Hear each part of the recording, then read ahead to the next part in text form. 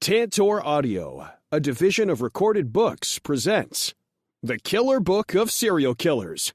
Incredible stories, facts, and trivia from the world of serial killers.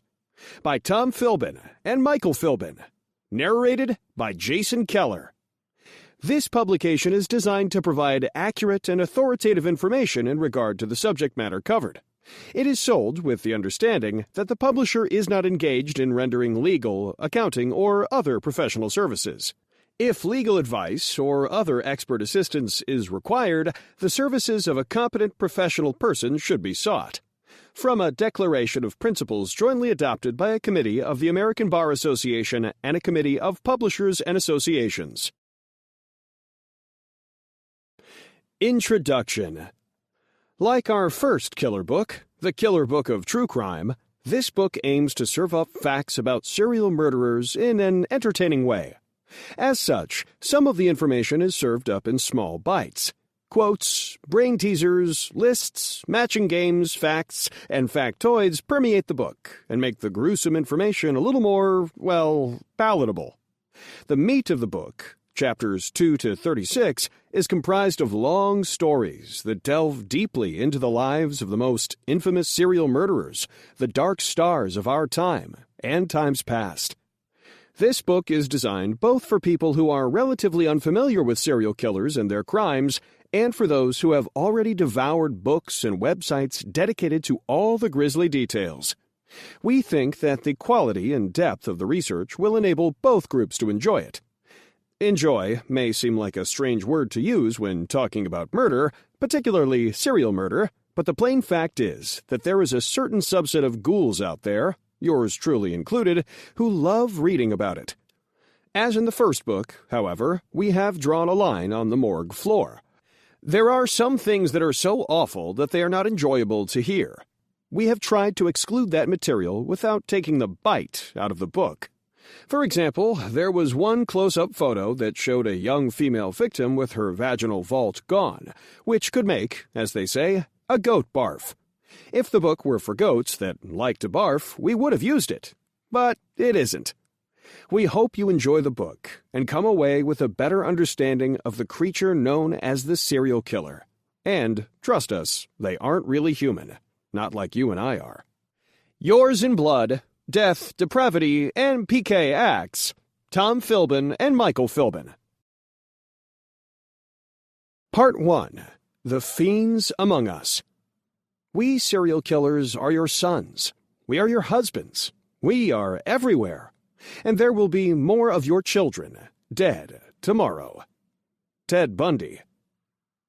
Chapter 1. Meet the Serial Killer. Serial killers are a lot different from regular murderers.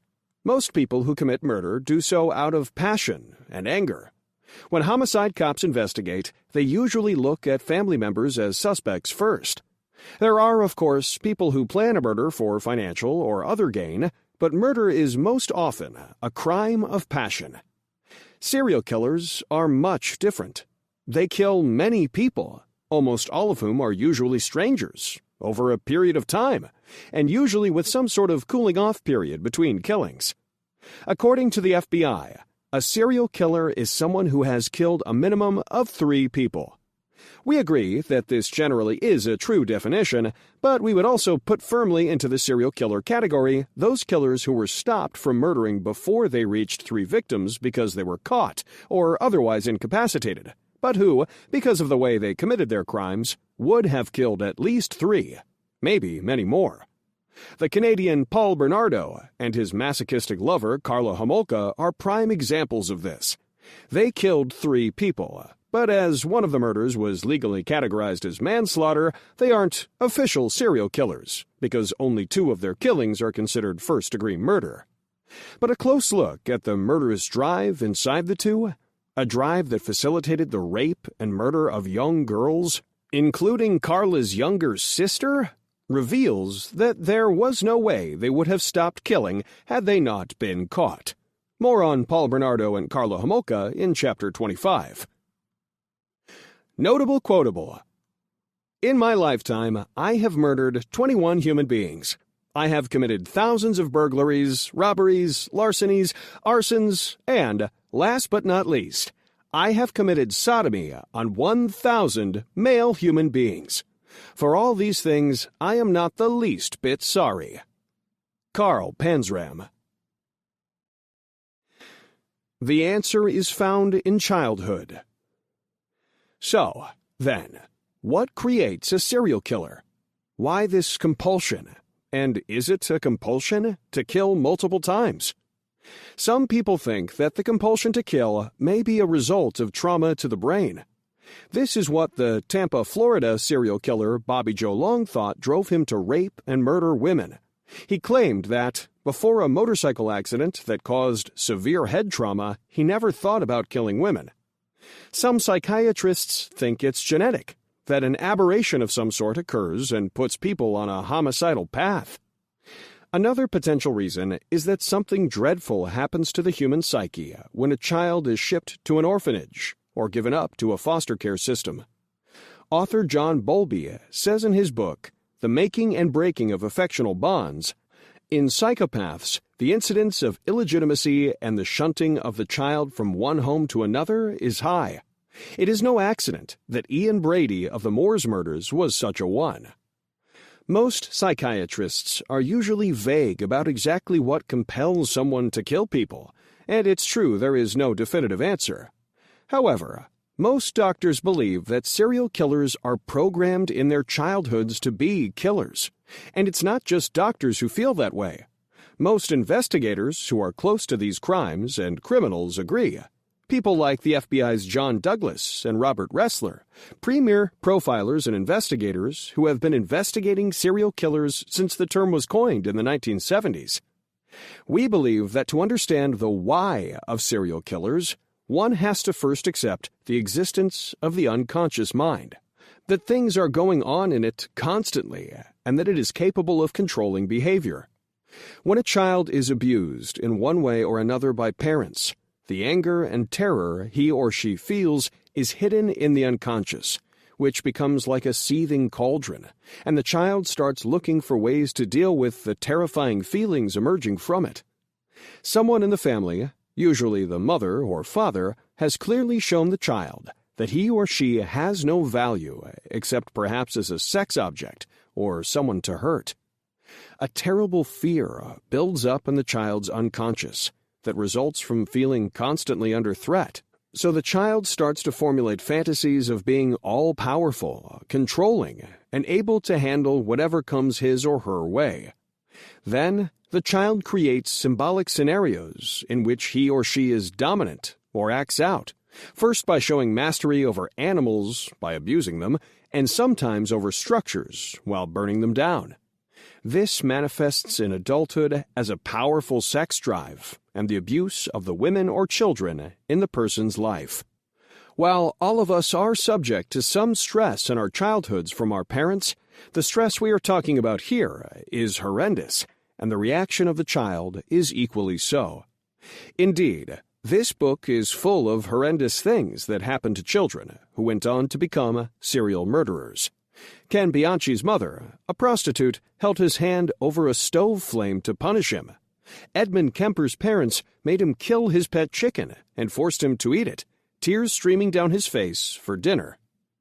At some point in serial killers' development, usually when they're in their 20s, the fantasies or the cruelty to animals is no longer enough to satisfy their murderous rages, and their compulsion is satisfied by nothing less than killing people. We believe that serial killers are unconsciously terrified of and furious with people because of their own childhoods, and that they kill to temporarily alleviate that terror. As with all murderers, there are more male serial killers than female ones. While it may appear on the surface that some women kill for financial gain, those characterized as black widows who benefit from killing family or friends, it's likely that the real reasons they kill are the same as they are for men: to take control, to gain power, and to temporarily conquer the terror inside them. And temporarily is a key consideration. At the risk of redundancy, the act of dominance, of killing, must be done over and over again to support the serial killer's delusion that he or she is all-powerful, to reassert superiority. And like all insecure people, serial killers are egoists. They want to be known and feted for their achievements as killing machines. And this, as some of the stories in this book will show, sometimes gets them caught. Notable quotable. I love the sweet, husky, close smell of indoor homicide, the only way I have of reminding myself that I'm still alive. Dr. Michael Swango. Notable quotable. You feel the last bit of breath leaving their body. You're looking into their eyes. A person in that situation is God. Ted Bundy. Notable quotable. I took her bra and panties off and had sex with her. That's one of those things I guess that got to be part of my life, having sexual intercourse with the dead. Henry Lee Lucas. Strange trophies. Between killings, some serial killers need something to remind themselves of how powerful they are. Many keep some personal item of the victim as a trophy of the kill, what investigators call tokenism. This can be a wallet, necklace, driver's license, shoe, or some other object, and the killer handles it, when alone, to relive the killing and to reassert his mastery over his victim. Masturbation usually accompanies tokenism because it brings the power and satisfaction of the kill back to the murderer. Some serial killers take body parts as trophies.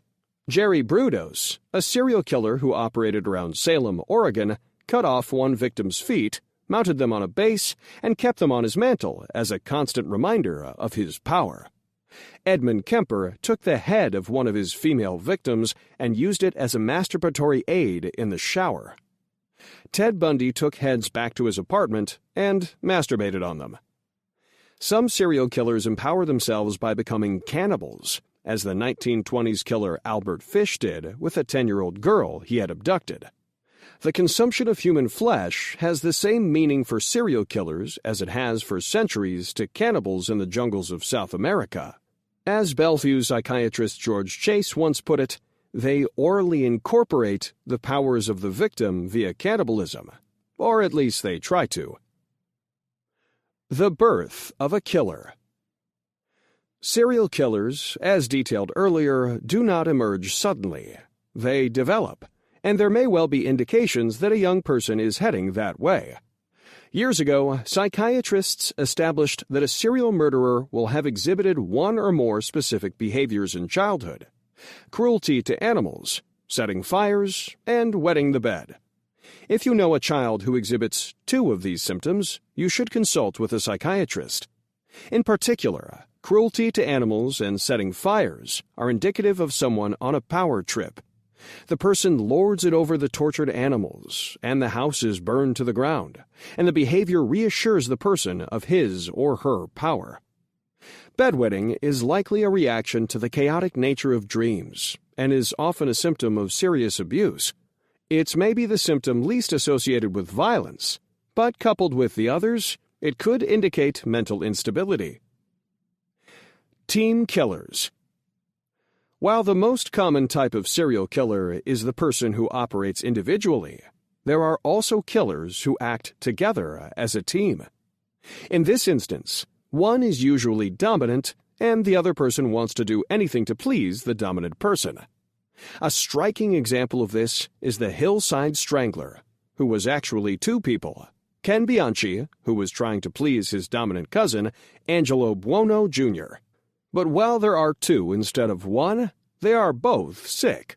Although one might be more violent than the other, that does not make the submissive partner innocent or healthy, and just as deadly as any solo killer. The difference between mass murder and serial murder. Many people confuse mass murder and serial murder, but they are different crimes. In a mass murder, a group of people is killed all at once. Serial murder describes the act of killing many people one at a time over a relatively long period of time. An example of mass murder is the March 30th, 1975 murders in Hamilton, Ohio, when James Rupert shot 11 members of his family to death. In contrast, serial murderer John Wayne Gacy killed at least 33 young men over a period of 6 years. Sociopaths. Unlike regular murderers, serial killers are sociopaths. Sociopaths are missing an essential part of what makes a person human, the ability to empathize with the pain and suffering of others. The confession of the self-styled BTK Killer, Dennis Rader, tellingly demonstrates the mind of a sociopath. While he stood in front of a judge describing the most wrenching acts imaginable, it was clear that he cared as much about the lives he took as someone might care about a discarded napkin. No one showed sociopaths how to love or care for others when they were young. Q&A. Q. Do serial killers kill only members of their own race? A. The victims of a serial killer do generally belong to the same race as the killer, but not always. Q. Who was America's first serial killer? A. H. Holmes has been said to be the first serial killer in American history. He confessed to the murders of 27 people in his Chicago hotel during the 1893 World's Fair. Q. How many victims must a murderer have before he is considered a serial killer? A. At least 3, according to the FBI. Most serial killers reach that benchmark with ease. Q. How many serial murderers are out there? A. There have been conflicting reports as to the extent of serial murder, but according to the FBI, there may be roughly 70 to 100 serial killers operating at any given time. Q. From what profession do the most serial murderers come? A. The medical profession has produced the most serial killers, primarily doctors, but nurses closely follow. Q. Who is the most famous serial killer of all time? A. Hands down, Jack the Ripper. This infamous killer slaughtered 5 prostitutes in the Whitechapel district of London, starting on August 31, 1888, and was never apprehended. To this day, though there are many theories, no one knows his true identity. The San Quentin Bridge Club.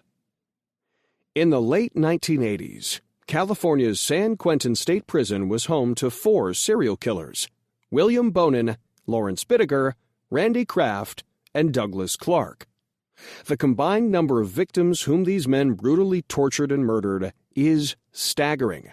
Yet every day they would sit together and play bridge, just like your grandma did with her neighborhood friends. In 1990, Vanity Fair magazine published an article on the men and called them the San Quentin Bridge Club. The club broke up when William Bonin was executed. Before his execution, Bonin ate a very hearty last meal: 2 sausage and pepperoni pizzas, 3 dishes of coffee ice cream, and 15 cans of Coke. It's a wonder he didn't die of gastroenteritis. Part 2.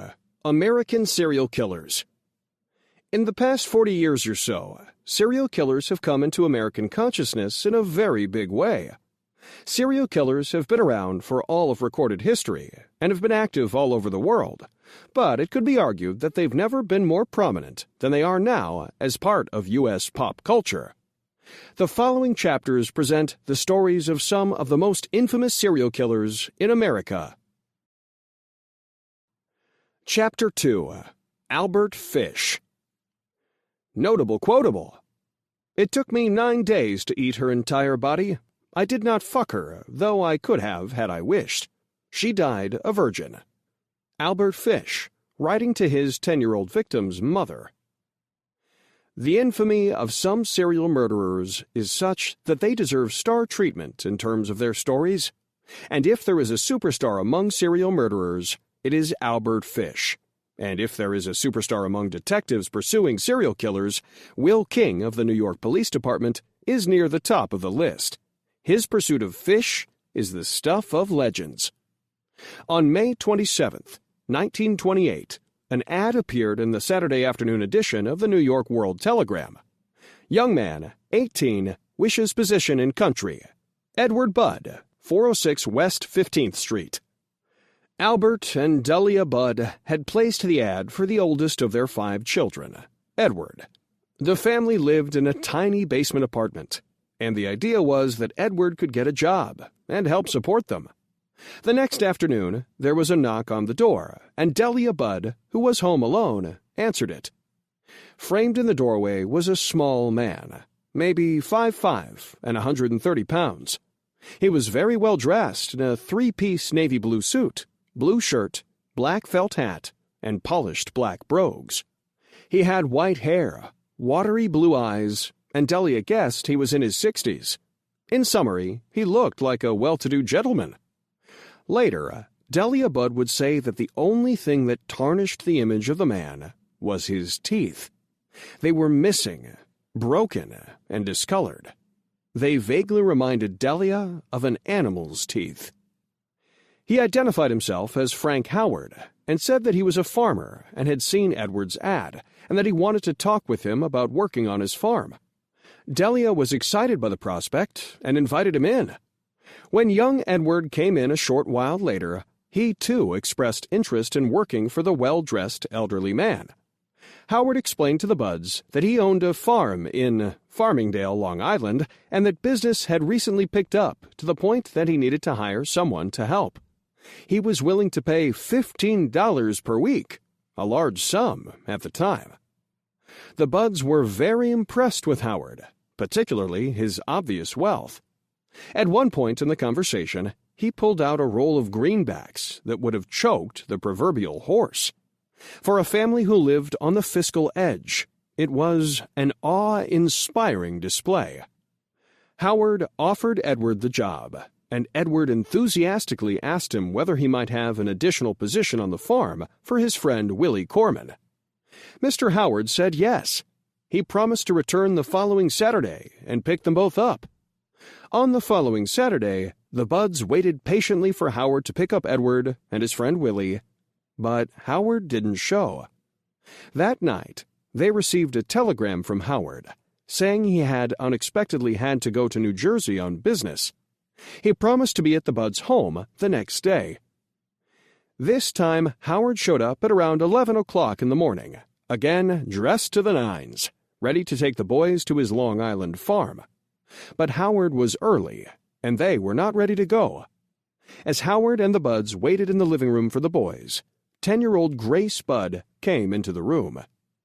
She was a thin, sickly sort of child, but today, Sunday, she was looking her best. She had on her white confirmation dress. She had been confirmed in the Catholic Church just 3 weeks earlier. Her soft, dark brown hair was bobbed, and her large blue eyes twinkled. Howard gushed at what a beautiful child she was. Grace took to the old man immediately, walking over and sitting on his lap, and Howard took to her. He engaged her in a game of counting his money. He had $91 on him, an impressive amount, and rewarded her counting ability by giving her a $50 for candy. Then Howard had an idea. His niece was having a birthday party at her home at 137th Street and Columbus Avenue. They had a few hours before they needed to leave for the farm. Might it be okay to take Grace to the party? Delia Budd resisted the idea, but her husband Albert championed it. How often, he said, did Grace get a chance to get away from their cellar apartment? Grace put on a gray coat and left with Howard, who said he would have her back in a few hours. The Budds accompanied the pair out of the apartment and watched as Grace walked, hand in hand, with Howard as he walked along in his bow-legged rolling gait toward 9th Avenue. Later, Delia Budd would admit to having an almost subconscious concern for her daughter as she watched them walk away. But she did nothing. Just before they turned the corner, Grace turned and yelled something, but they could not hear what she said.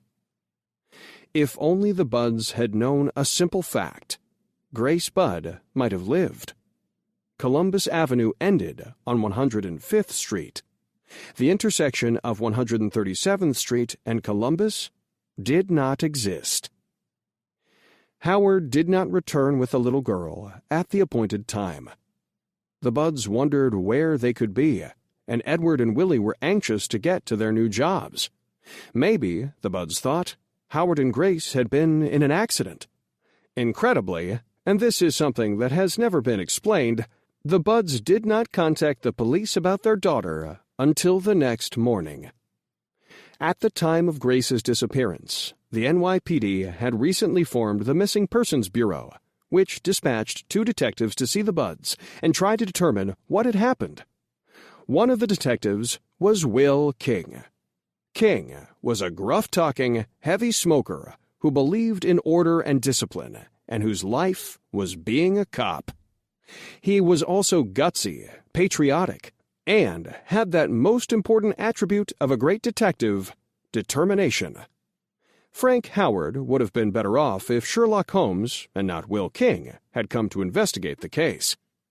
Word of what was then regarded as an abduction spread fast, and soon newspapermen of the day were assaulting 406 West 15th Street, swarming all over the Budds for tidbits about Howard and the little girl.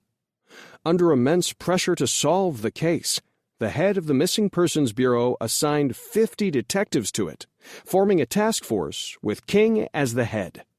People of the day said that the only case that rivaled it in intensity was the kidnapping of Charles Lindbergh's baby.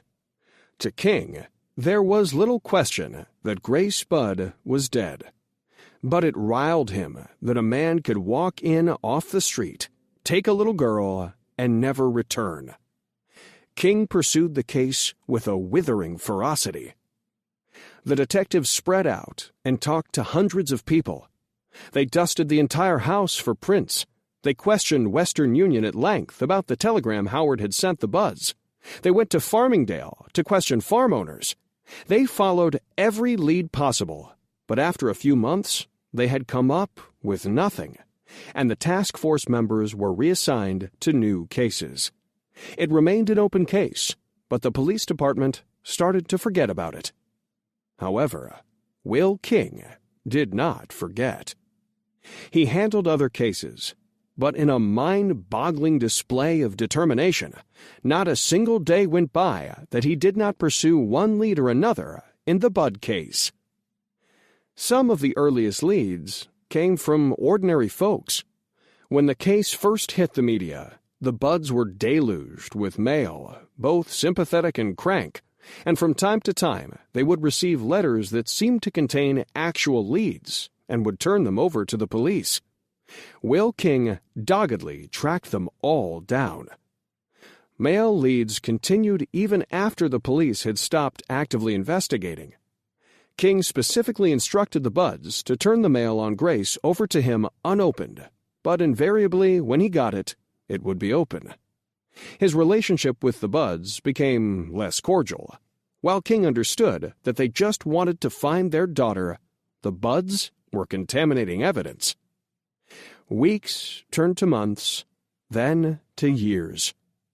Soon, it had been more than 6 years since Grace Budd had disappeared with the kindly old Howard, and not a single day had gone by when Will King had not worked on the case. In fact, his superiors started to worry about him, and their worry proved well-founded. In early 1934, Will King, working night and day on his other cases, as well as on the disappearance of Grace Budd, collapsed and was confined to a hospital for 3 months. Before he was discharged, his doctors warned him about overexerting himself. The police department, concerned for his health, assigned him to a desk job. But, of course, he did not stop.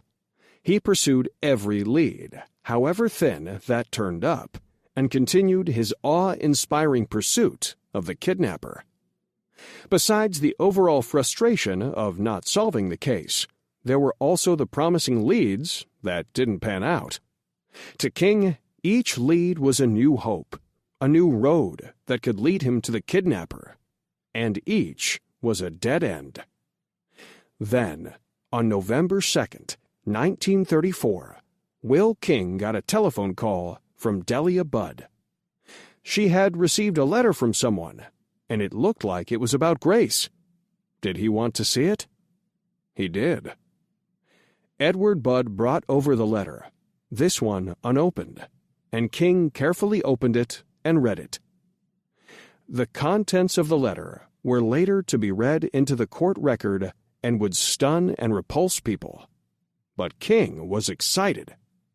It was the handwriting. He did not have to be a graphologist to know that the spidery inked handwriting in this letter to Delia Budd was written by the same man who had written the telegram to the Budds 6 years ago, telling them that his arrival would be delayed because of business in New Jersey. Frank Howard. The letter read, in part, "On Sunday, June 3rd, 1928, I called on you at 406 West 15th Street. Grace sat in my lap and kissed me. I made up my mind to eat her. On the pretense of taking her to a party, you said yes, she could go. I took her to an empty house in Westchester I had already picked out. When we got there, I told her to remain outside. She picked wildflowers. I went upstairs and stripped all my clothes off. I knew if I did not, I would get blood on them. When all was ready, I went to the window and called her. Then I hid in the closet until she was in the room. When she saw me all naked, she began to cry and tried to run downstairs. I grabbed her, and she said she would tell her mama. First, I stripped her naked. How she did kick, bite, and scratch. I choked her to death, then cut her in small pieces so I could take my meat to my rooms, cook, and eat it. How sweet and tender her little ass was roasted in the oven. It took me 9 days to eat her entire body. I did not fuck her, though I could have had I wished. She died a virgin."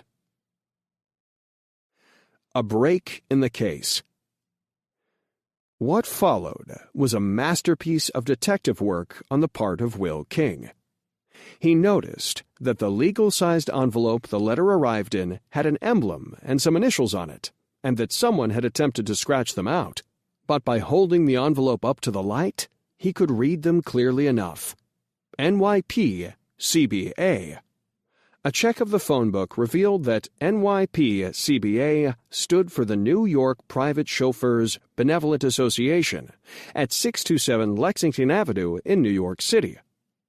King went to the headquarters and explained his business to the president of the association.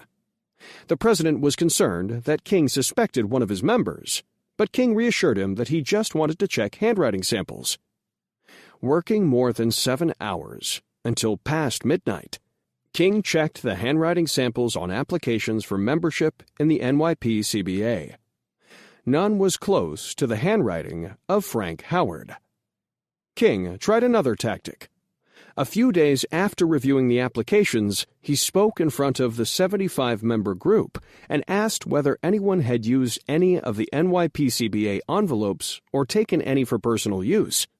He made it clear that no one would get in trouble if they had, but he was vague about why he wanted to know. After his speech, he waited in the president's office until a small, red-haired man named Leo Sikorsky came in. After being reassured by King that there would be no punishment, Sikorsky admitted that he had taken some of the envelopes and used them while he lived at a rooming house at 622 Lexington Avenue. He said he might have left some around. King immediately shot to the rooming house, where he was disappointed yet again. No one had rented Sikorsky's room since he had left it.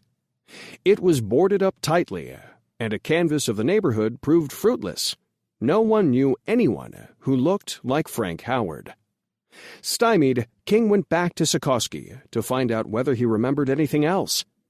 Sikorsky said that, before 622 Lexington Avenue, he had lived at 200 East 52nd Street. He had left some NYPCBA envelopes there on a shelf behind a bed. King hurried over there.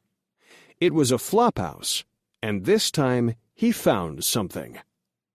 He spoke with the landlady and asked her whether she knew anyone who looked like Howard. She did, and said it sounded like Albert Fish, who was staying in number 7. King looked at his signature on the register. Albert Fish and Frank Howard were the same man. King asked where Fish was. The woman didn't know, but she said he periodically returned to the flophouse to pick up a check from the Civilian Conservation Corps sent by his son, John. King checked it all out, and then he set up a stakeout, taking a room at the top of the stairs that gave him a view of the intersection at 52nd Street and 3rd Avenue. He smoked, he exercised, and he ate canned food. He stayed awake for more than 20 hours a day. Fish did not show.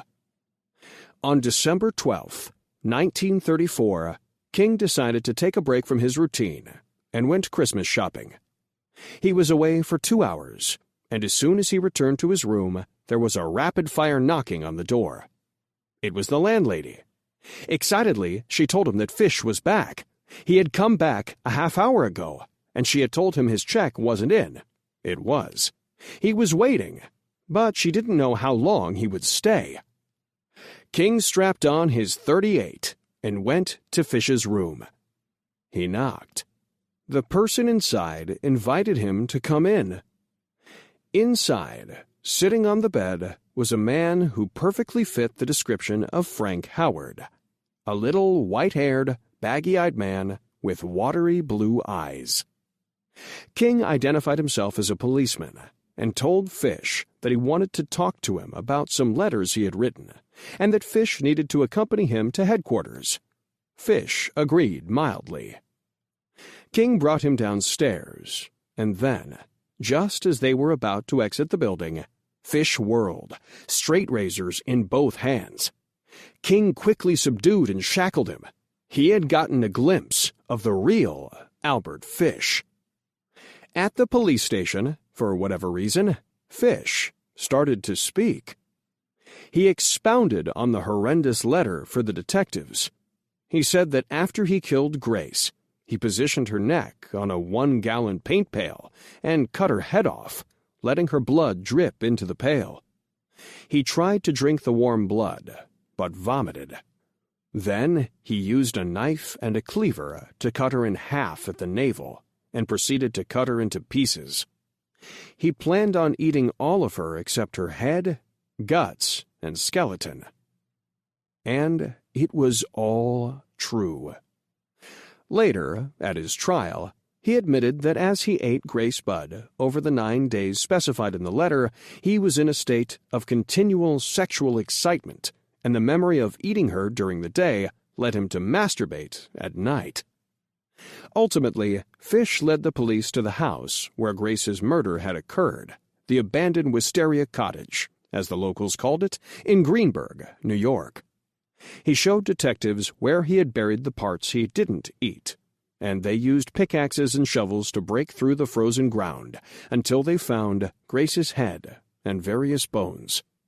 There was some jurisdictional dispute, but Fish was eventually tried for the murder of Grace Budd in White Plains, New York, and after a 9-day trial in March 1934, he was convicted of her abduction and murder and sentenced to death in the electric chair. He described his upcoming death as the supreme thrill of his life.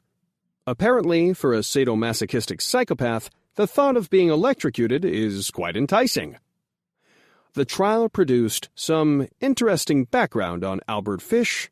He had some quaint habits. He engaged in coprophagy. He ate human waste. And he liked to stick needles into himself. Indeed, on one occasion he tried to stick needles into his testicles, but had to stop. It was too painful, he said. However, when doctors took X-rays of Fish at Sing Sing Correctional Facility, they found numerous long pins that had been driven into his abdomen in a kind of gruesome acupuncture. Technically, doing such a thing is known as a BTK act, jabbing sharp objects into yourself or others for sexual gratification. On the day Fish was to be electrocuted, January 16, 1936, 3 of his 6 children visited him. Less than a year after his trial, Albert Fish had his last meal at 11 o'clock at night. His children were there when the switch was thrown. It was said that it took 2 full jolts to kill him because of all the needles and pins he had stuck into his body.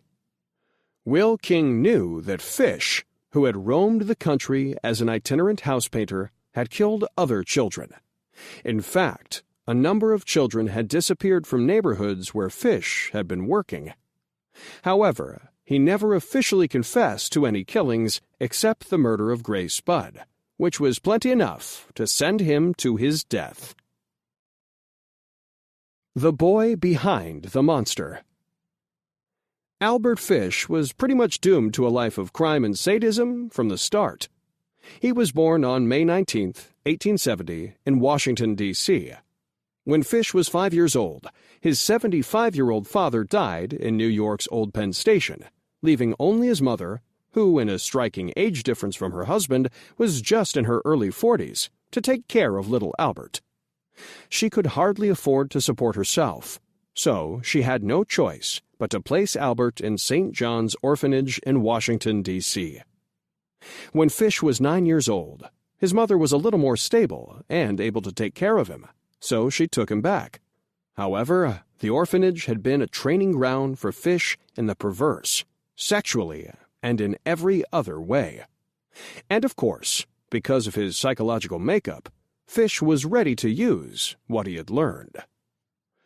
A long list. In his book, Deranged, the author Harold Schechter lists the peculiar obsessions of Albert Fish. There are 15 of them, including undinism, a sexual preoccupation with one's own urine. The only thing that seems to be missing from Fish's list is bestiality. Chapter 3. Bobby Joe Long. Notable fact: Bobby Joe would have sex with his wife 2 or 3 times a day, and masturbate an additional 5 or 6 times a day. The sexual drive of Bobby Joe Long can be described in one word: unbelievable. But for a number of women in Florida, it became all too believable and deadly. Bobby Joe Long believes that his troubles began in 1974, when he was involved in a very nasty motorcycle accident. He was speeding down a street in Tampa, Florida, when a car suddenly appeared in front of him. He slammed on the brakes, but it didn't help. He was thrown into the car hard enough to crack his helmet. From then on, Bobby Joe says, strange things happened to his sex drive. He started to think about sex all the time, and to do it all the time, becoming almost satyr-like. Before the accident occurred, he would have sex with his slim, pretty wife, Cindy Jean, 2 or 3 times a week. After the accident, they would have sex 2 or 3 times a day, and Bobby Joe masturbated an additional 5 or 6 times. This kind of sex drive is reminiscent of that of another murderer, Albert DeSalvo, who claimed to be the Boston Strangler, who used to have sex with his wife more than 30 times a week. Soon enough, sex with his wife was not enough for Bobby Joe. He wanted other women as well. Starting in 1980, Bobby Joe started to look at the want ads in the Miami and Ocala areas in Florida. He would find ads for furniture or televisions for sale, and then, during the day, always during the day, when it was less likely that a man would be home, Bobby Joe would go to the home, ostensibly to look for the item for sale. Once he was inside, and sure that no one else was there, he would tie and gag the woman, then rape her. Long did this more than 50 times between 1980 and 1983, and he became known in the area as the want ad rapist. Local task forces and the FBI went after him, but he eluded capture. As the rapes continued, he felt a rising sense of anger. He started to feel anger as never before. The slightest thing triggered a towering rage, which he would act out in bizarre ways. Once, for example, his mother Luella was visiting and said something that displeased Bobby Joe. He grabbed her and spanked her like a child, an absurd, painful, and humiliating event for her. Noise also started to bother Long. The slightest noise would set off an explosive reaction. Whatever was cooking inside him, in 1983, Long converted from rapist to killer, and then to serial killer. His first victim was a Vietnamese woman named Nguyen Thi Long. He somehow lured her into his car, then tied her up, took her to an isolated spot, raped and killed her, and dumped her body on the side of the road. Prosecutor Mike Bonito would later say that Long set up his car to particularly serve his murderous ends. The passenger seat could be pushed back flat. He would have the victim sit in the seat, tie her up, and then push her back so her head would be lower than the back window.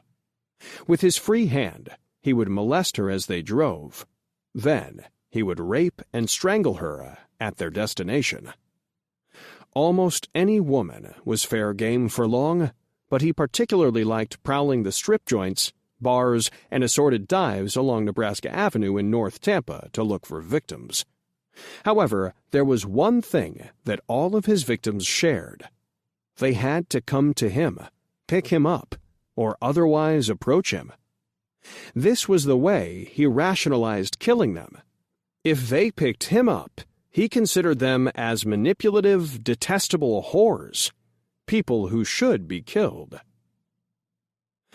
Loss of desire.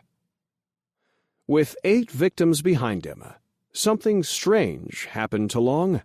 Following his usual pattern, he picked up a big, sexy woman named Kim San in North Tampa. As soon as she was in the car, he started to assault her. But San was a fighter, and she fought back and screamed. There followed a series of skirmishes inside the car, during which he managed to choke her into unconsciousness, only for her to awaken and scream and fight. Finally, he strangled her to death, and it was then that he discovered the curious thing. He had no energy to violate her sexually. To some degree, his frantic sexual energy had dissipated. But an encounter 2 days before the one with Kim San was even stranger. On the prowl, he picked up a 17-year-old girl and didn't kill her. The girl couldn't know it, but the reason, in Long's mind, was that she was not a whore, not a manipulator of men. Rather, she was homeless, rejected by her own family. Not that this kept him away from her sexually. He took her to his own apartment and raped her. But he did not kill her. Rather, he was with her for more than 24 hours, and then simply dropped her off where he had picked her up. The really strange thing about this abduction was that he gave the girl the opportunity, though he kept her blindfolded throughout the rape and for much of her ordeal, to see him at various points, to glimpse his apartment, to see him at an automated teller machine. He knew he was putting himself in jeopardy, but did nothing to stop it. In fact, because of leads that the girl provided, the police tracked down Bobby Joe Long and arrested him for murder. He said later that his capture did not surprise him, that he wanted to be caught and knew he would be. As time had gone by, he had gained more and more a sense of revulsion, though not remorse, at what he was doing. Less than a year after he was arrested, Long was tried on multiple homicide charges. There was a mound of evidence against him, including the testimony of the girl he had raped and held at his apartment. His defense counsel tried mightily to establish a medical reason for his actions. Medical experts presented evidence that the motorcycle accident had caused trauma to his brain and that his injuries were the precipitating factor in his assaults on women. Before the brain injuries, his counsel argued, there had been no offenses. After, there had been the 50-plus rapes of the wanted rapist and 9 homicides. There was no question he had brain damage. Brain tests showed it, and he also had physical symptoms. His face felt dead on one side, and he walked with a limp. But the defense counsel did not effectively establish a connection between his injuries and his actions. Or maybe the jury just didn't think it reason enough for his crimes. They found him guilty, and in early 1985, he was sentenced to death in the electric chair. He is still, after all these years, on death row in Florida. An only child. Although the defense couldn't prove that Long's head injury had caused his crimes, there were some things in his childhood that likely contributed to how he turned out. Bobby Joe Long was an only child raised by his mother, an attractive woman who was a waitress who lived on the edge of poverty after divorcing her husband.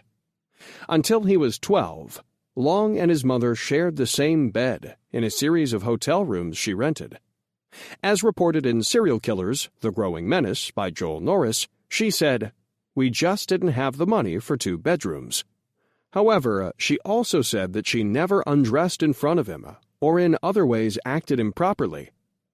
When she got finished with her waitressing jobs, she would go out on dates rather than stay home with her son, whom she had the neighbors watch. Bobby Joe apparently went into rages over his mother's lack of concern or caring for him.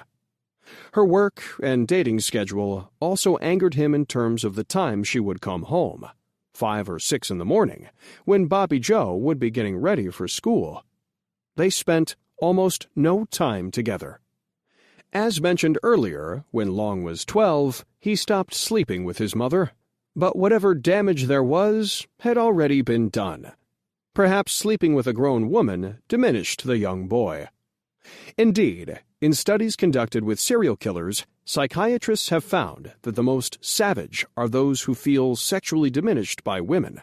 Feelings of shame also might have been a factor. Such feelings, coupled with the terror and rage he felt over his mother neglecting him, may have made for a murderous combination. Growing breasts. On top of the various emotional burdens that Bobby Joe Long had to carry, he suffered, like some other members of his family, from a disorder of the endocrine system that had a devastating side effect. When he was about 12, he began to develop breasts. He was terrified that he was becoming a woman. This certainly would have a traumatic effect on a 12-year-old boy, particularly one who already must have had severe doubts about his sense of worth and self. Eventually, he had to have an operation, and doctors removed several pounds of tissue from his breasts. Chapter 4. Ted Bundy. Notable quotable. You feel the last bit of breath leaving their body. You're looking into their eyes. A person in that situation is God. Ted Bundy, on the joy of murder.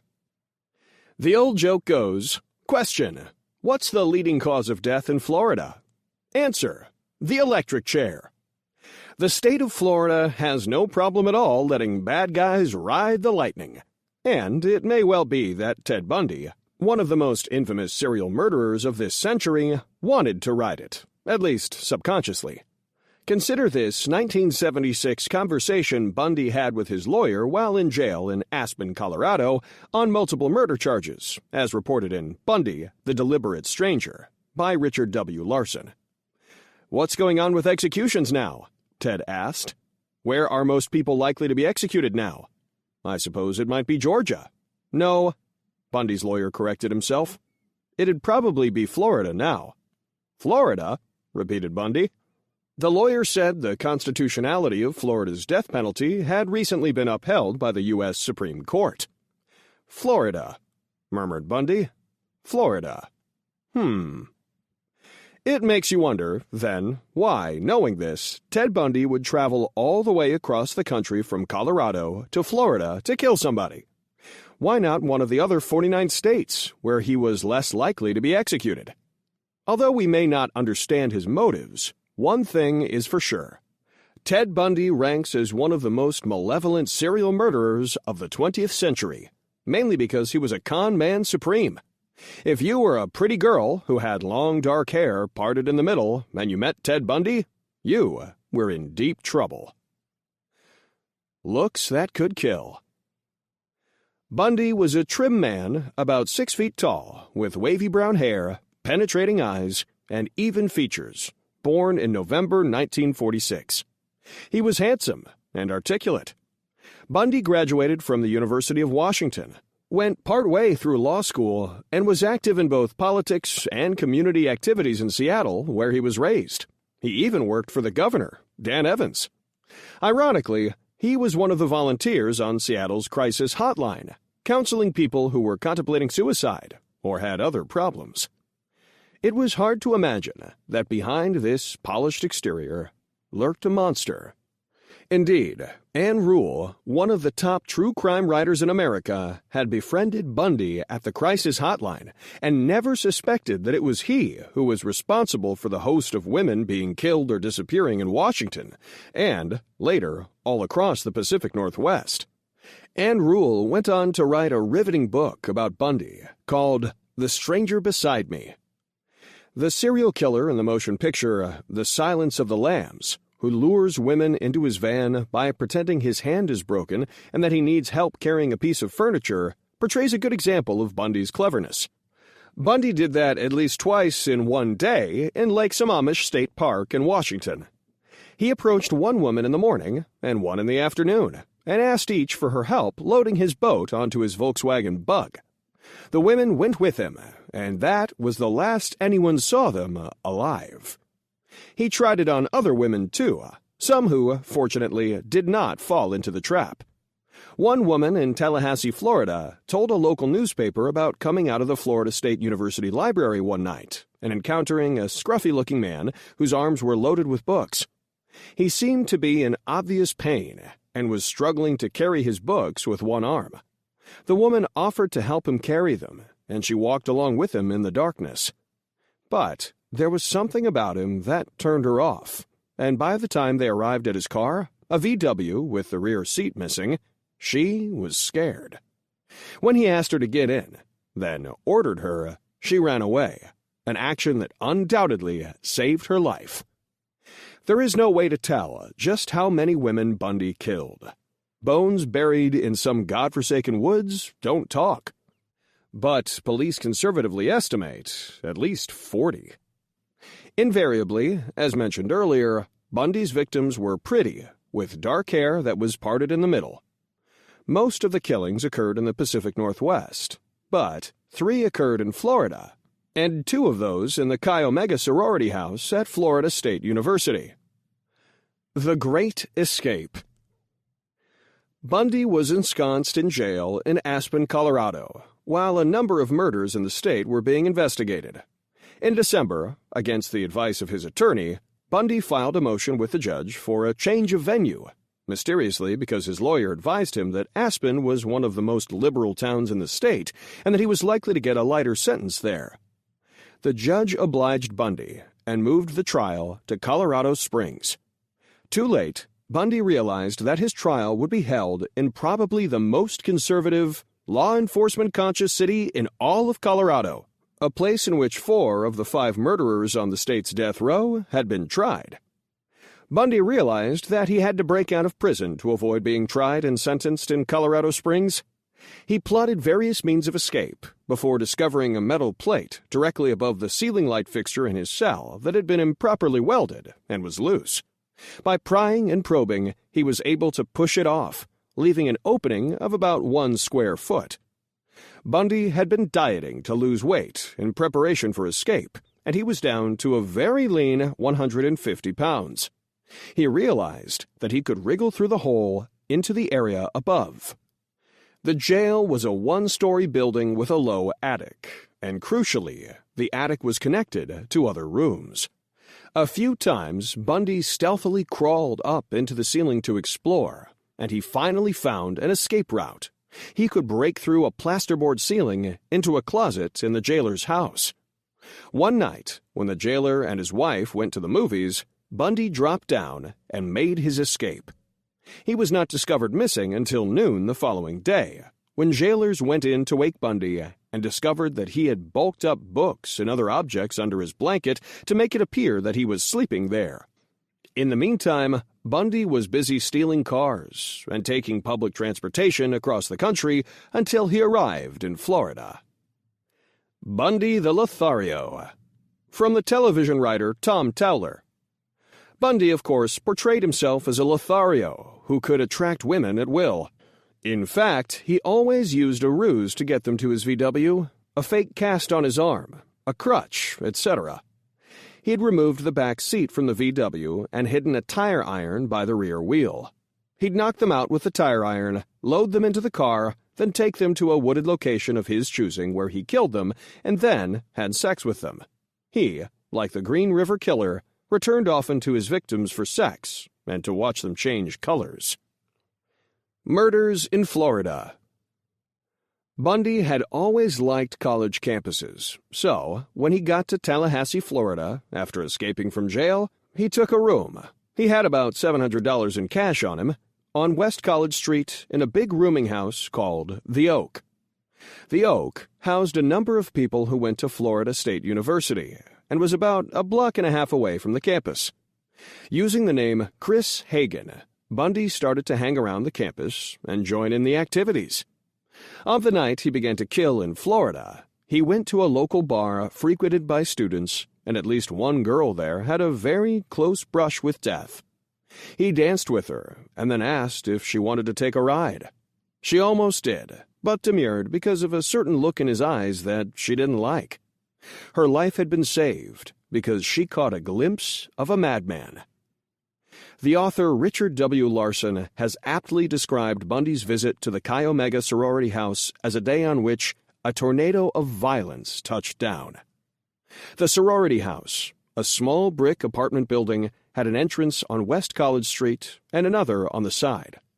One of the sorority sisters, a pretty strawberry blonde named Nita Neary, was returning to the house with a date a little after 3 in the morning after an uncharacteristically cold night for north-central Florida. She came in through the side door, which she opened by dialing a combination lock. She walked inside quietly and heard a loud thump from upstairs, and then the sound of someone running. Then she heard someone racing down the stairs and caught a glimpse of a person moving quickly across the foyer toward the front door.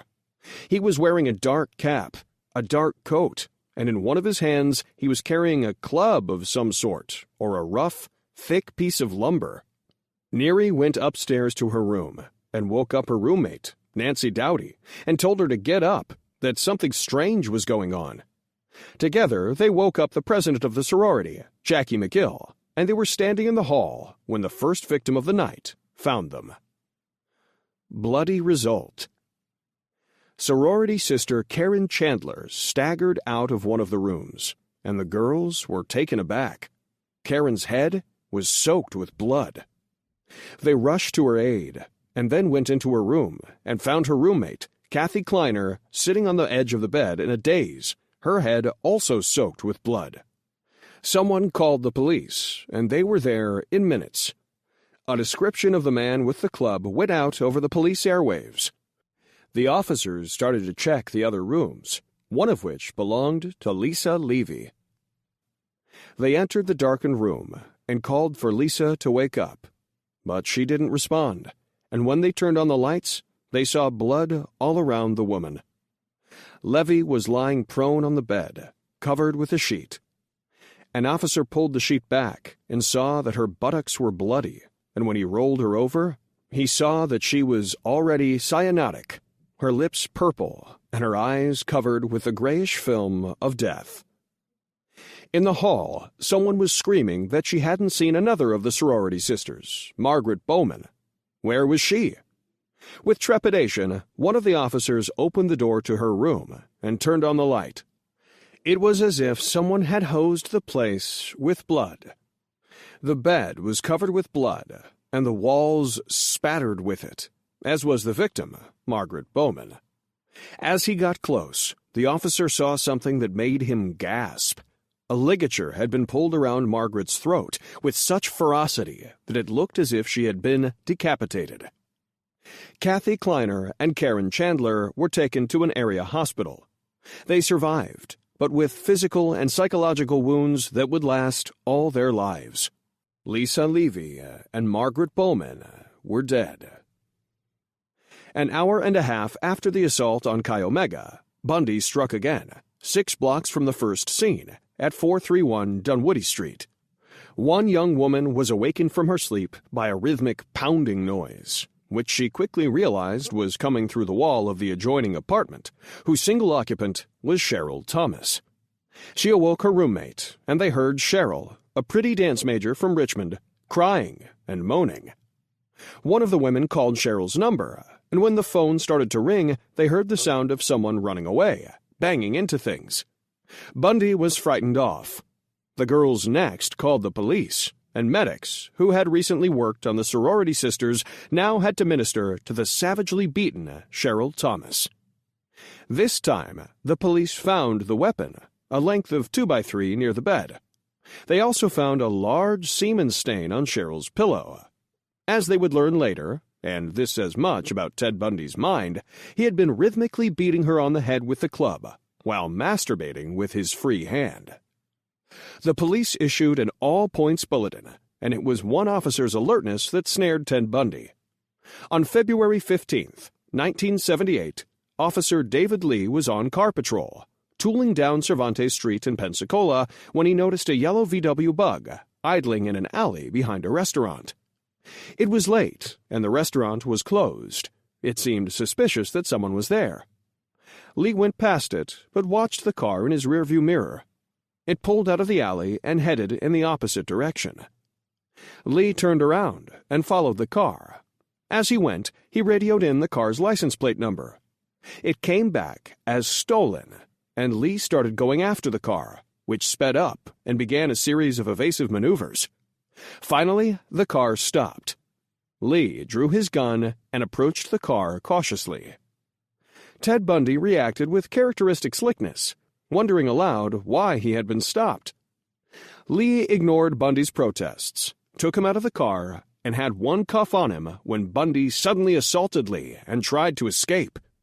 Lee quickly subdued him, and Bundy was brought into the station. Because Bundy had false identification on him, it was a while before the Tallahassee police realized they had hooked as large a fish as anyone could imagine. The trial. Bundy's trial was a circus. It was televised, and Bundy represented himself. The consensus was that he did a bad job, though not a lot of lawyers could effectively fight the amount of evidence the prosecution had against him. For one thing, they had an eyewitness who could place Bundy at the scene, Nita Neary, the woman returning to the sorority house from a date. And then there was the forensics evidence, the centerpiece of which was expert testimony from a forensic dentist.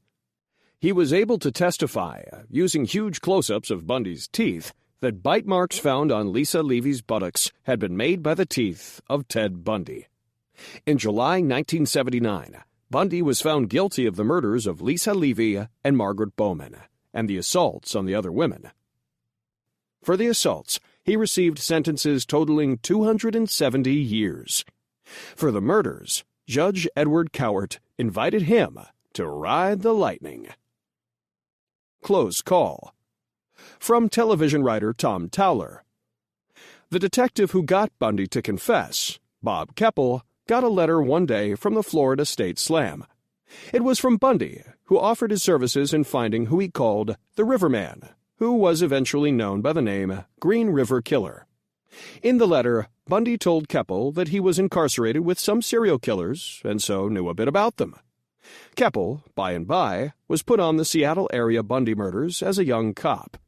Just before he got to Bundy's file, Bundy left for Utah to go to law school, and the murders stopped. Birth of a Monster. How did Bundy get to be the way he was? There are only hints.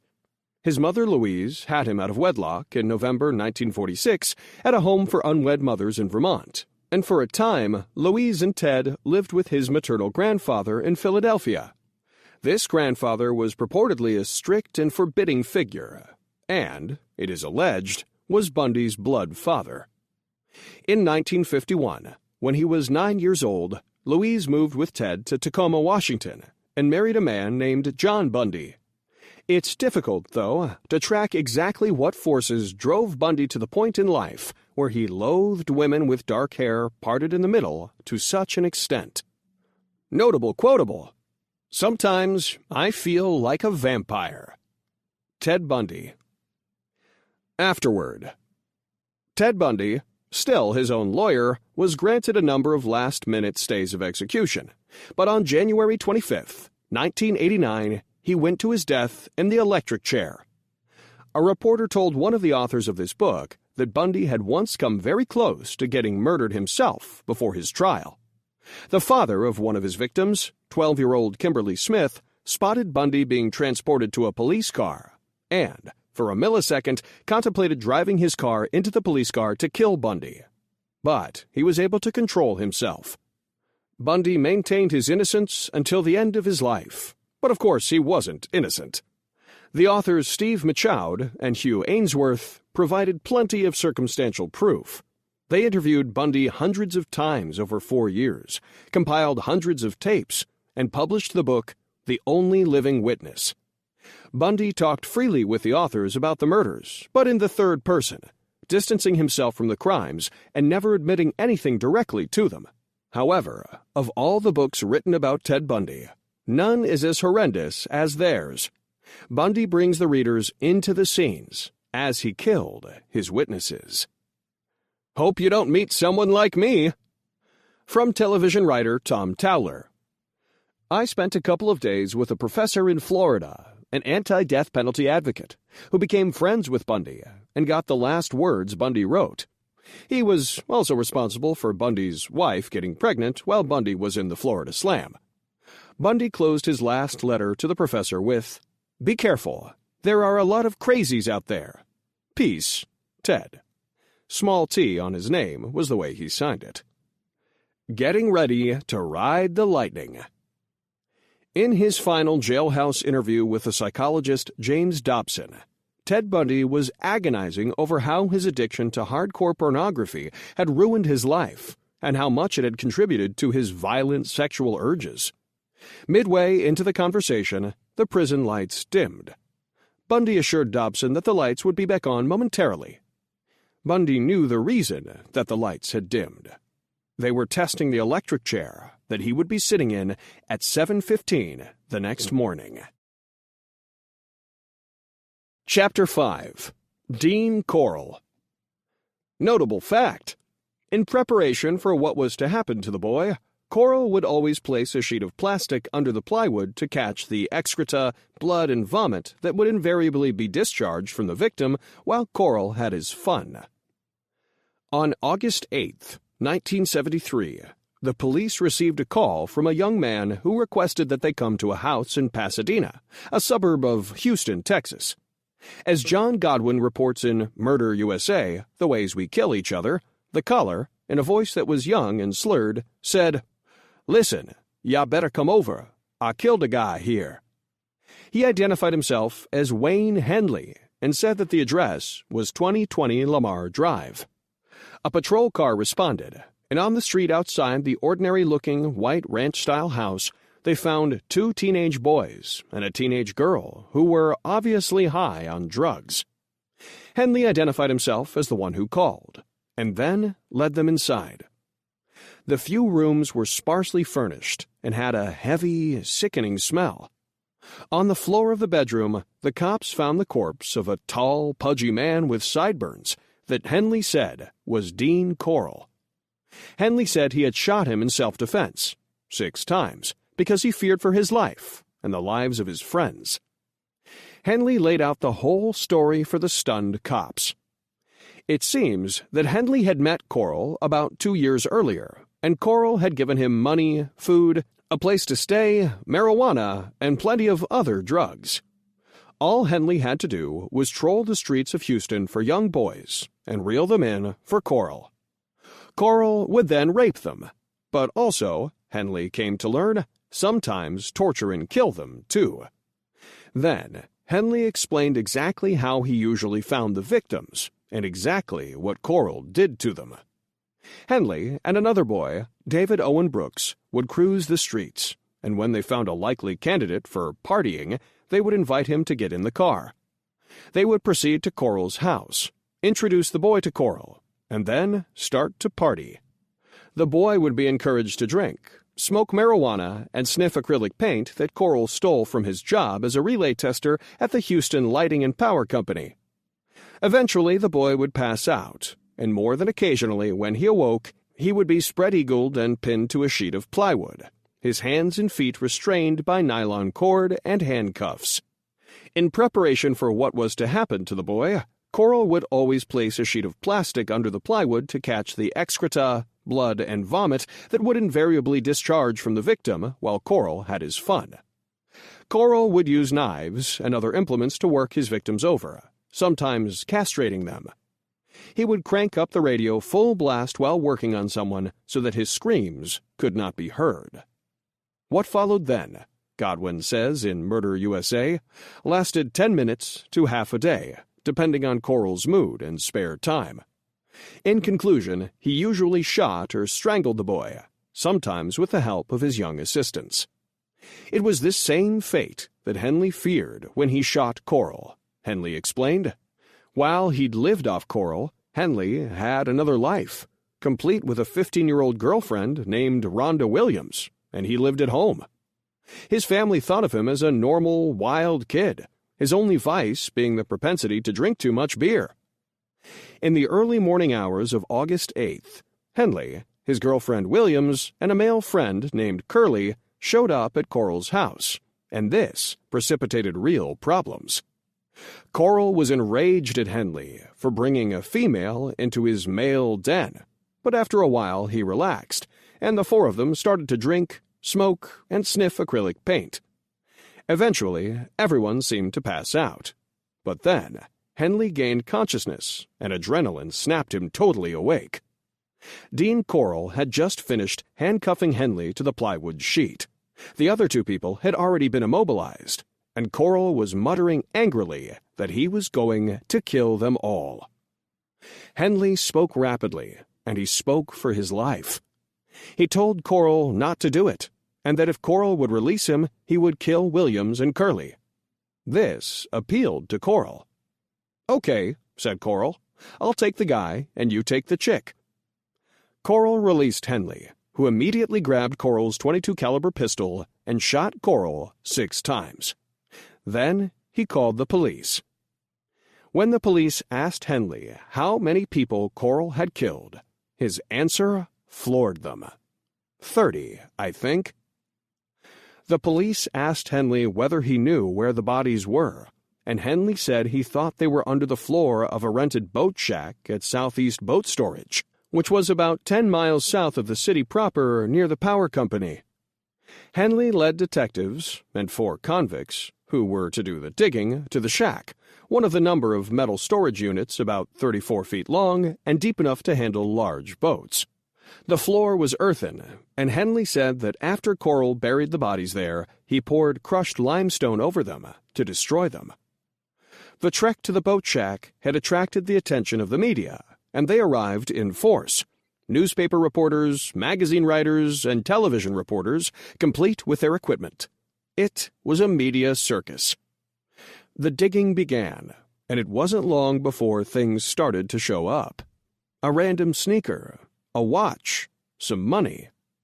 Then the first body was unearthed. It was the decaying remains of a young man in a plastic bag, accompanied by a stomach-wrenching odor. Then another body was unearthed, and another. The convicts dug down, sweat pouring off them in the hot, muggy weather. Another body, and another. Each was a young man in a plastic bag, but the lime had also done its work.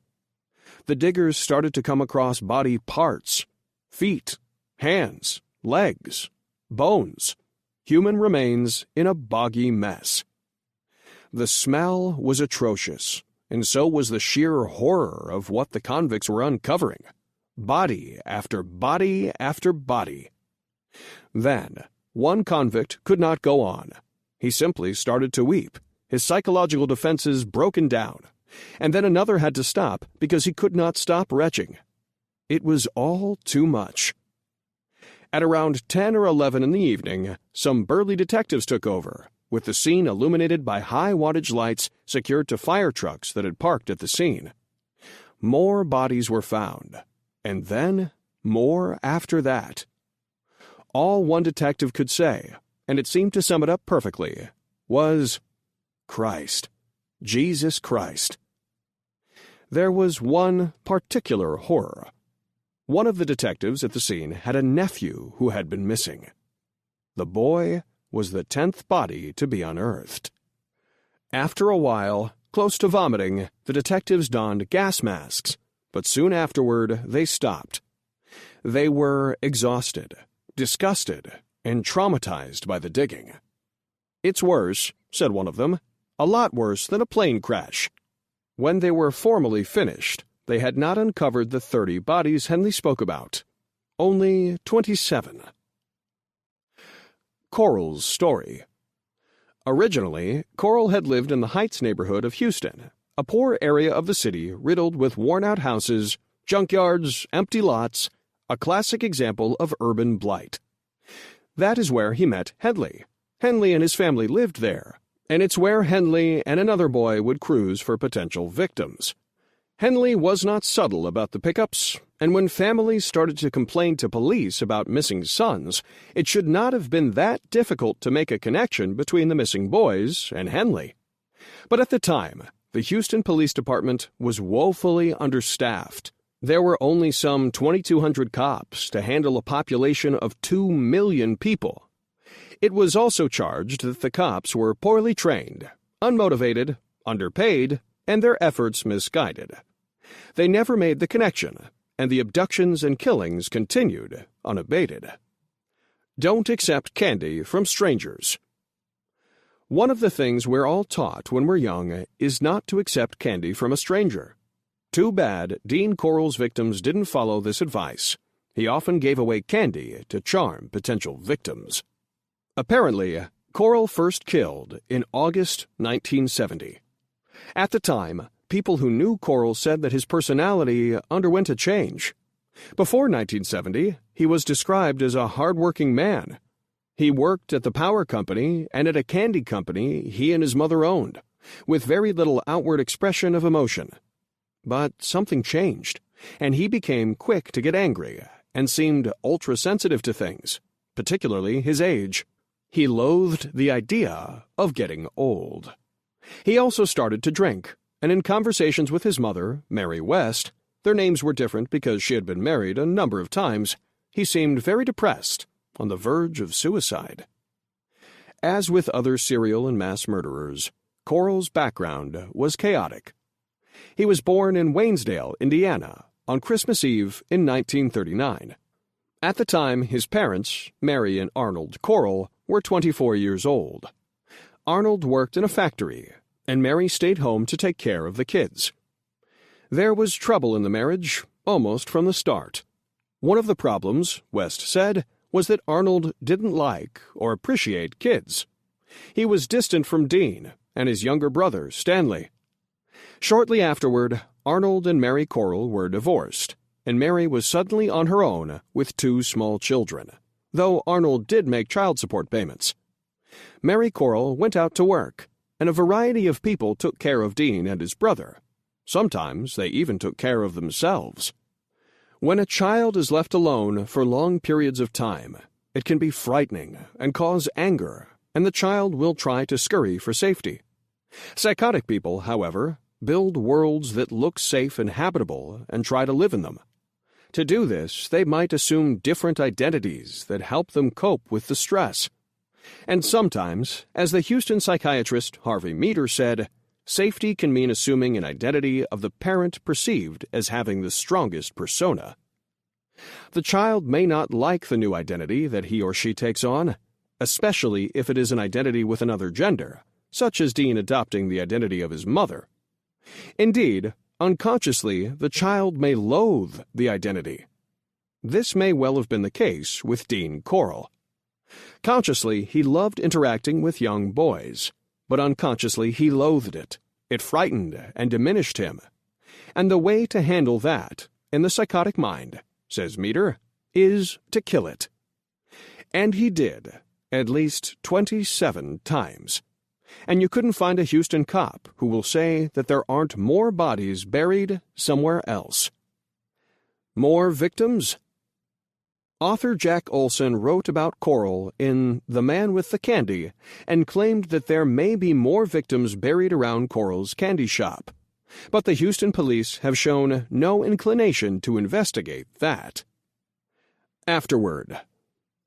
Elmer Wayne Henley was tried for his murderous participation in the Houston killings and was found guilty. He was sentenced to 594 years.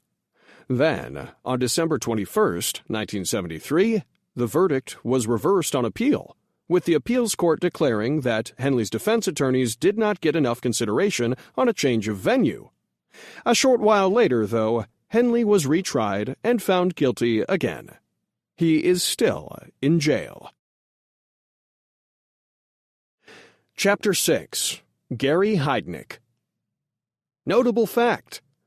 Indeed, Heidnik was cooking something. It was not his dinner, but the rib cage of a human being. With a little luck, lives might have been saved. On November 26, 1986, Sandra Lindsley, a mildly mentally disabled young African-American woman who lived in northern Philadelphia, went to the corner drugstore to pick up a package of Midol. Hours went by, and she didn't return, and her mother, Jeanette Perkins, went searching for her. She spent an anxious weekend trying to find her daughter. On Monday, Perkins contacted a close friend of Sandra's, Cyril Tony Brown. Brown didn't know where Sandra was, but he asked Jeanette whether she had tried the home of Gary Heidnik, a white man in his early 40s who was a friend of both Sandra and Tony. Sandra had been to Heidnik's house on numerous occasions. Jeanette Perkins went over to Heidnik's house at 3520 North Marshall Street, a run-down house in a neighborhood that vaguely resembled Berlin after World War II, and was nicknamed OK Corral because of the numerous gunfights drug dealers had there. Heidnik had paid only $15,500 for the single-family home, and it would be appraised at only $3,000 less than a year later. When Jeanette knocked on Heidnik's door, no one answered, so she went away. She returned a couple of times that day, but there was still no answer. In fact, as she knocked, her daughter was inside the house. If only Sandra had screamed, or if Jeanette had called the police. And then, later, there was the smell. An atrocious, gagging kind of smell was coming from the house on Marshall Street, and it was so powerful that it could be smelled along the entire block. Because Heidnik had not been seen for quite some time, the neighbors assumed that the smell might be his rotting corpse. They called the police, and a detective Aponte went to the house. He pounded on the door, and this time, Gary Heidnik, a good-looking man with dark hair and eyes, opened up. Aponte inquired as to the stench. Heidnik said that he had just burned his dinner. Astonishingly, Aponte accepted this explanation, even though the stench had been permeating the neighborhood for days. If only he had not accepted the explanation, but instead had insisted on being let in. Indeed, Heidnik was cooking something. It was not his dinner, but the rib cage of a human being. The Colony. The details, as they were revealed later, were some of the most shocking that Philadelphia could have imagined. In essence, Gary Heidnik ran a mini-slave colony of African-American women in his basement, keeping them chained, abusing and beating them, feeding them a blend of dog food and human flesh, which the starving women were ultimately forced into eating by their hunger, and sexually abusing them. It all started with Josefina Rivera, a slim prostitute with a pretty, hard face. On November 26, 1986, she was working the corner of 3rd and Girard Streets and hoping to meet a John. All told, it had been a miserable night for Josefina. She had had an argument with her boyfriend, Vincent Nelson. She was broke, and in an hour or so it would be officially Thanksgiving Day.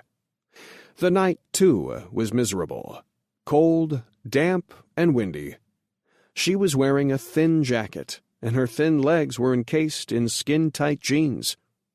She hoped she would turn at least one trick, but as time went by, her prospects got dimmer. There were few Johns cruising by that night. Then she noticed that a Cadillac Coupe de Ville stopped. The window lowered electronically, and the driver, a middle-aged white man, asked her what she charged. She gave him a high figure, and they eventually settled on $20. He invited her into the car, and she got in. He was dressed in a fringed leather jacket, and wore a Rolex. The car was fairly new and heavily customized with chrome. Josefina figured that the man had money to spend. He told her he was going to take her to his house. They stopped to buy coffee, and then he drove at Daytona 500 speed through the empty, wet streets to his house on North Marshall. Heidnick's house was different from many homes in the area. Although the house was also run down, it stood alone from most houses, which were attached to another home on one side, and it had a dilapidated garage, which other homes did not. Astonishingly enough, in that garage was a 1971 Rolls-Royce. The garage doors were lined with steel to protect the car against errant shots from the drug dealers' shootouts. A few years earlier, Heidnick, who had a genius IQ and was brilliant at playing the stock market, had paid $17,000 cash for it, a withdrawal that hardly dented his money market account with Merrill Lynch of more than $500,000. In the house, Heidnick brought Josefina upstairs to a bedroom, the dominant feature of which was a waterbed. He paid her the agreed-on $20, then took off his clothes and got in bed with her. They had intercourse for a while, and then, suddenly, Heidnick changed. He grabbed Josefina around the neck and started to choke her. Terrified, she said she would do whatever he wanted her to do, if he would let her live. He led her downstairs to the first floor, then down another flight of stairs into the basement, a dark and dingy place with a dirt floor. Suddenly, he cuffed her hands. The cuffs were secured to a chain, which in turn was linked to a metal bar that ran the length of the ceiling. She was like an animal in a pen. Then he went upstairs and went to sleep. 3 days later, Heidnick brought another woman downstairs. She was African-American too, and plump. Her name, Josefina learned, was Sandra Lindsley. Like Josefina, he cuffed and chained Sandra to the metal bar. Then the sex started. Every day from that point on, Heidnick had sex with both of them, including intercourse and other acts. He seemed insatiable and liked humiliating and dominating the women. A particular favorite was forcing one to fillet him while the other watched. He also abused them physically, beating them for no apparent reason with his hands and sticks. It wasn't long before the women were totally cowed and completely terrified of him. He didn't exactly lay out a regal repast for them, either. Sometimes he gave them oatmeal for breakfast, or Pop-Tarts, or crackers. For lunch, there would be sandwiches, sometimes. A special treat was take-out chicken. He also offered them sandwiches made with dog food, which they rejected. But then, as their hunger deepened because Heidnick refused to feed them, they accepted the dog food sandwiches. To compound their grief, it was winter, and the basement was chilly and damp, and neither woman was dressed warmly. Indeed, at one point, they were bare from the waist down. More prisoners. 3 days before Christmas in 1986, Heidnick captured a new girl. Her name was Lisa Thomas, and she was 19 years old, a nice-looking young woman. She was walking down Lehigh Street when her life intersected with Heidnick's. He was cruising along in his Cadillac and pulled up beside Lisa and asked, ingenuously, "You want to see my Peter?" Lisa responded that she was no prostitute, that she was just on her way to her girlfriend's house. Heidnick assured her that he was not dangerous and that he would be happy to give her a lift. After some discussion, Lisa decided he was harmless and got into the car. Before they got to her destination, Heidnick took her to a restaurant for a cheeseburger and fries, flashed a roll of bills, and asked her if she wanted to accompany him to Atlantic City. When she responded that she had nothing to wear for such an outing, Heidnick said he would be happy to buy her whatever she needed. He took her to a store and bought her an armful of jeans and blouses. After that, they went to his house and had sex on his waterbed, where eventually she fell asleep. When she awoke, she asked Heidnick to take her to her girlfriend's apartment. Again, Heidnik changed from a seemingly harmless man to something else. He grabbed her around the throat and choked her. Later, court wags would dub this the Heidnik maneuver. Lisa begged him to stop and said she'd do whatever he wanted. So he took her down to the cellar and introduced her to Josephina, who had told Heidnik her name was Nicole, and Sandy. Then he humiliated Lisa in front of the other women. He told her to kiss his behind, which she did, and then forced her to suck my balls, which she also did, then to suck my Peter, which the girl also complied with. Afterward, Heidnik served peanut butter and jelly sandwiches, something of a treat, and completed his day's work by cuffing and chaining Lisa to the metal bar. Heidnik's fourth captive was Deborah Dudley, and his fifth was 18-year-old Jacqueline Askins, taken just 4 days after Dudley. Askins was a prostitute. Dudley was not. It was midday when Heidnik, driving a blue Dodge van with imitation fur interior, picked Askins up. When he got her to his house, he dragged her into the basement and, with the other captives watching, thrashed her with a plastic switch, and then chained her up. He now had 5 African-American female prisoners in his basement, and some of them had been in there for months. Sometime during all this, Heidnik had devised a special punishment for the slaves who did not obey him, or whom he decided did not obey him. He dug a hole in the cellar floor and covered it with a plywood panel. To discipline someone, he would make her get into the hole. He would then cover the hole with plywood and weigh it down with sandbags. It was an ordeal within an ordeal. It also may have served as inspiration for the author Thomas Harris, who had his fictional psychopath in the book The Silence of the Lambs hold women captive in a deep, well-like hole in his basement. Heidnik's sexual activity continued, and it often involved humiliating the women. For example, he would occasionally force the women to have sex with one another while he watched. Dog food eventually became a staple in the women's diet, but all still lost weight. And of course, hunger was with them all the time. They certainly didn't lack for music. Heidnik kept the radio blasting rock music 24 hours a day. This was one reason why they had determined screaming would not have helped them. No one would be able to hear them above the music. Despite all of Heidnik's sexual activity, none of the women became pregnant, though there were a few false alarms when 2 missed their periods. Heidnik had been forced to buy tampons for all the women. Later, it would be determined that Heidnik's main goal was to impregnate them. He viewed the basement as a kind of baby farm. But he was unable to achieve that goal. There is no telling how he would have reacted if one of them had become pregnant. A death. Something eventually occurred that made the situation in the basement particularly terrifying for the abused women. Sandra Lindsley died. On February 7th, 1987, she had a fever and was feeling very washed out. She seemed to have no energy. Heidnik tried to force her to eat, and he suddenly realized that she was not moving. In fact, she had died. If the event bothered him, he didn't show it, merely commenting that she had choked on a piece of bread. But he had to get rid of her body. He carried it out of the room, and the next thing that the prisoners heard was the sound of a power tool. They imagined he was cutting Sandra up, and they were right.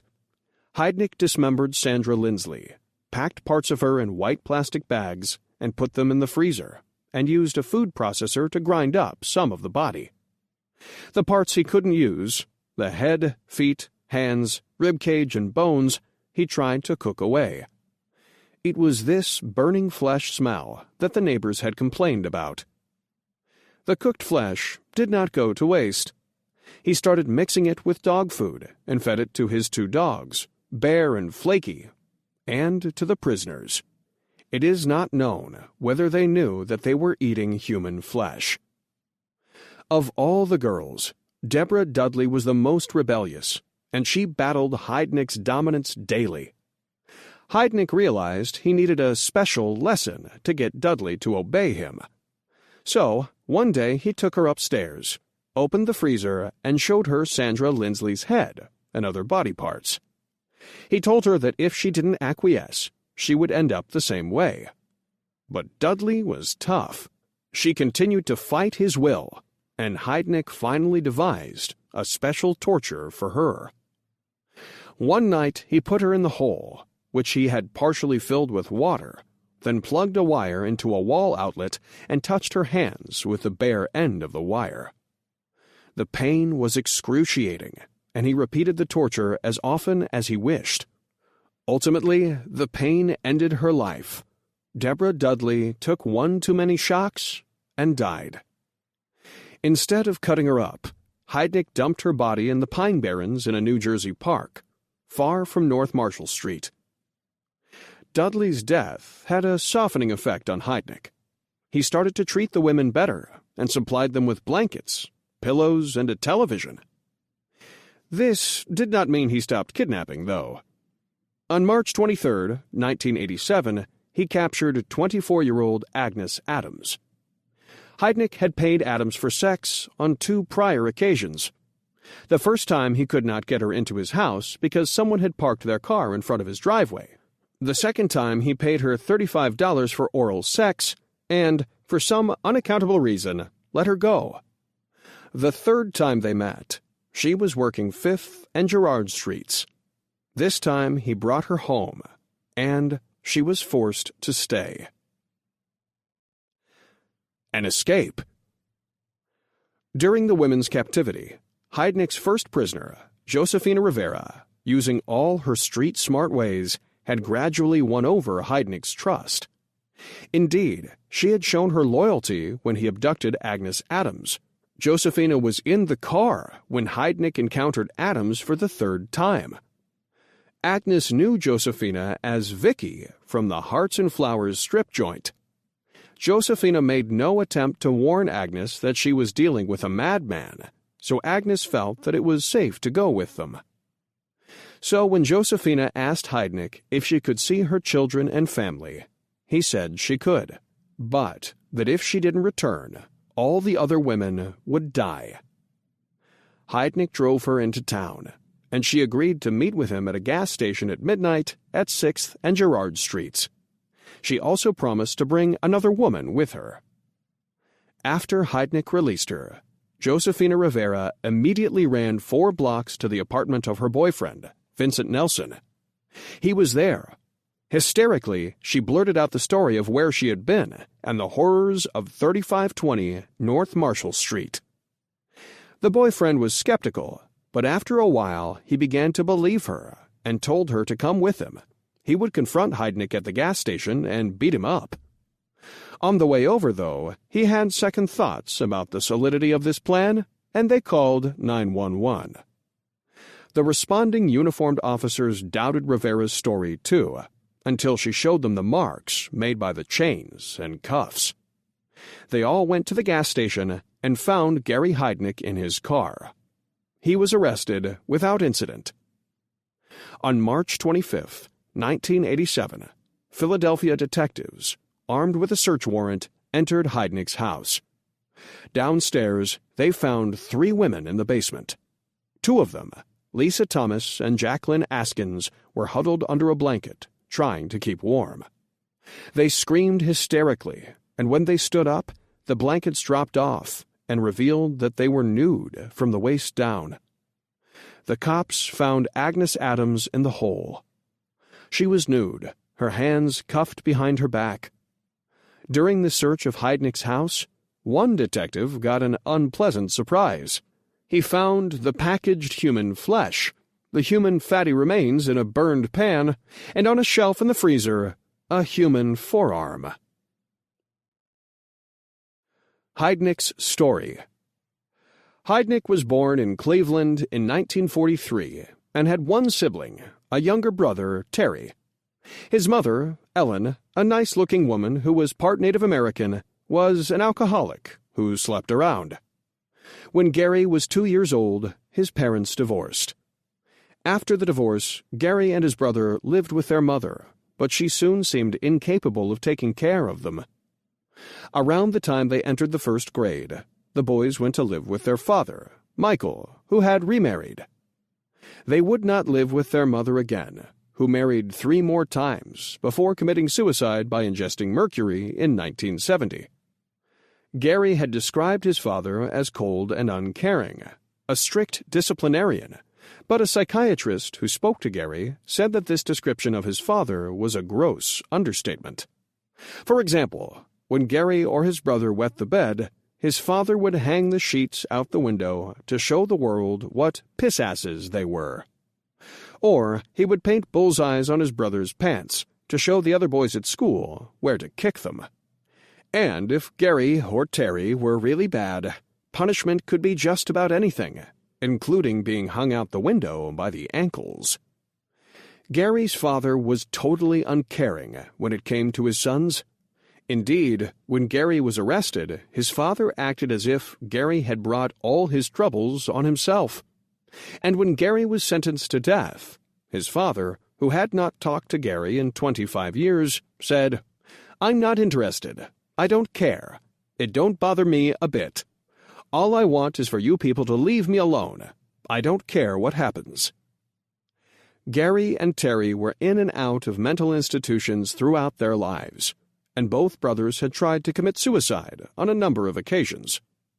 Terry had tried it just a few times, but Gary had tried it 13 different times, using everything from driving his motorcycle into a truck to stockpiling Thorazine while he was in the hospital and trying to overdose on it. Growing up, Gary was extremely interested in the military and finance. He actually attended a military high school for a couple of years. He had been reading the financial pages since he was a kid, and as an adult, he used his intellect and experience to amass a small fortune in stocks. He was arrested a few times for assault and did prison time, but overall he spent the bulk of his years in mental institutions, and just about everyone who examined him considered him dangerous, schizophrenic, and incurable. One particularly startling symptom was that he sometimes went mute, did not utter so much as a word, once for almost 2 years. Afraid of women. Heidnik also seemed to be afraid of women who were his intellectual equals, and even women of average intelligence. Except for a brief marriage to a woman of average intelligence, for years before he abducted women to be his slaves, he became involved with women only who were very intellectually inferior to him. One, for example, had an IQ of 49. A person with an IQ of 70 or below is considered to have mental retardation. This was part of a broader pattern of constantly getting involved with people whom Heidnik could feel superior to. Where his father had power and superiority over him, Gary associated with people over whom he could feel powerful. Afterward. Gary Heidnik was found guilty of murder and was sentenced to die in the electric chair. Before his execution, he was housed in the State Correctional Institution at Pittsburgh because of a change of venue granted to the defense during the trial. Since the age of 14, Heidnik had been in 21 different mental institutions and had tried to kill himself 13 times.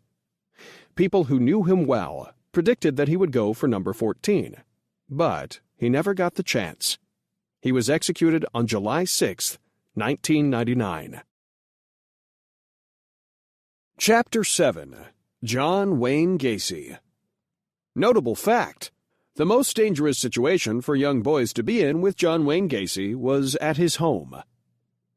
There are 3 images that jump to mind about John Wayne Gacy, who ranks as one of the worst serial killers in the United States during the 20th century. A photo of the portly Gacy, dressed and painted as a clown, with a big clown smile on his face and a certain chilling light in his eyes.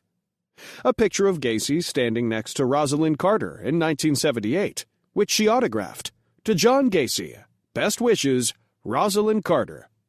And finally, when the cops searched his house, they found a 2-foot-long dildo, one of his torture implements, 18 inches of it covered with dried excreta and blood. Growing up Gacy. Like most serial murderers, John Wayne Gacy was able to disguise the savagery inside him, the compulsion that made him kill. Part of his disguise included marrying, twice, and having children. John Wayne, after the movie star, Gacy was born in 1942 in Edgewater Hospital in Chicago, the only boy in a family with a younger and older sister. In Gacy's family, there were not the obvious ruptures so common in the childhood of other serial killers, such as a father who abandons the family or a history of insanity. Gacy's family, for all intents and purposes, was a lot like yours or mine. They lived a middle-class existence in middle-class Chicago. But while Gacy grew up, something terrible was happening between him and his father. His father seemed obsessed with punishing little John, criticizing him, never allowing that his son could do anything right. For years they were at odds, and it was a lifelong regret of Gacy's that he could never please his father. Indeed, Gacy's father died while Gacy was in jail. Gacy couldn't even get permission to attend the funeral. Gacy was an ordinary kind of student in grade and high school, and he never got into much trouble. His personality, however, developed a couple of noticeable quirks. He was a glad-handing kind of person, with an aggressive style that turned some people off. But his biggest problem was that he was a liar. He was always lying about his accomplishments, as if what he really did do was not good enough. To make himself feel good, he had to exaggerate. He never seemed to notice that many people knew he was lying. Indeed, his tales were often so tall that it would have been impossible for him to have crowded into his life all the things he said he did. After high school, Gacy briefly attended business school, and then he became a salesman for the Nunbush Shoe Store in Springfield, Illinois. While working there, he met a pretty young woman named Marilyn Myers. They started to date, and he eventually popped the question. While Gacy was no matinee idol, he was short, 5'8", and always had a weight problem, complete with large belly. He was persuasive and generous and nice to be around. She said yes. They were married in September 1964. Undone in Iowa. Marilyn's parents bought a string of Kentucky Fried Chicken stores soon after Marilyn and Gacy's wedding, and they wanted the young couple to manage them. They agreed and moved into the elder Myers' home in Waterloo, Iowa. They seemed blessed. Marilyn bore a son, and then a daughter. They lived comfortably and worked hard. Gacy also became active in the Waterloo chapter of the JCs, a civic group devoted to bettering their communities with a wide variety of activities. He had first done this in Springfield, achieving quite a lot of success and earning a number of awards from the JCs for his work. Although this sort of life would be more than enough to satisfy most people, Gacy kept lying. He worked hard at the job, 7 days a week until 10 or 11 at night. But he continued his self-aggrandizement. At one point he claimed to be a relative of the person who founded the fried chicken chain. He not only liked to seem important, but also liked to look the part. One manifestation of this was his car, which he equipped with a siren and police lights. Later, his more sinister purpose would be revealed. The rumors. But there were problems. There were some nasty rumors circulating, claiming that Gacy was propositioning and having sex with some of the teenage boys who worked in the restaurants he managed. It was charged that he gave the best-looking boys — he seemed to like light-haired boys with muscled bodies — rides home, and favored them in other ways as well. Then, a boy named Mark Miller brought charges against Gacy. Miller said that Gacy had forced him to perform deviant sexual acts with him. Gacy denied it, but an investigation showed that they had been involved with each other and that there were other boys, too. One of those boys, James Tullery, detailed a terrifying ordeal in the book The Man Who Killed Boys by Clifford L. Leyendecker. Tullery had been at Gacy's house, and, after plying Tullery with booze and pornographic films, Gacy had tried to force him to perform sexual acts. To do this, Gacy had threatened Tullery, cut him with a knife, shackled him, and choked him almost to the point of unconsciousness. Nothing happened, and Gacy released the boy. He was lucky to get out alive.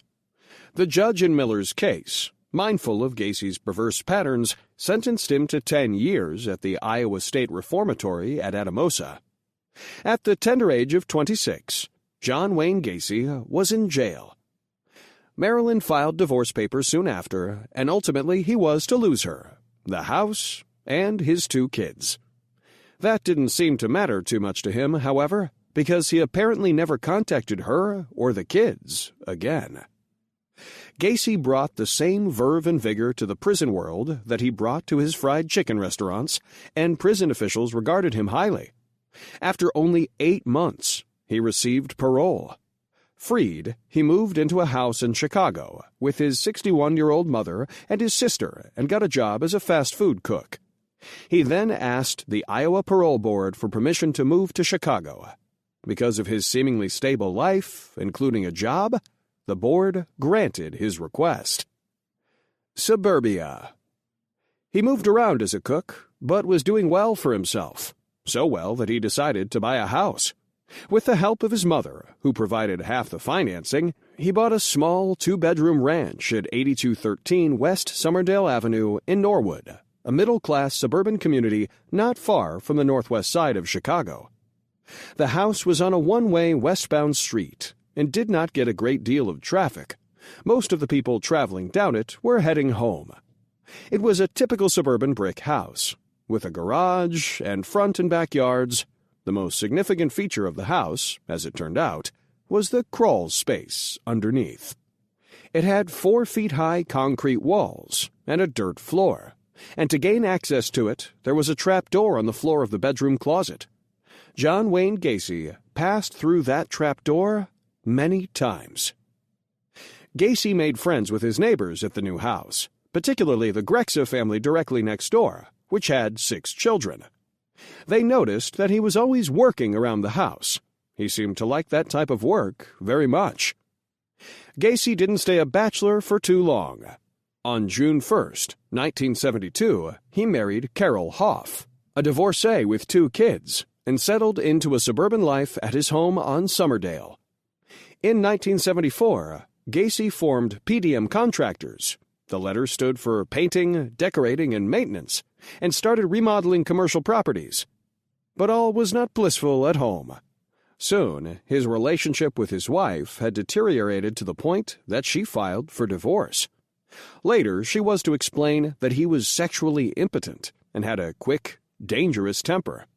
One minute he would be cool, calm, and collected, and the next he would be in a rage and breaking furniture. Gacy had also told his wife a minor detail about himself. He said he liked boys as well as women. While unsuccessful in marriage, however, Gacy's contracting business was doing quite well.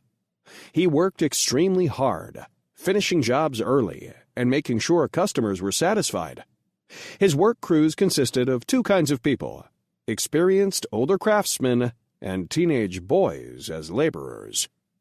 He often invited the better-looking boys home to watch stag films, where they could drink and smoke marijuana. From time to time, Gacy had brushes with the law, but no convictions ever came of them. One boy complained to the police that Gacy had ordered him into his car one night, saying that he was a deputy sheriff, and then had forced him to perform oral sex. After Gacy demanded that the boy fillet him again, the boy refused and jumped out of the car. Gacy tried to run him down, but he escaped. Luckily for Gacy, Iowa parole authorities didn't find out, and soon he didn't have to worry. On June 18, 1976, his parole from the Iowa prison was up, and he could not be brought up on parole violation charges.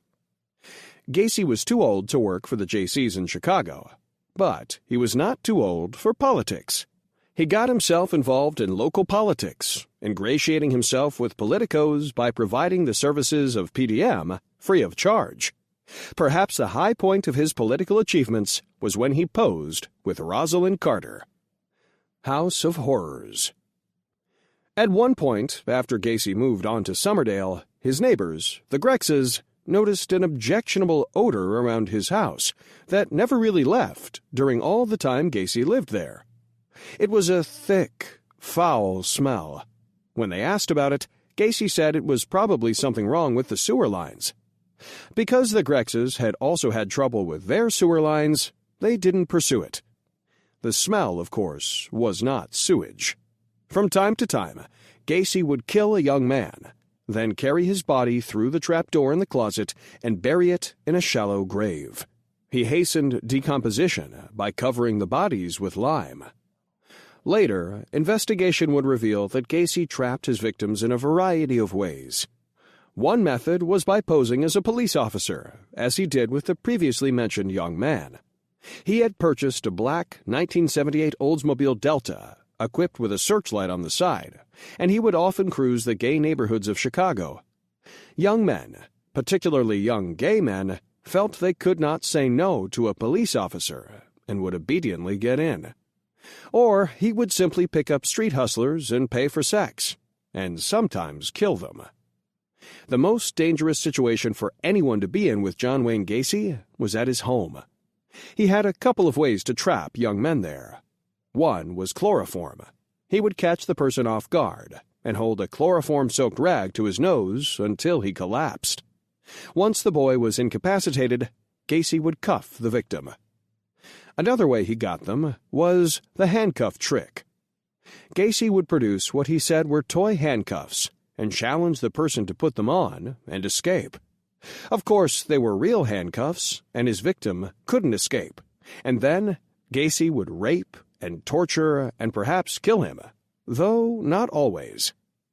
A street hustler named Jamie described a very close call with Gacy in The Man Who Killed Boys. Jamie's husky host led him to the bedroom, where both of them stripped. Gacy told Jamie to get busy doing what he was paid to do, but before the youth could comply, his head was jolted with a sudden slap. Suddenly, Jamie was being beaten. He tried to scream, but the powerful hands that closed around his throat smothered the noise. The boy managed to wriggle free. Then Gacy did something that terrified him even more. From somewhere, Gacy produced a pair of handcuffs. Jamie picked up a vase and shattered it over the man's head. Moments later, Jamie was lifted off his feet and heaved onto the bed. The man threw his heavy body onto that of the youth, smashing him into the mattress. Jamie couldn't move. He was smothering. Then, for some unaccountable reason, Gacy got off the boy and sent him on his way, with $50, $20 more than he had agreed to pay, and seemed to regard the whole thing as a joke. Jamie, terrified, left. He had been a prostitute since he was 12, but he was so shaken by the event that he didn't go back on the streets for a month. In retrospect, it is amazing that Gacy wasn't caught before he was. Young boys were disappearing at an alarming rate, and Gacy's name even came up in various investigations at different police stations. However, there was often no communication between different police jurisdictions, and none of them thought to see whether he had a criminal record. If they had, they would have discovered his conviction in Iowa for sodomy and might have saved many lives. It is amazing, too, that none of the neighbors suspected anything. One woman, living in a home a block away, said she would occasionally hear faint screams coming from the house in the dead of night, but neither she nor anyone else did anything about it. And of course, there was that sickening odor that never really went away. A break in the case. It took the murder of Robert Peast and the determination and skill of one police officer to derail Gacy's murderous train.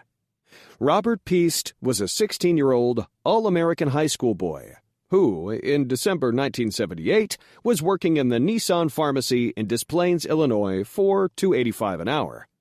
His mother came to pick him up one night at 9 o'clock, and Robert asked her to wait in the store while he talked with a contractor about a job that would pay him $5 an hour for the summer. Peast was saving to buy a car, and the job was quite attractive. Peast went out a few minutes after 9 and never returned. When his mother went outside the pharmacy to check on him, she found he had simply vanished. The next day, Lieutenant Joseph Kozenzak was looking over missing person reports and came across that of Piest. He spoke with Piest's mother, ascertained that Piest was not a runaway, and launched a full-scale investigation. One tentacle of the investigation led to Gacy, who denied even having seen the boy. However, unlike other police officers before him, Kozenzak had done a routine background check of Gacy, which included a check of any prior criminal record. The check revealed the Iowa sodomy conviction and prison sentence. Kozenzak convinced a judge that there was probable cause to issue a search warrant, and soon thereafter, cops descended on the house at 8213 West Summerdale. They found pornographic gay films, literature, and other material, and in the trunk of his car, the black Oldsmobile, they found hair that matched that of Robert Piest. The hair found was not sufficient for an arrest, so police started open surveillance on Gacy that drove him crazy. Then came another break.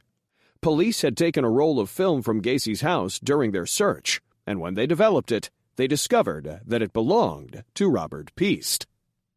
Kozenzak was sure that Gacy was his man, and when one of his investigators entered Gacy's house with a second search warrant, he got lucky. Before he was a police officer, the detective had long worked in a place where the smell in Gacy's house was routine: the morgue. The police obtained another warrant and started taking up floorboards and digging into the earth in the crawl space. The digging took place over a 2-week period, very carefully, as if it were an archaeological dig. When it was over, the police had uncovered 27 bodies, and Gacy had confessed to killing another 5, which he had dumped in the Des Plaines River. That was the final resting place of Robert Piest, who was found in the river some months later. An autopsy revealed paper towels jammed in Piest's throat. He had suffocated. It was questioned whether Gacy was mentally fit to stand trial, but Judge Louis B. Garippo determined that he was. A psychologist for the defense testified that Gacy was a paranoid schizophrenic and did not have control over his actions. But that wasn't enough. Gacy was found guilty of the murder of 33 young men and was sentenced to die by lethal injection. He was shipped down to the Menard Correctional Center in Menard, Illinois, where for a time he was the only inmate in the death row cell block. Illinois authorities said they received hundreds of requests from citizens all over the United States asking for the pleasure of injecting him. An unusual collection. Jonathan Davis, the lead vocalist for the heavy rock group Korn, is an avid collector of crime memorabilia and has a special interest in items relating to serial killers. Davis, a former mortuary science student, admits that he has always been drawn to the dark side, and at one time he planned to open a museum dedicated to crime items with a special emphasis on serial murder. He personally owns a great deal of memorabilia, including original artwork from John Wayne Gacy and Richard Ramirez. The highlights of his collection, however, are 2 Pogo the Clown suits, once owned by Gacy when he entertained at children's parties, and the yellow VW Ted Bundy drove when he was out looking for victims. Afterward. The Menard Prison in southern Illinois, about 50 miles south of St. Louis on the Mississippi River, has a panoramic view of the river and surrounding countryside. In fact, it may have been the most scenic view of any prison in the Illinois system. Gacy became a portrait painter during his time on death row. His subjects were mostly clowns. He would paint clowns in all kinds of scenes. He sold them for a handsome price until prison officials cracked down on the practice. He was executed by lethal injection on May 10, 1994. Creepy reenactment. The first season of the Fox television channel's hit series Prison Break was filmed at the now-closed Joliet Correctional Facility in Illinois. Some of the scenes during the first season were filmed in a cell actually occupied for a time by John Wayne Gacy. Gacy was at Joliet before his execution in 1994. Actor Lane Garrison, who played Tweener, a young convict, commented, "We do some stuff here in Gacy's cell," which is really scary. An ordinary person. Next is a questionnaire filled out by serial murderer John Wayne Gacy, who killed at least 31 young men. When he filled it out, he was in prison, waiting to be executed for his crimes. His answers make him seem like a very ordinary person. Misspellings and other errors have been left as is. Certain answers are partly illegible. Full name: John Wayne Michael Gacy. Date of birth: March 17, 1942. Age, height, weight: 50, 5'9", 208. Home: Menard Death Row, Chester, Illinois. Marital status: twice divorced. Family: 2 sisters, 5 children. Most treasured honor: 3-time Son of the Year, JC's 3 different cities. Perfect woman or man. Independent thinker, self-starter, mind of her own. Man: bright, bold, honest, dependable, says what he is thinking. Childhood hero: J.F. Kennedy, R.J. Daley. Current hero: M. Cuomo, Donald Trump. Favorite TV shows: Unsolved Mysteries, National Geographic specials. Favorite movies: Once Upon a Time in America, Goodfellas, 10 Commandments. Favorite song: Send in the Clowns, Amazing Grace. Favorite singers: Judy Collins, Bob Dylan, Neil Diamond, Roy Orbison, Sha-Na Na. Favorite musicians: REO Speedwagon, Elton John, Zamfir. Hobbies: correspondence, oil painting, study of human interests. Favorite meals: fried chicken, deboned lake perch drawn in butter, salad, tea. Recommended reading: Texas Connection, Question of Doubt. Last book read: Naked Lunch and Wild Boys, William S. Burroughs. Ideal evening: dinner and concert or live show, drinks and a quiet walk by lake. Every January 1st, resolve: correct things that I go year before. Nobody knows. I'm a character who love to tease and joke around. My biggest regret: being so trusting and gullible, taken advantage of. If I were president, I'd make sure the people of this country had jobs and a place to live before worrying about other countries. My advice to children: be yourself, think positive, respect parents. What I don't like about people: phonies, people who don't keep their word. My biggest fear: dying before I have a chance to clear my name with truth. Pet peeves: people who say things they have no intention of doing. Superstitions: none. It's for negative people. Friends like me because I am outspoken and honest, fun-loving, dependable. Behind my back, they say, the bastard got it made, and he grandiose. People in history I'd like to have met: Michelangelo, Leonardo, Da Vinci. If I were an animal, I'd be a bear or eagle. Personal goals in life: to see to it that my children are provided for. Personal interests: reading, writing, meeting people, classic movies and music. Favorite color: red. Favorite number: 9. I view myself as a positive thinker, self-starter, open-minded, non-judgmental. What I think of this country: great if people would work for it instead of against it, pointing fingers at others. The problem takes all races to illegible. Political views: semi-liberal Democrat, that one party doesn't have all winners. Thoughts of crime: too much political corruption and allowed drugs by government has set off the balance of the judicial reform and punishment.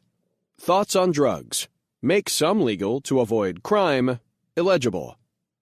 I consider myself to be conservative, moderate, liberal with values. Liberal with values. What I expect from friendships: lighthearted, fun-loving, dependable, illegible. Religious thinking: my faith is in God. Churches need to work on the family unit. what you're thinking now. Why the hell did I fill this out, and who cares what I have to say? Your artistic interests. To please myself first, and hope that expression is enjoyable to others. Art, as in life, is a journey, not a destination. If you don't like it, move on. Just like music to the ear, food to the smell and taste. Chapter 8. Albert DeSalvo. Notable fact: he would usually rape the woman while she was dying or dead, and violently assault her with various objects, among them a wine bottle and a broom handle. Of all the serial murderers in the history of the United States, none has ever evoked more widespread terror than the man who became known as the Boston Strangler. From 1962 to 1964, women of all ages and backgrounds who lived in Boston and the surrounding towns lived in fear. The police were in a state of anxiety and frustration. The only people who likely welcomed the presence of the Strangler were those who ran home security and personal defense businesses. On June 14, 1962, the body of Anna Slezers, a young-looking 55-year-old woman, was discovered in her apartment at 77 Gainsborough Street in Boston by her son Juris. She was lying on her back in the hall, a little blood underneath her head and a rope around her neck, with the loose ends forming a sort of bow. Juris, unaccountably, assumed that she had hanged herself on the bathroom door and fallen. A police officer at first concurred, but subsequent investigation determined otherwise.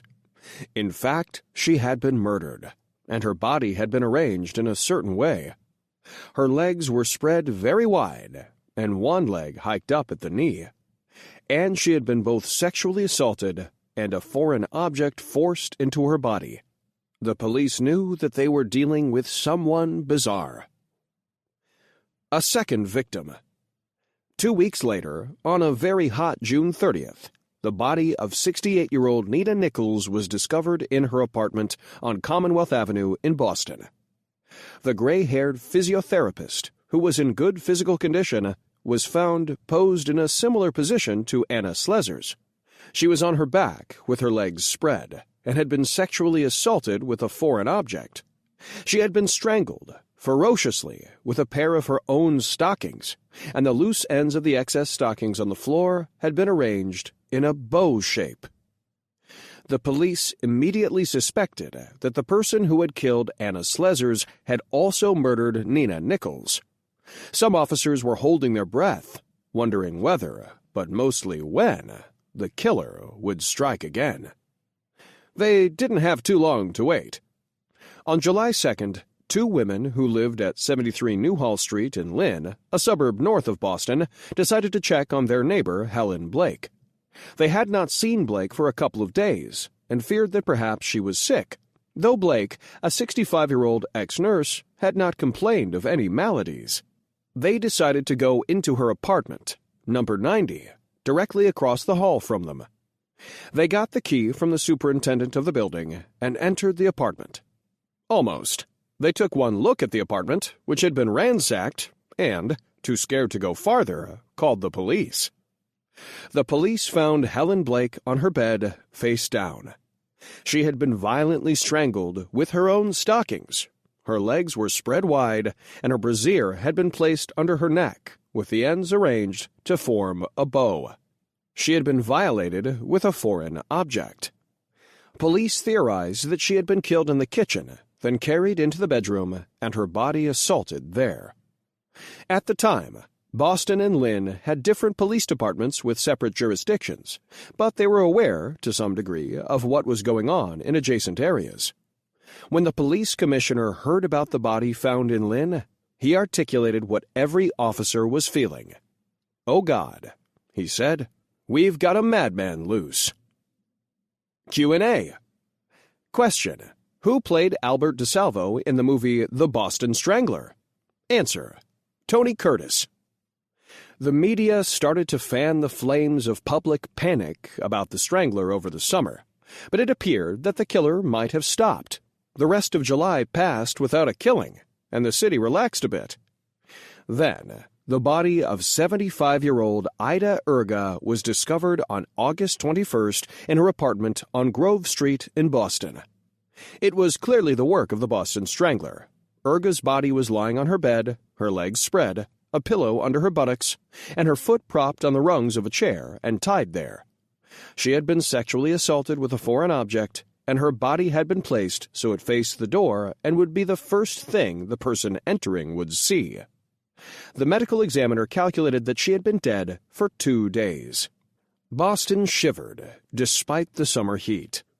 The Strangler was back, and women started taking extraordinary precautions, not going anywhere without a companion, not letting anyone into their apartments, using 3 and 4 locks on their doors. The murders continue.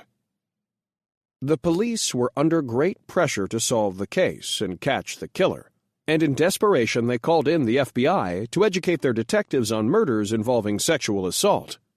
There was also a distinct feeling, almost 100% certainty on the part of the police, that the Strangler would strike again and would continue to kill until he was caught. They had to get the guy. On August 30th, the body of Jane Sullivan was found in her apartment at 435 Columbia Road in Dorchester, far away from Ida Erga's apartment. Sullivan, a heavy-set person, was found face down in 6 inches of water in the bathtub in a half-kneeling position. Her housecoat was thrown over her shoulders, her girdle pulled up on her back, her panties down about her ankles, and her buttocks exposed. She had been strangled with her own stockings. Her body was too decomposed to determine whether she had been sexually assaulted, but the way the body was found, as well as the similarities to the other murders, led police to believe that she had been. It was also determined that she had died on August 20th, which had a chilling implication. Ida Erga had been killed on August 19th. The Strangler had killed both women in less than 24 hours. The police efforts to track down the Strangler intensified, and police work went on around the clock. All the stops were pulled out. Hundreds of known sex offenders were rounded up.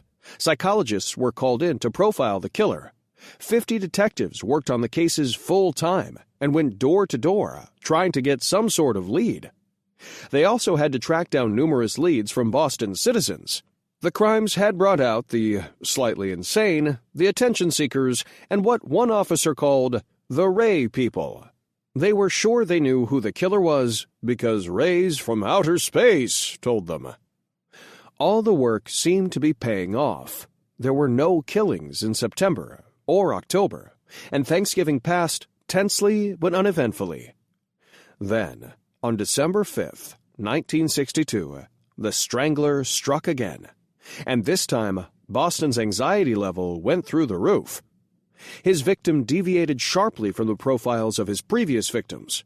She was not elderly and white, but young and black. Serial killers rarely, if ever, deviate from their victim type. But the crime scene bore the unmistakable modus operandi, M.O., of the Strangler.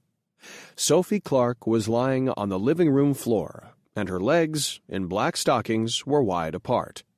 She had been strangled with 3 pairs of her own stockings, knotted under the neck. There was a gag in her mouth. She had been sexually assaulted, and, for the first time, police found seminal stains outside the body, on the floor next to it. There were other scary differences. She did not, like the other victims, live alone. In addition to the apartment being ransacked, there was evidence that there had been a struggle. Moreover, Sophie Clark was aware of and very scared of the Strangler. She had had an additional lock installed. Since there was no sign of forced entry, it meant that she had let the killer in. How? Why? If he could get past the defenses of a person who was so prepared, maybe defenses didn't work. Desperate times. Police were so desperate to solve the Strangler case that they even tried a psychic, Peter Herkos. But it didn't help. A near miss. This time, though, there was some luck, a possible solid lead. Police, as usual, were canvassing the neighborhood when they came across a woman who lived in another wing of the same apartment building as Sophie Clark. She said that, on December 5th, her doorbell had rung, and she had opened the door to a man who identified himself as Thompson, who told her that the super had sent him to paint her apartment. The woman protested that she wasn't due for painting, but the man brushed by her and entered the apartment. He told her she had a nice figure, and that maybe she should get into modeling. The woman thought fast. She put her finger warningly to her lips, as Gerald Frank wrote in his book, The Boston Strangler. When Thompson gruffly asked what that was for, she said her husband was asleep in the bedroom.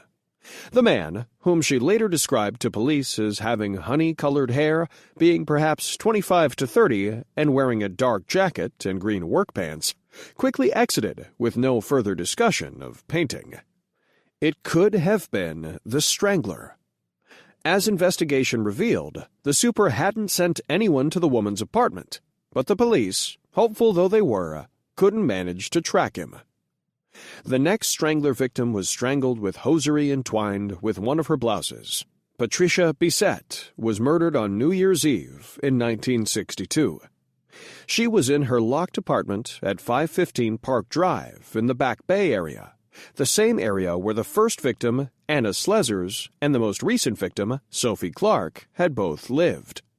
She was found in the bedroom, face up, but her legs, instead of being spread wide apart, had been placed close together by the killer. Her pajama top was pushed up to her shoulders, and she was naked from the waist down. She had been sexually assaulted. The Strangler's longest killing gap occurred between the murder of Patricia Bissett and the next victim, Beverly Sammons. Sammons's body was discovered in her apartment at 4 University Road on May 6th, 5 months after Bissett's murder. This crime was across the Charles River in Cambridge, meaning the Boston police, under siege from the media and the public, breathed a collective sigh of relief that the body hadn't shown up in their jurisdiction. Sammons, who was a rehabilitation therapist, was an atypical kill. She was the first and only victim who had been stabbed to death, innumerable times, in the neck and chest. The killer had directed the knife thrusts into one breast in a bullseye pattern. 3 more killings were to occur before the Strangler was through, with the same random victims and locations. On September 8, 1963, the body of 58-year-old Evelyn Corbin was found in her apartment on the first floor at 224 Lafayette in Salem. On November 23rd, the body of 23-year-old Joan Graff was found in her home at 54 Essex Street in Lawrence. And on January 4th, 1964, the youngest victim of all, 19-year-old Mary Sullivan, was found in her apartment at 44A Charles Street in Boston. Catching the Strangler. The unraveling of the killer began in an unlikely place, with a prison snitch, a man named George Nassar. Nassar, who had been committed to Bridgewater State Hospital for the criminally insane, notified his attorney, the famed F. Lee Bailey, that one of the inmates was more than hinting that he was the Boston Strangler. Nassar wanted to talk with Bailey, who was in the process of making a big name for himself. He had just won a Supreme Court appeal reversing the conviction of Dr. Sam Shepard for killing his wife, about getting Nassar a deal for snitching. The man Nassar fingered was Albert DeSalvo, a dark-haired, dark-eyed, well-built man who had been a middleweight boxing champion in the Army. DeSalvo was 29 years old and in the institution for observation for having tied up and sexually assaulted a woman. Bailey was doubtful. Bridgewater was for crazies. Nevertheless, one time when he was visiting Nassar, he decided to talk with DeSalvo. This first talk led to a second, when Bailey came armed with questions about the crimes to which answers had not been published. When Bailey repeated DeSalvo's answers to the detective who gave Bailey the questions, the detective was impressed. Bailey became convinced that DeSalvo was, in fact, the Boston Strangler. Some of the doctors at the hospital weren't convinced, however. They thought Nasser's psychological profile fit better with the crimes, and this led to a sort of debate over which one was the strangler. Finally, DeSalvo agreed to talk with John Bottomley, a special assistant to the state's attorney general who had taken overall charge of the case. Despite their differences, Bottomley was a child of privilege, while DeSalvo was a product of Boston's mean streets. The two men got along well, and DeSalvo eventually detailed his crimes for Bottomley. Anyone reading the transcripts of what DeSalvo said could hardly doubt that he was, in fact, the Boston Strangler. He described in gruesome detail how he would talk his way into an apartment, posing, for example, as a handyman or plumber, and once inside would maneuver things so he could get behind a woman and choke her with his arm, then finish the job with her stockings or some other article of clothing. Then he would arrange the body so the legs were wide. The bow, left in the ligature, he said, was just a way of tying. It had no special significance. DeSalvo would usually rape the woman while she was dying or dead, and violently assault her with various objects, among which were a wine bottle and a broom handle. When Bottomley started to talk with DeSalvo, he assumed there were only 11 victims, but DeSalvo revealed 2 more that the police didn't know about because the case did not include evidence of strangling. Q&A. Question: who played John Bottomley in the film The Boston Strangler? Answer: Henry Fonda. One other victim was Mary Brown of 319 Park Avenue in Lawrence. For some reason, he had no idea why, on March 9, 1963, DeSalvo had battered her to death with a pipe he found on the premises. The other murder seemed, for some reason, particularly savage and sad, a standout even among all the other savagery DeSalvo had wrought. He had talked his way into the apartment of 85-year-old Mary Mullen of 1435 Commonwealth Avenue in Boston. He described to Bottomley how he got behind the elderly woman and grabbed her around the neck, and the next thing he knew, she slumped in his arms, and he knew she was dead. And she was, having expired of a heart attack. He put her on the couch and left, and no one had ever suspected that it was a murder. The Life of Albert DeSalvo. An investigation into DeSalvo's background revealed a predictably unsavory past. He came from a family of 3 boys and 2 girls. The boys were in and out of reform school and prison, as was his father, a savage brute who beat his wife and kids and openly hired prostitutes. The family was always on welfare. Albert DeSalvo married a German immigrant named Irmgard, and they went on to have 2 children, a boy and a girl. They lived a typical suburban life in Malden, a suburb of Boston. DeSalvo called Irmgard frigid, but in the face of his sex drive, a nymphomaniac would have been frigid.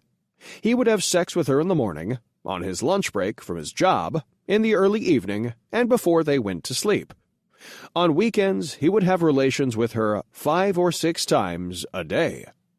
They had sexual relations more than 30 times a week. This did not stop DeSalvo from making lascivious comments to attractive women while he and his wife were together. Strangulation, a highly popular means of murder among serial killers. Strangulation ranks high on the list of how serial murderers finally kill their victims, often preceded by various rituals of torture, sexual savagery, and/or mutilation. It can be done manually with bare hands or with a ligature, such as a cord, rope, or piece of clothing, looped around the victim's neck and tightened to an impossible degree. Manual strangulation is often seen in murders involving female victims and male perpetrators, where there is a large disparity in size and strength. The female is simply overpowered. Ligature strangulation is seen with all manner of killers and victims. Death generally results from one of 2 causes, or a combination thereof. The first is asphyxiation, the cutting off of air to the body, oxygen deprivation. Asphyxiation creates a condition known as hypoxia, where the oxygen level decreases and the carbon dioxide increases until it reaches a lethal point. The terrifying feeling of not being able to breathe, commonly referred to as air hunger, will cause the body to struggle violently, literally fighting for life, as it attempts to get back its oxygen supply. Unchallenged compression of the air passages will result in unconsciousness in 10 to 15 seconds, and basic neurological functions will shut down rapidly and eventually result in death if oxygen deprivation continues.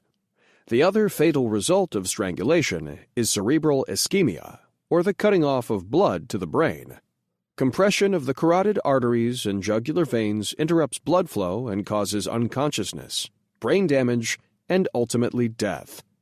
Strangulation and smothering, the covering of the mouth and nostrils with the hands, a pillow, or another object to block the air supply, is a very unpleasant way to die. Afterward. For a time, there was a debate not only over whether DeSalvo was the strangler, but also over whether he was insane. Despite his confession, the prosecutors were worried that a jury might find him insane and not responsible for his crimes. After all they really had was DeSalvo's own incriminating statements. There was no physical evidence. F. Lee Bailey's goal was not to free DeSalvo, but to get him treatment, so a compromise was finally reached. DeSalvo was tried on other sexual assault and robbery charges and was found guilty. The judge remanded him to Bridgewater State Hospital until his appeal was heard. His hospitalization did not put an end to the debate on whether Albert DeSalvo was the Boston Strangler, but one significant thing did happen when DeSalvo was out of the picture that convinced police they had the right man. No one else was killed with the Strangler's modus operandi. In January 1968, Boston got a brief scare from Albert DeSalvo. Just a month after being convicted and sent to Bridgewater, he and 2 other inmates escaped. His attorney, F. Lee Bailey, said that DeSalvo had left a note at Bridgewater saying he was escaping to make public officials admit that he was the Boston Strangler. This could only mean one thing. He was going to kill again. Fortunately, he was recaptured a few days later in Lynn and was shipped off to Walpole State Prison. In all his confessions, DeSalvo did not display a great deal of remorse, except once when he spoke of the old woman, Mary Mullen, and how he had grabbed her and she had died in his arms. Indeed, he wept bitterly over it. On November 26, 1973, prison officials discovered the body of Albert DeSalvo in his cell. He had been stabbed 68 times. Chapter 9. Jerry Brudos. Notable fact: he cut off the young girl's left foot, slipped her shoe on it, and stored it in the freezer. Jerry Brudos, who stalked Salem, Oregon, and the surrounding area in the late 1960s, kept a gruesome photographic record of his victims. He carried out all of his murders while ostensibly carrying on a normal life. While at home, he and his wife walked around in the nude. His wife, Darcy, would later say that she had no idea what was going on.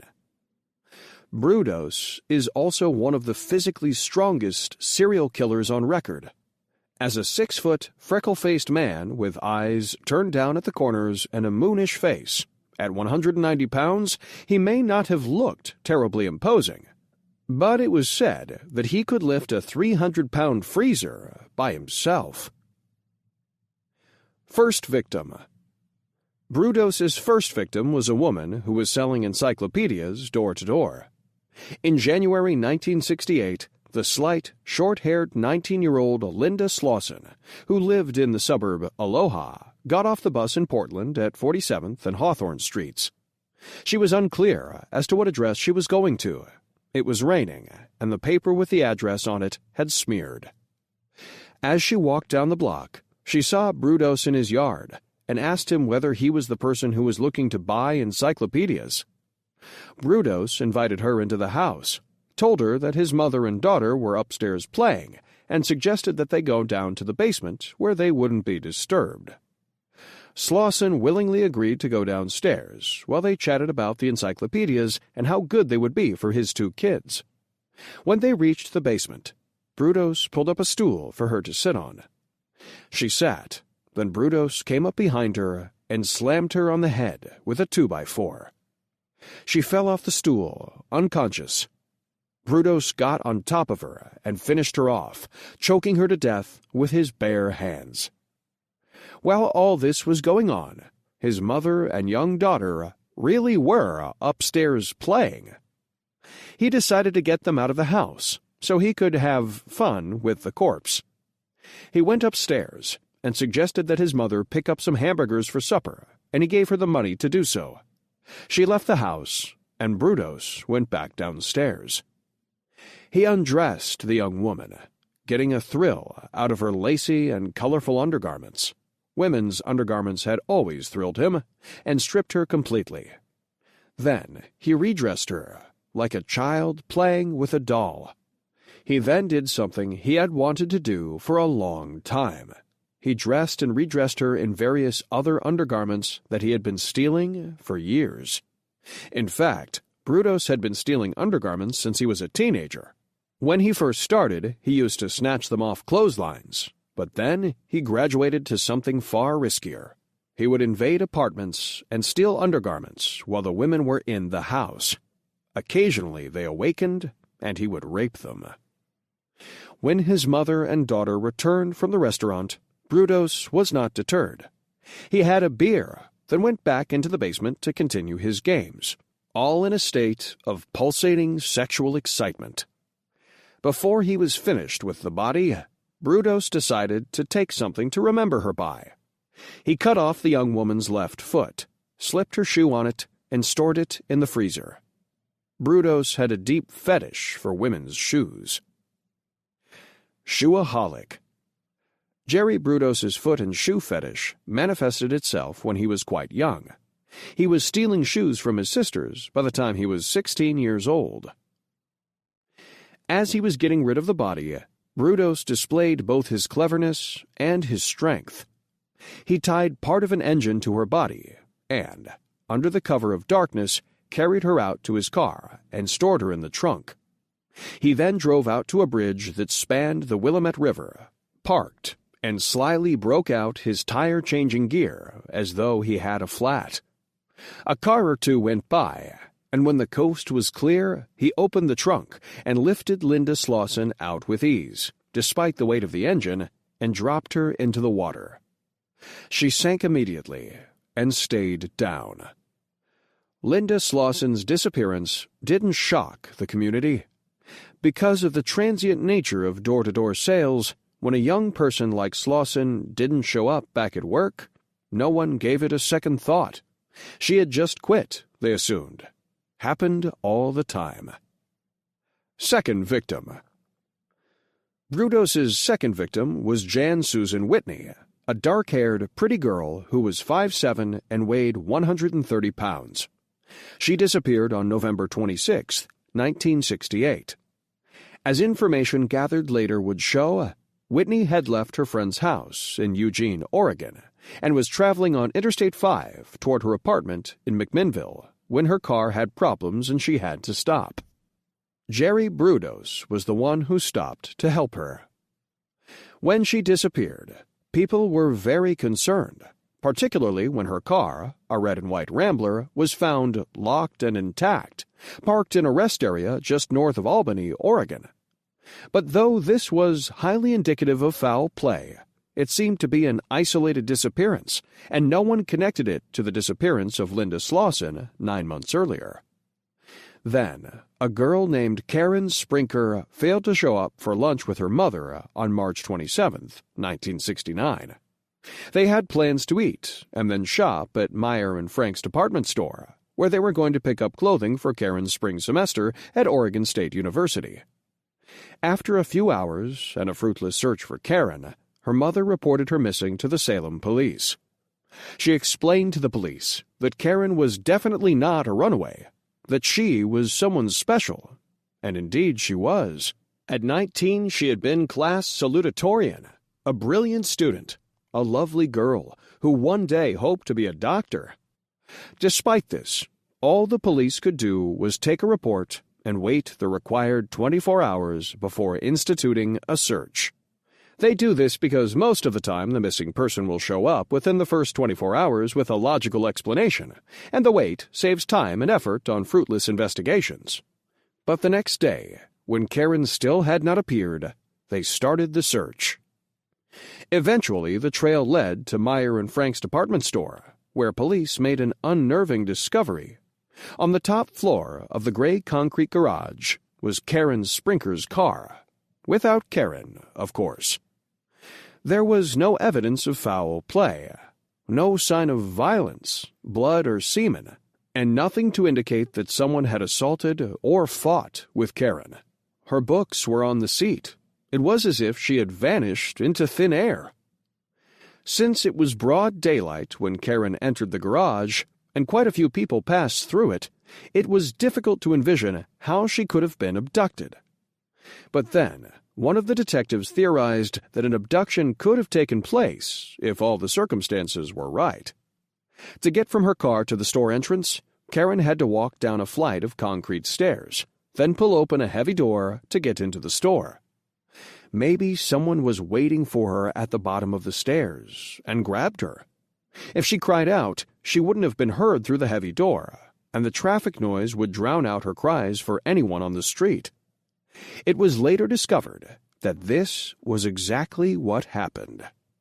The police interviewed people who were around the department store after they found Karen's car in the parking garage, as they now knew this was where she had disappeared. Two young girls who had been in the parking garage a couple of weeks before Karen Sprinker reported seeing something bizarre. As reported in the book Lust Killer by Andy Stack, the pseudonym for ubiquitous crime writer Ann Rule, we saw this tall, heavy person, all dressed with high heels and a dress. She was just standing there in the garage, as if she were waiting for someone. She was tugging at her girdle and fixing her nylons. The girls did not think it was a woman, but a cross-dressing man.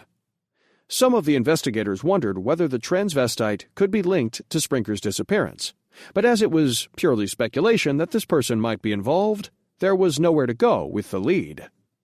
Another young woman disappeared on April 23rd, the perky and pretty blonde Linda Sally. She failed to show up at a meeting with her boyfriend, who was a lifeguard.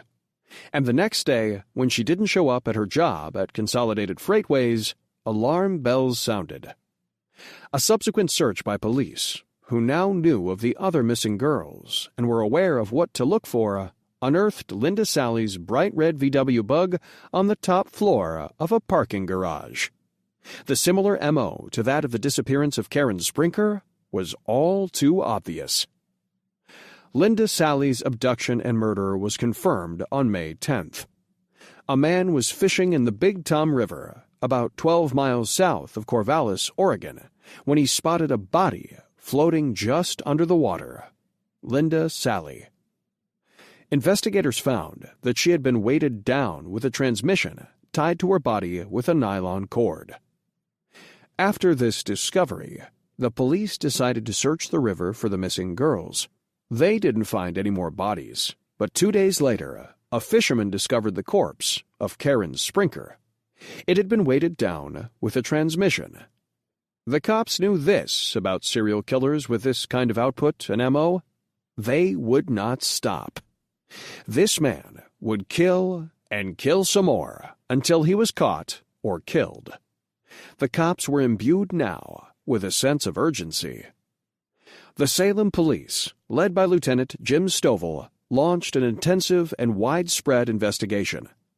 As part of their investigation, Stovall and his team made an assumption. Maybe the killer had tracked Karen Sprinker. Maybe she wasn't a random victim, but someone who had been selected and then captured and killed.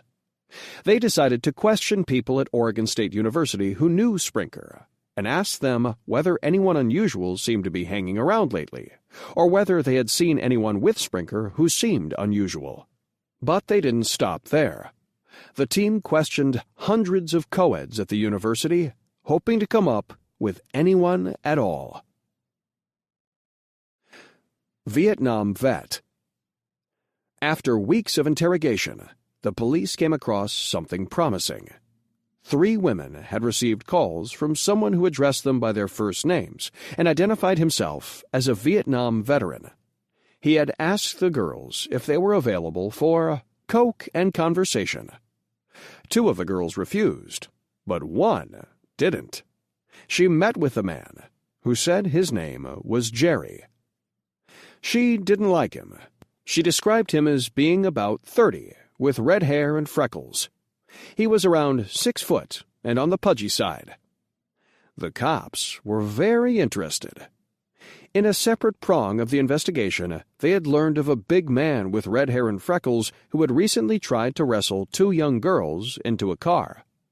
The cops told the woman that if the man ever called her again, she was to try to stall him until they could get to her. One night, a couple of weeks later, the man called and asked the woman if she could be ready to meet him in 15 minutes. She stalled, saying she would, but it would have to be in an hour. He agreed, and as soon as she hung up, she called the police. An hour later, the man showed up and was greeted by the police. He identified himself as Jerome Henry Brudos. The police had no reason to hold him, but they decided he was worth looking into. When they checked his past, they found he had a troubled history, including a record for sexual assault. They started to look at him hard, as the police say, and the more they saw, the more interested they became. They put a trail on him for 2 reasons: to learn more about him, and, if he was the killer, to perhaps save someone's life. The officers trailing Brudos caught him loading up his car with luggage on May 30th, 1969. It looked like he might be running away, so they made their move. They arrested him. A gruesome confession. The case was broken during interrogation by Lieutenant Jim Stovall. Brudos, despite the warnings of his attorney, just kept talking. He eventually admitted his first murder of the encyclopedia saleswoman, and the floodgates opened. He admitted killing the other girls, and added some gruesome details. He had made paperweights out of the breasts of some of them. But the method he used to kill them was the real horror. He took them to his garage, trussed them, tied a noose around their necks, and, with the rope secured to an overhead beam, winched them off the floor and strangled them. He also liked to photograph them as they died. Indeed, when police examined the picture of Jan Susan Whitney being hung, in a corner of the picture they saw a face reflected in a mirror, the face of the photographer, Jerry Brudos. The investigation into his background provided some interesting information, from the days when he would steal women's underwear and shoes, to the days of invading apartments to steal the items, and finally to the point where he stole their underwear, their breasts and feet, and their lives. Afterward, Brudos was convicted of the killings and sentenced to consecutive life terms. In 1969, he was confined to the Oregon State Penitentiary, a maximum security facility.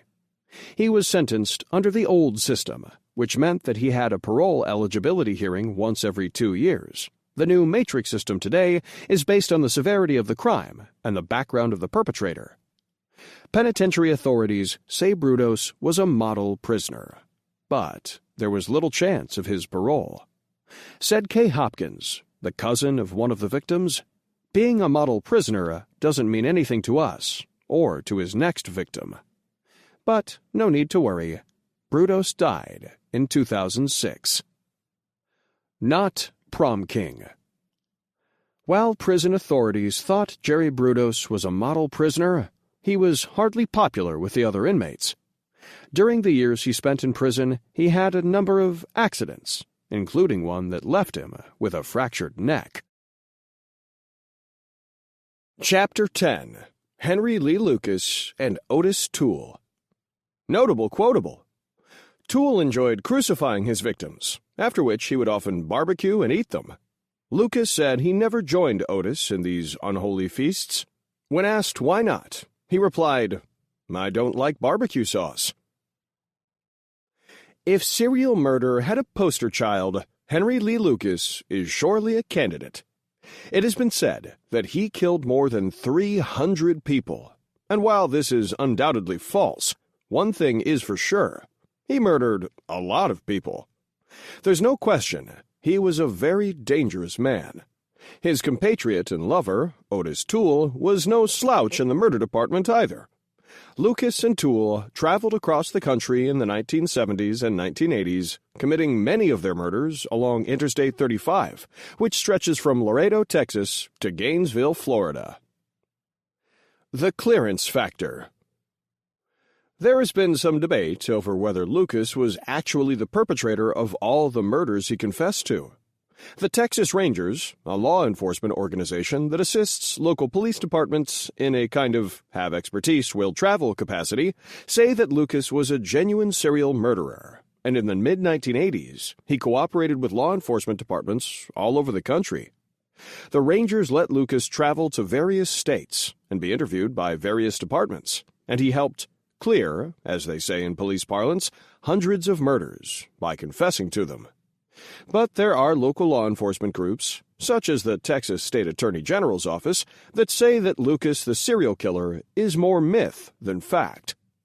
In 1986, Texas Attorney General Jim Maddox published the Lucas Report, a thick document that examines a number of murders Lucas confessed to and that allegedly proves how Lucas couldn't be the killer. There are also ordinary people who do not believe Lucas is the killer he confesses to be.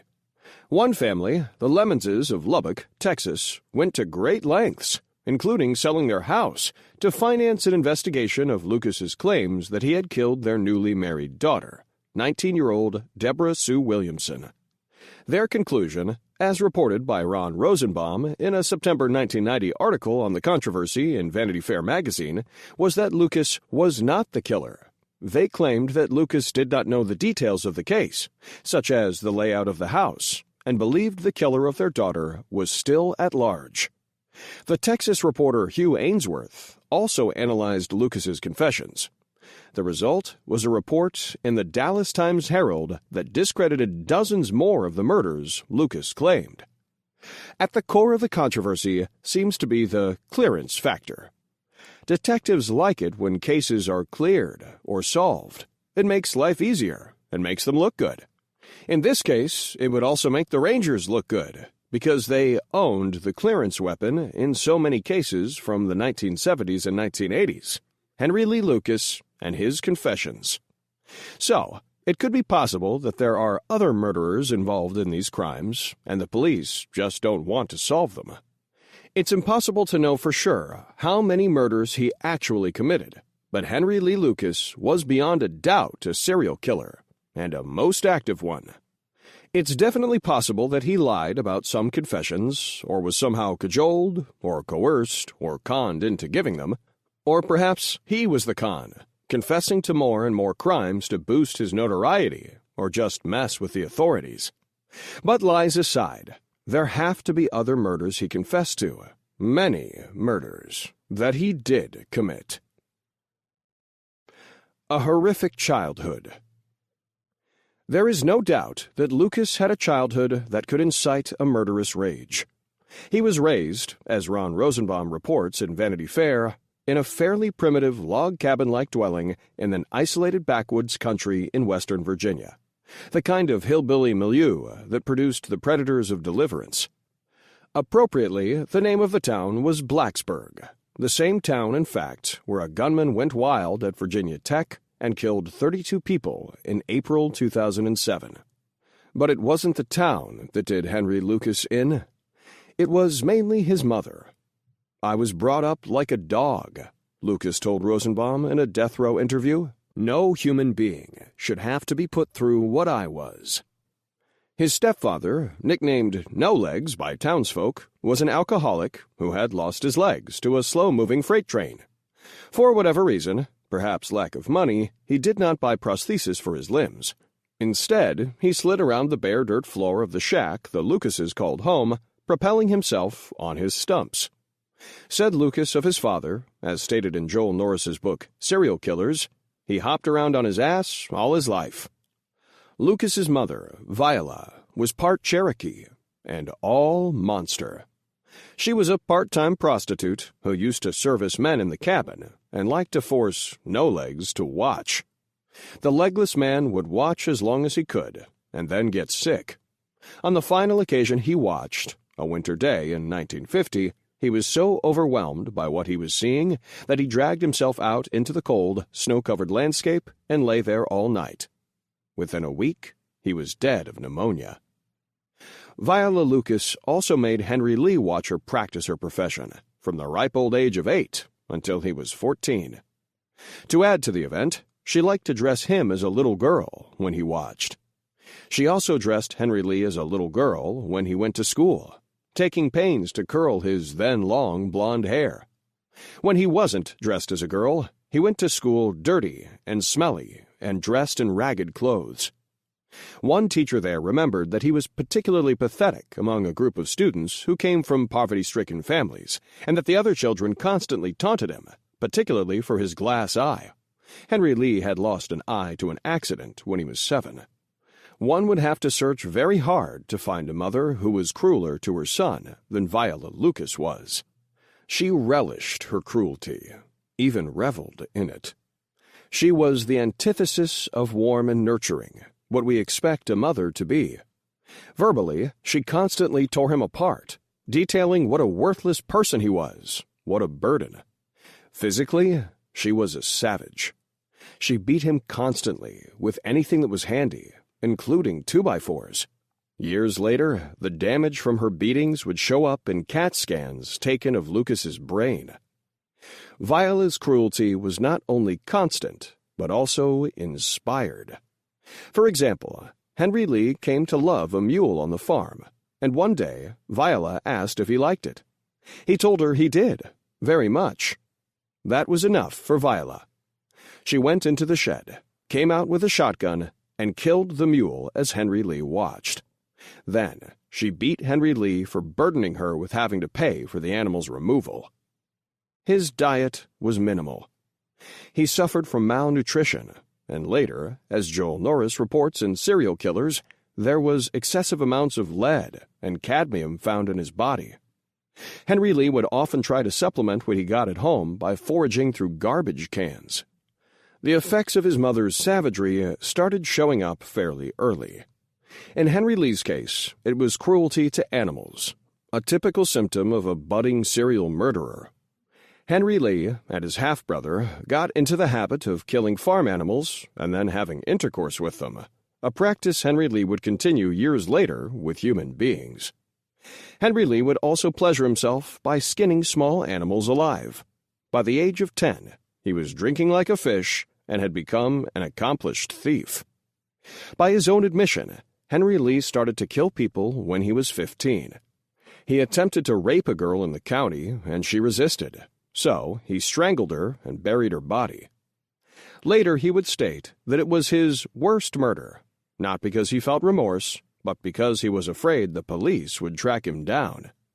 They didn't, and Lucas eventually left home and began his pattern of crime, which was usually to steal cars, money, whatever, get caught, and be incarcerated. He served time in Virginia State Penitentiary and a federal reformatory in Ohio. Killing Mom.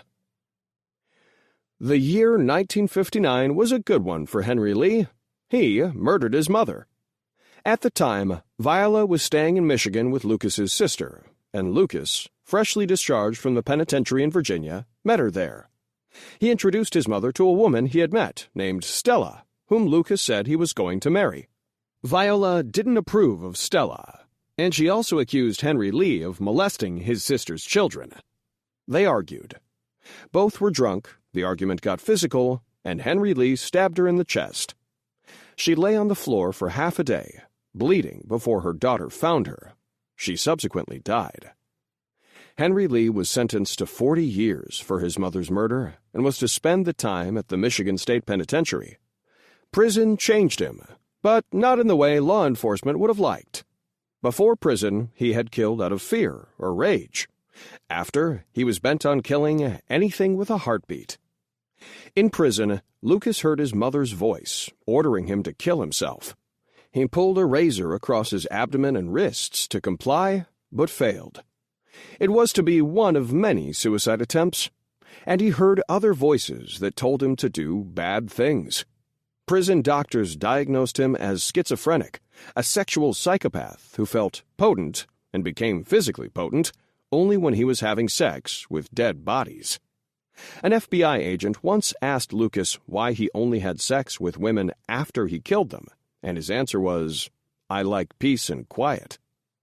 Lucas knew he was dangerous, and when he was granted parole in 1970, he begged Michigan authorities to keep him caged up. He knew he would kill, but they let him out anyway, and he fulfilled his own prophecy by murdering a young woman the very same day in Jackson. She lived only a few blocks from the state prison. A match made in hell. After the murder in Jackson, Michigan, Lucas was on the move, and soon he met Otis Toole, a man who always seemed to be smiling.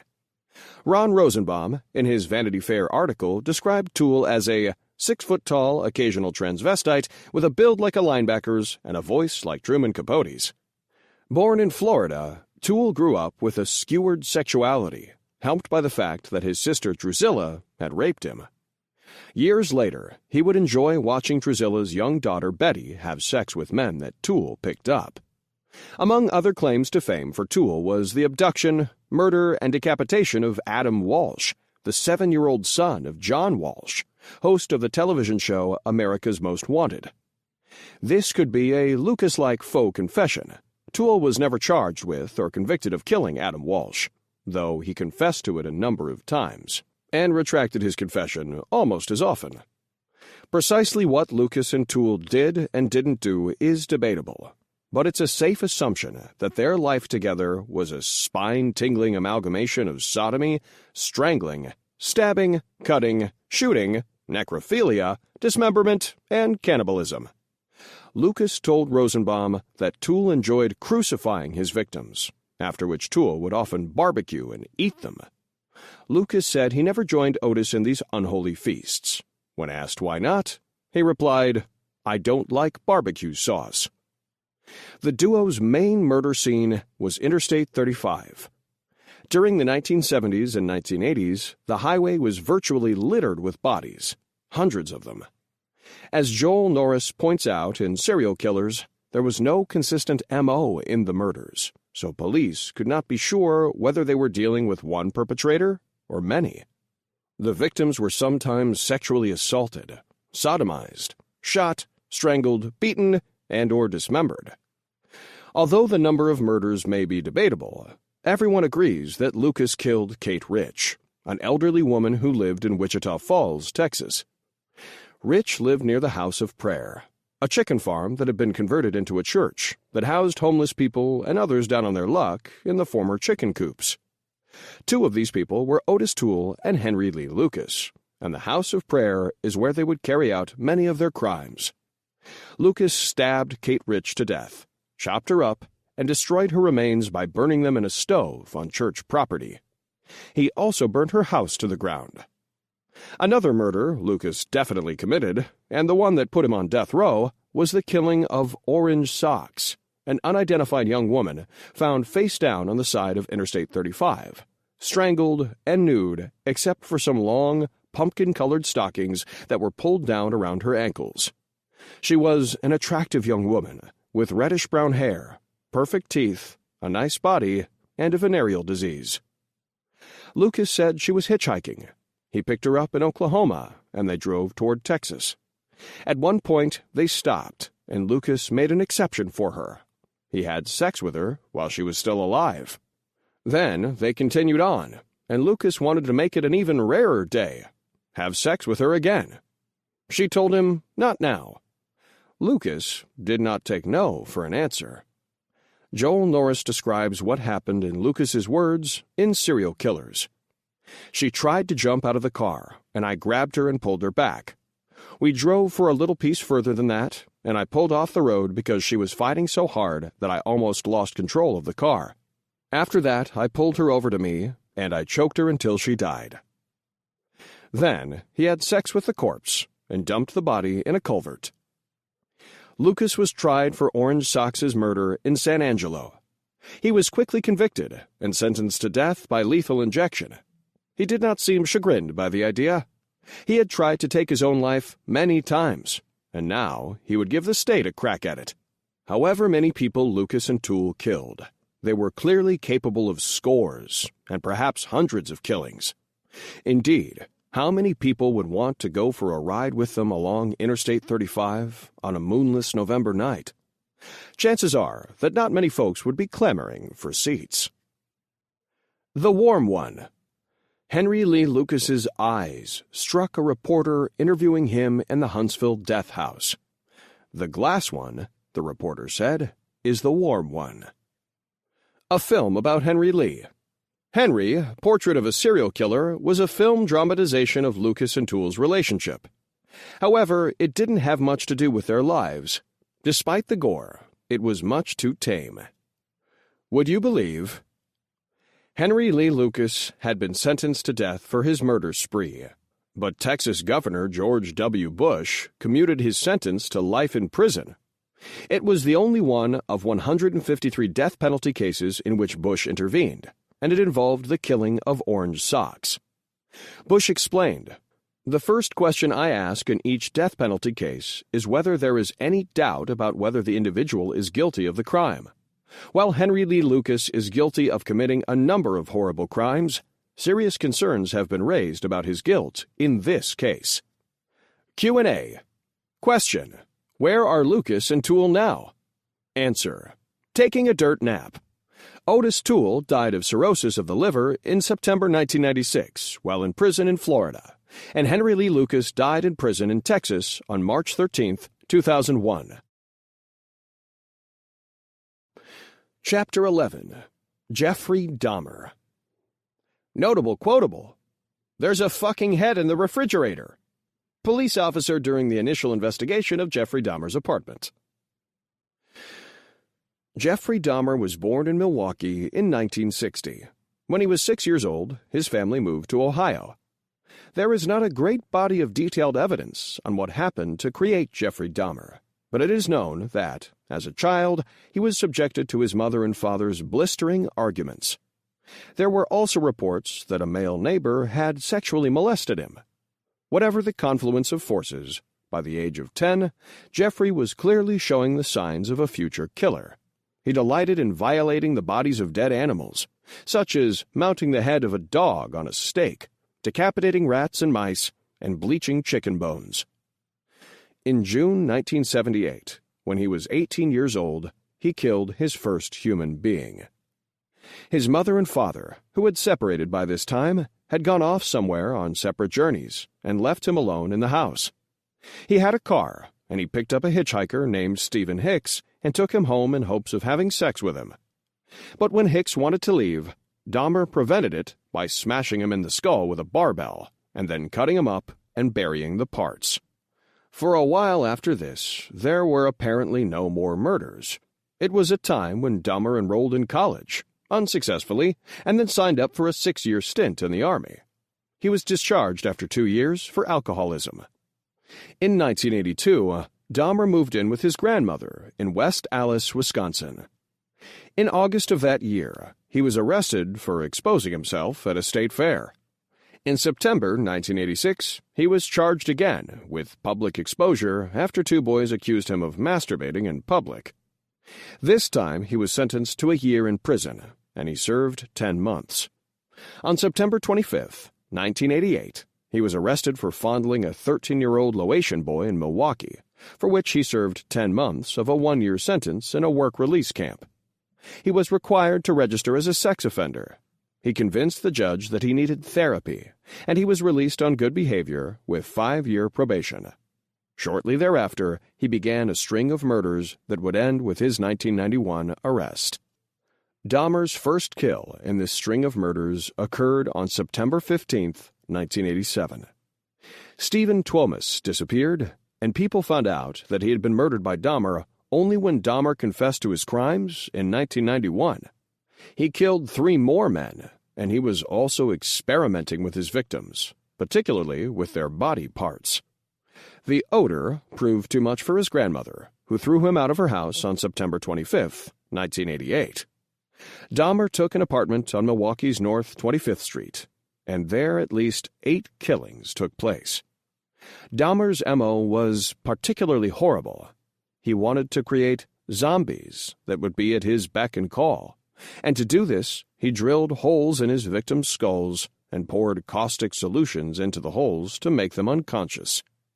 The method didn't work, though it did succeed in killing the victim every time.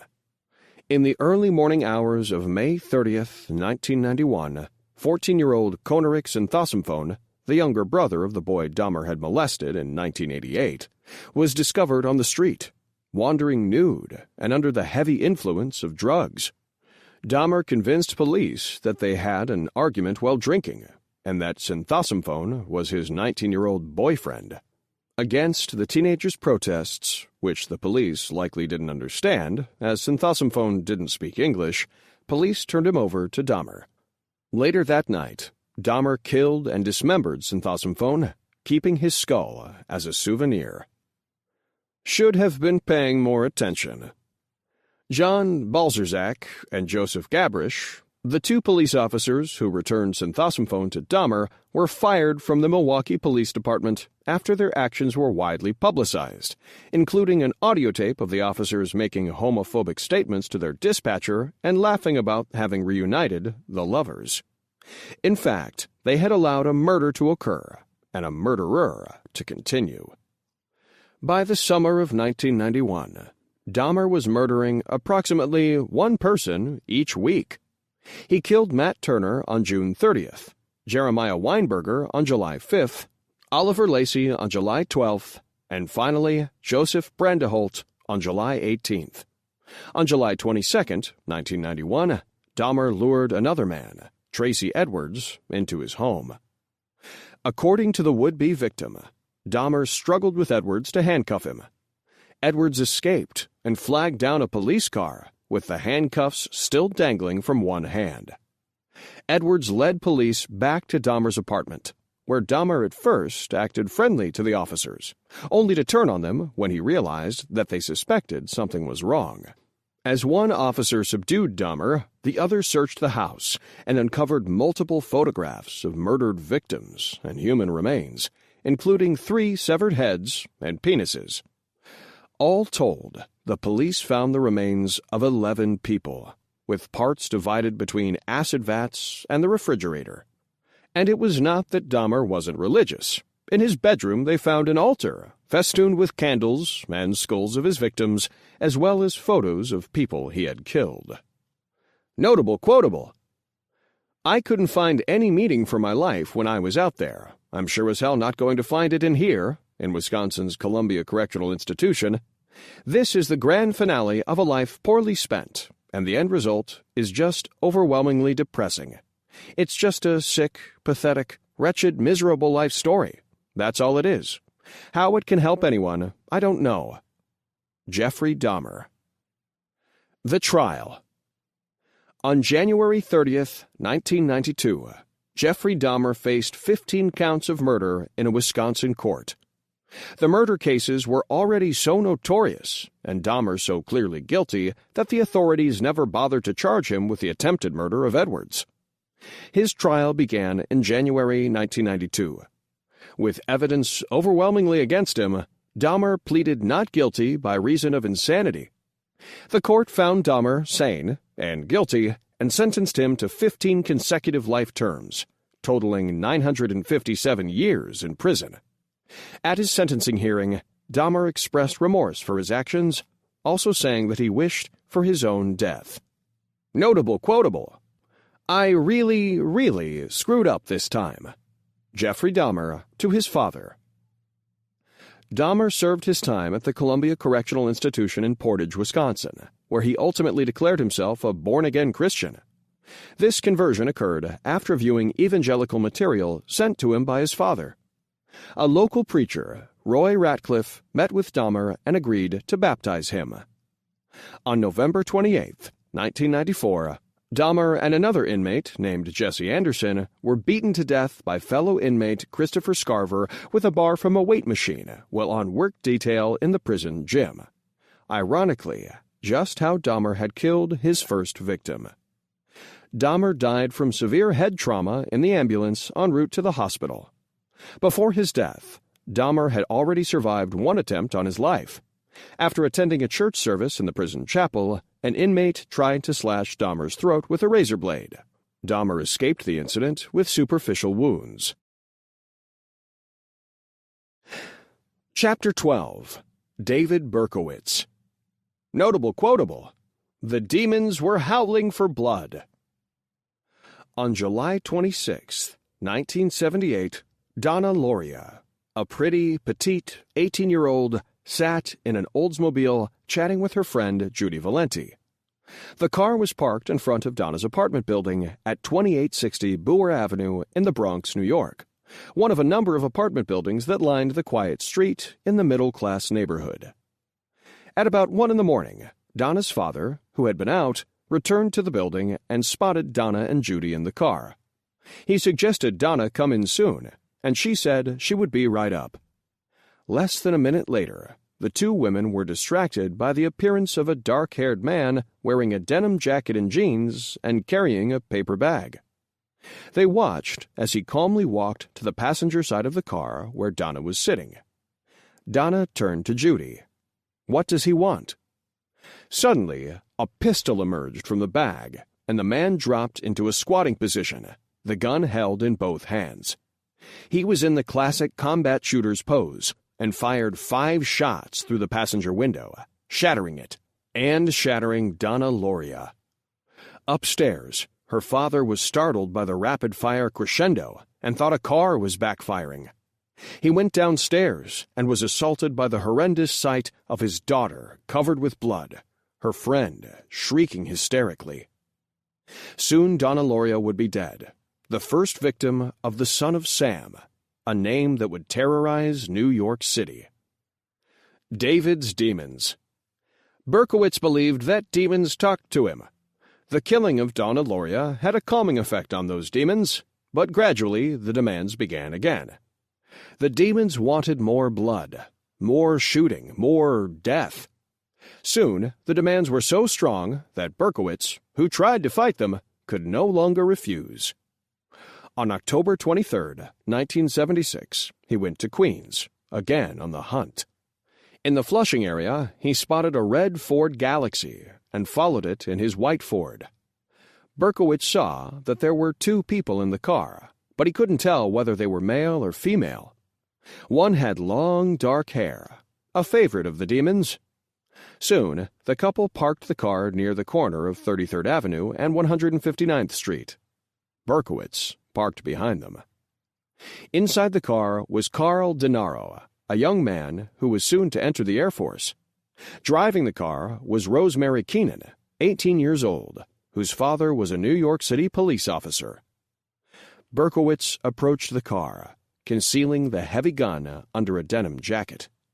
He went to the passenger side of the car and, without further ado, fired 5 times through the window. Denaro was shot in the head, but miraculously, Rosemary Keenan was not hit and bolted from the car, screaming. Despite being shot 5 times, Denaro amazingly survived, but required a metal plate in his head to replace the bone fragments blown away in the shooting.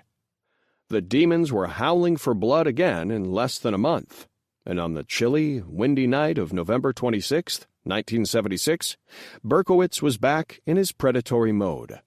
2 girls, 16-year-old Donna DeMasi and 18-year-old Joanne Lomino, had returned to Queens after seeing a movie in Manhattan. They got off a bus at 262nd Street and Hillside Avenue and started walking home. Joanne had a 12:30 curfew, and it was almost midnight. As they walked, they noticed a man starting to follow them. They were worried and walked faster, but by the time they got to Joanne's home, he was nowhere in sight. Then they saw him coming toward them, and Joanne searched her bag for her keys. The girls were nervous, but the man, dark-haired, stocky, wearing a denim jacket, didn't seem terribly threatening. In the next instant, he fired at them, and he hit both. Then he was gone. The girls both lived, but Joanne Lomino paid a terrible price. One of the bullets had severed her spine, and she was paralyzed from the waist down. Unconnected crimes. Unfortunately, the police did not assume that one shooter perpetrated all these assaults, simply because they didn't have any physical evidence that tied the crimes together. These assaults were in the days before computers were in common use, which help immensely in making connections between apparently unconnected cases. Without looking at all the evidence side by side, why would they assume someone was shooting complete strangers for no apparent reason? The next shooting resulted in another death. A young engaged couple, Christine Freund, age 26, and John Deal, age 30, had gone out to see the movie Rocky. They returned to their car, which was parked at Station Plaza on Continental Avenue near the Long Island Railroad line in Queens. In fact, they had to walk under a railroad bridge to get to the car, a blue Pontiac Firebird. It was a bitterly cold night, just 5 or 6 degrees above zero, and they had just gotten into the car when out of nowhere, shots smashed through the passenger side window. Christine Freund was shot twice in the head and once in the chest, but miraculously Deal was not hit at all. Someone called 911 after hearing the shots, and within 4 minutes the emergency service team was on the scene. But it was too late for Freund. She died at St. John's Hospital at 4 a.m, never regaining consciousness. After Christine Freund's murder, panic set in over New York. Police put out word across the city to find out whether there were any similar homicides, and the random shootings of 6 people were finally lumped together. The cops knew that a large-caliber revolver was involved in them all. A homicide task force was formed. On March 8, 1977, a little more than a month after Freund was killed, there was another shooting. Virginia Voskerichian, an honor student at Barnard College, was walking to her home in Queens along Dartmouth Avenue near 71st Street when she spotted a man coming toward her. No one will know what she thought, but it might have been that he was overdressed for the day. It was unseasonably warm, and he was wearing a ski coat. The son of Sam had been searching the area for a pretty girl to shoot and kill for the last hour, as his demons had ordered. Virginia fit the bill. She was slim and pretty. When he was within 25 feet of her, he pulled out the revolver. Instinctively, Virginia pulled the book she was carrying up to her face to shield herself. Berkowitz fired once, the bullet entering Virginia's head above the lip. She fell into the bushes that flanked the road. Virginia was rushed to St. John's Hospital, but she never regained consciousness and died at 4 the next morning. If the police had any doubts as to whether there was a psycho loose in the city, the investigation into Virginia's death erased those doubts. A .44 caliber bullet was removed from the scene, and the New York Police Department's ballistics unit matched it to one of the bullets used to kill Donna Lauria only 6 months earlier. They now knew beyond a shadow of a doubt that there was a serial killer on the loose. Police Commissioner Michael Codd called a press conference on March 10th and announced to the world that a crazy man was on the loose and that women, particularly pretty girls with dark hair, were at risk. Panic spread and then deepened. The .44 caliber killer was front-page news, and more shootings and a frightening letter whipped the city's fear into a frenzy. On April 17th, a young couple, Alexander Esau, age 20, and Valentina Siriana, age 18, were shot dead while parked just a block short of the 1950 Hutchinson River Parkway in the Bronx, only 3 blocks from where Donna Lauria had been killed. The killer was getting better. Fewer shots and more deaths. Only 4 shots had been fired this time, 2 into each victim. Along with the bodies that displayed the killer's newfound marksmanship, there was another new development with these murders. Police found this letter at the scene, read as written. Dear Captain Joseph Borelli, I am deeply hurt by your calling me a Weeman hater. I am not. But I am a monster. I am the son of Sam. I am a little brat. When Father Sam gets drunk, he gets mean. He beats his family. Sometimes he ties me up to the back of the house. Other times he locks me in the garage. Sam loves to drink blood. "Go out and kill," commands Father Sam. Behind our house, some rest. Mostly young, raped and slaughtered, their blood drained. Just bones now. Papa Sam keeps me locked in the attic, too. I can't get out, but I look out the attic window and watch the world go by. I feel like an outsider. I am on a different wavelength than everybody else, programmed to kill. However, to stop me, you must kill me. Attention all police. Shoot me first. Shoot to kill, or else keep out of my way, or you will die. Papa Sam is old now. He needs some blood to preserve his youth. He has had too many heart attacks. Ugh, me hoot, it hurts, sonny boy. I miss my pretty princess most of all. She's resting in Our Lady's house, but I'll see her soon. I am the monster, Beelzebub, the chubby behemoth. I love to hunt. Prowling the streets looking for fair game, tasty meat. The Weeman of Queens are prettiest of all. It must be the water they drink. I live for the hunt, my life. Blood for Papa. Mr. Borelli, sir, I don't want to kill any more. No, sir, no more, but I must. Honor thy father. I want to make love to the world. I love people. I don't belong on earth. Return me to Yahoos. To the people of Queens, I love you, and I want to wish all of you a happy Easter. May God bless you in this life and in the next. I say goodbye and good night. Police, let me haunt you with these words. I'll be back. I'll be back. To be interrupted as bang, bang, bang, bang, bang. Ugh. Yours in murder, Mr. Monster. Now, the newspapers had an official name for the killer. The son of Sam. More shootings. On June 26th, 2 months after the killings of Esau and Suriana, the killer struck again, this time shooting Judy Placidio, age 17, and Salvatore Lupo, age 20. They had been at the Elephas Dance Club, and their car was parked across the street at 4539 211th Street in Queens. Ironically, the young couple was talking about the son of Sam when suddenly there was a booming echo inside the car. Unbelievably, they both survived the shooting, though Placido was shot in the temple, near the spine, and in the shoulder. Lupo was hit in the arm. So the son of Sam made his way into Brooklyn on the night of July 31st, 1977, looking for people to shoot, and he found them. Stacy Moskowitz, a pretty 20-year-old blonde, and her date, 20-year-old Robert Violante.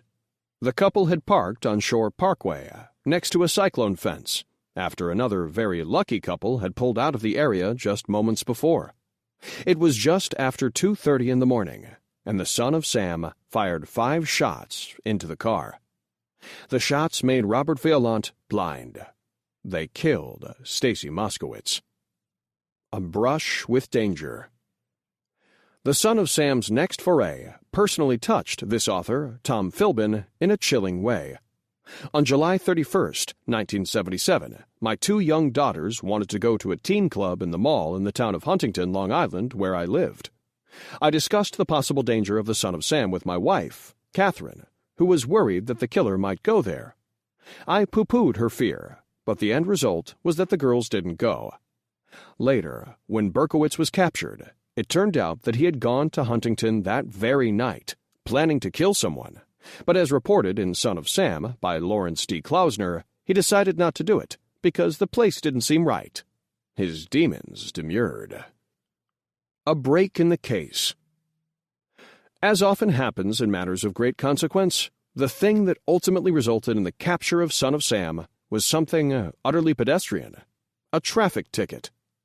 It was fortunate timing, because he would later report, the killer was getting bored with these types of homicidal forays and wanted to do something a little more dramatic and climactic. A mass murder. In fact, he almost did it. On Saturday, August 6th, he decided he would slaughter a bunch of people at a campground in Southampton, Long Island, a place he knew because he had camped there the year before. The campground was at the peak of its season, loaded with young people. Berkowitz showered, dressed in fresh clothes, and loaded his revolver and a .45 caliber semi-automatic rifle. It was a 2.5-hour drive to Southampton, and the weather, which had started out fine, changed as he went. Great thunderheads dominated the gray sky, and before he knew it, raindrops spattered on his windshield and soon turned into a torrent. The sky shredded with lightning. It got so bad that Berkowitz pulled off to the side of the road to wait out the storm and await word from his demons. The demons decided that the storm had cleared away too many potential victims. They instructed Berkowitz to go home. A summer shower had prevented a bloodbath. Then the demons turned on him. In his apartment in Yonkers, a community just north of the Bronx, they ripped at him for not being able to fulfill his mission. They didn't accept rain as an excuse, even though they had ordered him to abort the plan. Berkowitz's punishment was simple. He had to die. But while the son of Sam wrestled with his demons, forces were combining that would result in his capture. The night he killed Stacy Moskowitz and blinded Robert Violante, Berkowitz had parked at 290 Bay 17th, only a block and a half from the scene of the crime. During the investigation into the deaths of the young couple, a woman who had been walking her dog said that she spotted a policeman writing a ticket for a cream-colored car parked in that spot. But none of the officers could remember it, and the ticket seemed to have vanished. Then, about 2 weeks later, someone found the ticket squirreled away with some others in the back room of the precinct where it had been issued. The car belonged to David Berkowitz of 35 Pine Street, Yonkers, New York. Some detectives went to Berkowitz's address and found his car parked in the street and spotted something inside that electrified them. Sticking out from under a gunny sack was the butt of a machine gun. They also saw 2 letters in handwriting that resembled the handwriting that son of Sam had used in the terrifying letters he had been writing to Daily News columnist Jimmy Breslin. Soon, there were 300 police officers surrounding Berkowitz's building, and the district attorney had gone on a frantic foray for a search warrant. They waited and waited and waited, and finally, Berkowitz appeared. The cops weren't sure what to do. Should they grab him? Arrest him before the search warrant arrived? Then, perhaps with the idea that he was leaving to go kill again, they acted when Berkowitz got into his car. Guns drawn, they tapped on the car window and shouted at Berkowitz to freeze. Berkowitz looked at one of the detectives, Bill Gardella. He had that stupid smile on his face, the detective was to say later, like it was all a kid's game. But that could hardly describe what Berkowitz had done. He was put under arrest, and the killing finally stopped. Rich Girl. David Berkowitz once claimed that the #1 song, Rich Girl, by Hall & Oates, was the motivation behind the murders he had committed, but because the song came out after the killings had begun, it was in all likelihood just more disinformation Berkowitz enjoyed telling the investigators. 56 Stitches. On July 10, 1979, David Berkowitz was attacked and nearly killed in the segregation block of Attica Correctional Facility. A fellow inmate used a homemade knife to attack Berkowitz from behind and slash his throat. The wound required 56 stitches to close. Berkowitz felt that the attack may have been retribution for talking about the satanic cult that he claimed took part in the Son of Sam murders. Chapter 13. Kenneth Bianchi and Angelo Buono, Jr. Notable fact: Bianchi's mother was a bona fide psychopath who used to scream at him constantly and discipline him by forcing his hand into stove burner flames. Mass murderers usually operate alone. Rage and pain ferment in them until they explode in solitary savagery. But the same is not true of serial murderers. There are team killers in the world of serial murder, and they can be just as deadly as any killer who acts alone. Sometimes these team killers are lovers. Sometimes they're friends or relatives. and sometimes their husband and wife. Usually there is a dominant partner, though left to their own devices, both are killers in their own right. One of the deadliest of these dual death dealers operated in the Los Angeles area during the 5 months from October 1977 to February 1978. The media dubbed the killer the Hillside Strangler because the bodies were invariably found dumped on hillsides adjacent to freeways. The first victim of the Hillside Strangler was the 19-year-old part-time prostitute Yolanda Washington. There was a collective ho-hum from the Los Angeles citizens and police when her body was found near 6510 Forest Lawn Drive, next to a cemetery where many stars are buried. Who cared? She was a prostitute, part of society's debris. Then, the body of a 15-year-old runaway named Judith Lynn Miller was discovered on October 31, 1977, on the side of a road near 2833 Alta Terrace, La Crescenta. Later, authorities would learn that Judy Miller was the first of 10 victims of the Hillside Strangler to be killed in a similar manner. Washington had been killed in a car, and her body dumped from it. Clearly, the Strangler hadn't perfected his process yet. Miller had been tied to a chair, tortured, sodomized with animate and inanimate objects, then strangled. First, though, as with all the victims, she was forced to go to the bathroom so that, in death, when her bladder and sphincter muscles failed, she wouldn't soil the floor. On November 20th, 1977, 2 young girls, 14-year-old Sonia Johnson and 12-year-old Dolores Cepeda, disappeared, last seen strolling in the area of Dodger Stadium.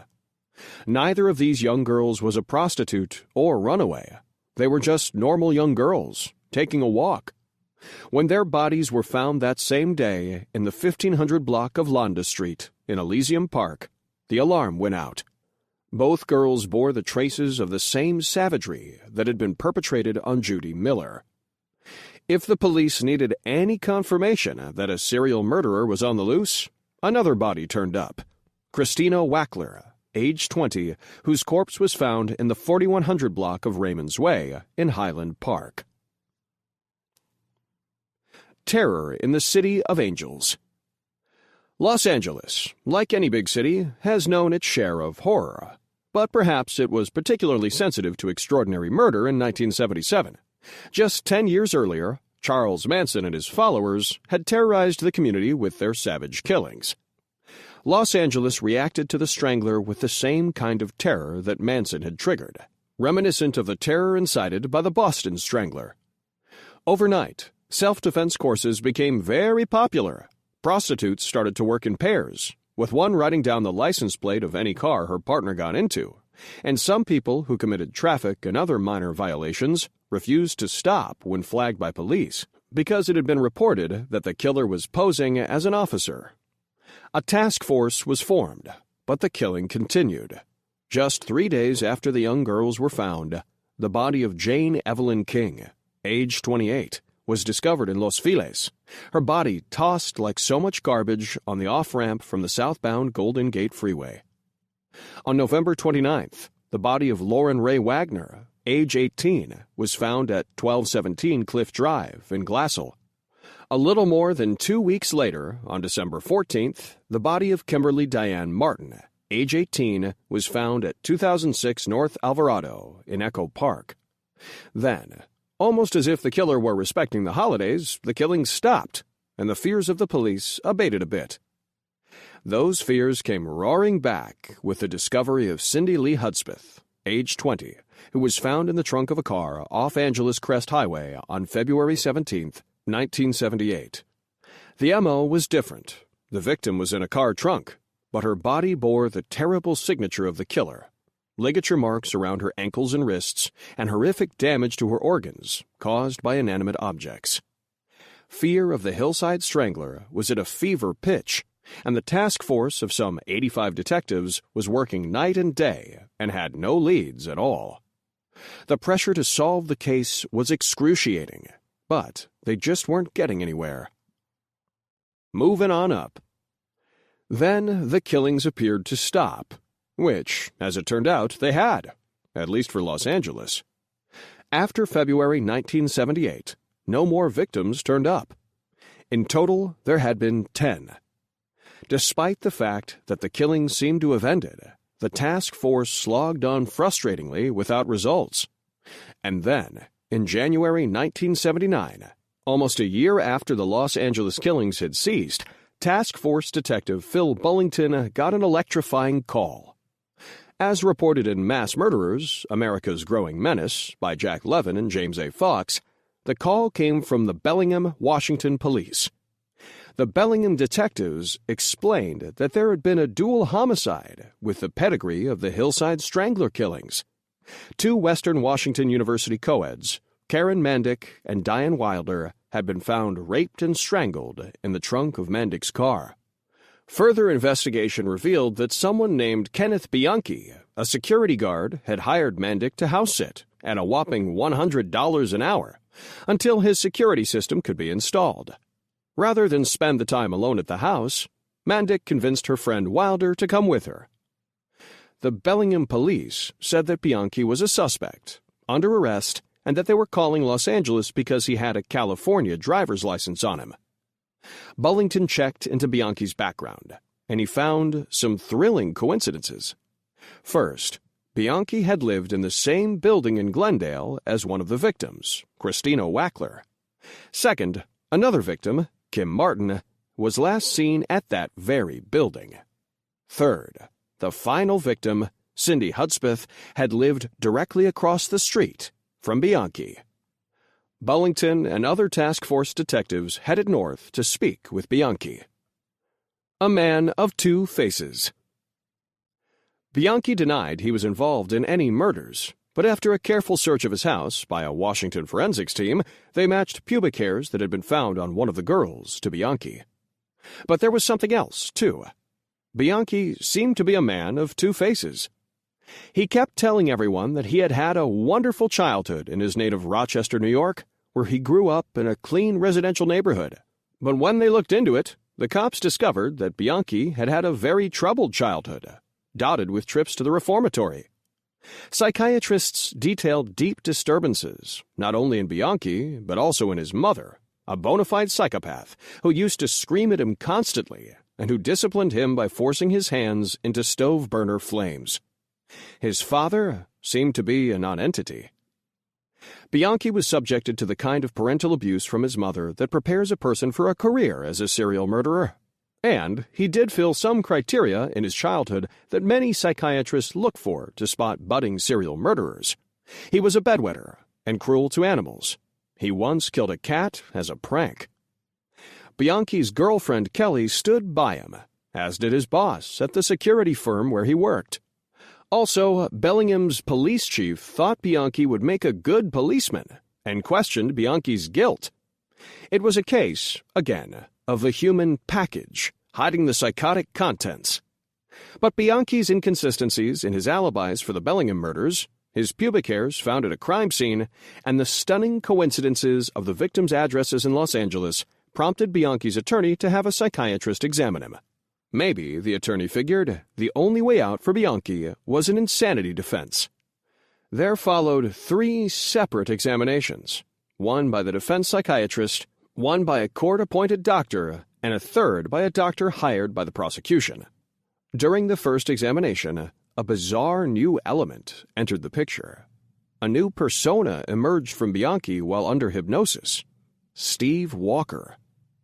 Steve Walker, Bianchi claimed, emerged when he was a child hiding from his mother. Steve Walker was tough and strong and cruel and unafraid. And Bianchi made it clear that while he was not capable of murder, Steve was. In fact, Steve admitted it. Said he, as reported in Mass Murderers, "I killed those broads," referring to the Bellingham murders. The psychiatrist wanted to know why. "'Cause I hate fucking cunts." Steve also said he had killed the women in Los Angeles, and then he introduced a new, non-imaginary player, his cousin, Angelo Buono. It was later proved, beyond a shadow of a doubt, that there was no Steve Walker, just a clever insanity ruse. The Hillside Strangler was 2 very real people, Kenneth Bianchi and Angelo Buono. Red Hot Suspect. According to Anthony Kiedis, lead singer and founding member of the Red Hot Chili Peppers rock band, the police arrested him during the Hillside Strangler murder spree because he fit one of the descriptions of the killers. Partner in crime. The older Angelo Buono, he was born in 1934 and Bianchi in 1951, was by far the tougher of the two cousins. Raised in Los Angeles as a macho tough guy by an abusive mother he referred to only as the cunt, Angelo Buono had a steel stomach and a steel heart. He worked in a shop as a car upholsterer, but at one point he became a pimp, somehow having the ability to attract pretty young girls into his stable. He had sex with all of them, but only by sodomizing them or having them fellate him.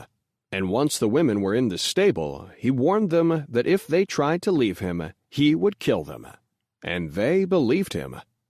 Bianchi admired, even idolized his cousin, and moved to Los Angeles in 1976 primarily to be near him. He started to become a pimp himself, and the cruelty the two men displayed toward women in that profession almost naturally progressed to murder. The murders, of course, were marked by extreme cruelty. Indeed, Bianchi's Steve persona matter-of-factly and chillingly described how the two of them had murdered their first, Yolanda Washington. She was a hooker. Angelo went and picked her up. I was waiting on the street. He drove her around to where I was. I got in the car. We got on the freeway. I fucked her and killed her. We dumped her body off, and that was it. Nothing to it. Steve Walker also described how the other victims had been tied to a chair in the bedroom where Buono lived, at 703 Colorado Drive in Glendale, and tortured, sexually abused, and killed. Afterward. Bianchi rolled over, as the police say, on his cousin Angelo. In return for a life sentence, he testified against Buono. At first, there didn't seem to be any hard evidence against Buono, and the prosecution was wary about going to trial with just Bianchi's testimony. However, the judge assigned to the case forced the trial, which took more than 2 years, and the jury found Buono guilty. He was sentenced to life, just as Bianchi was.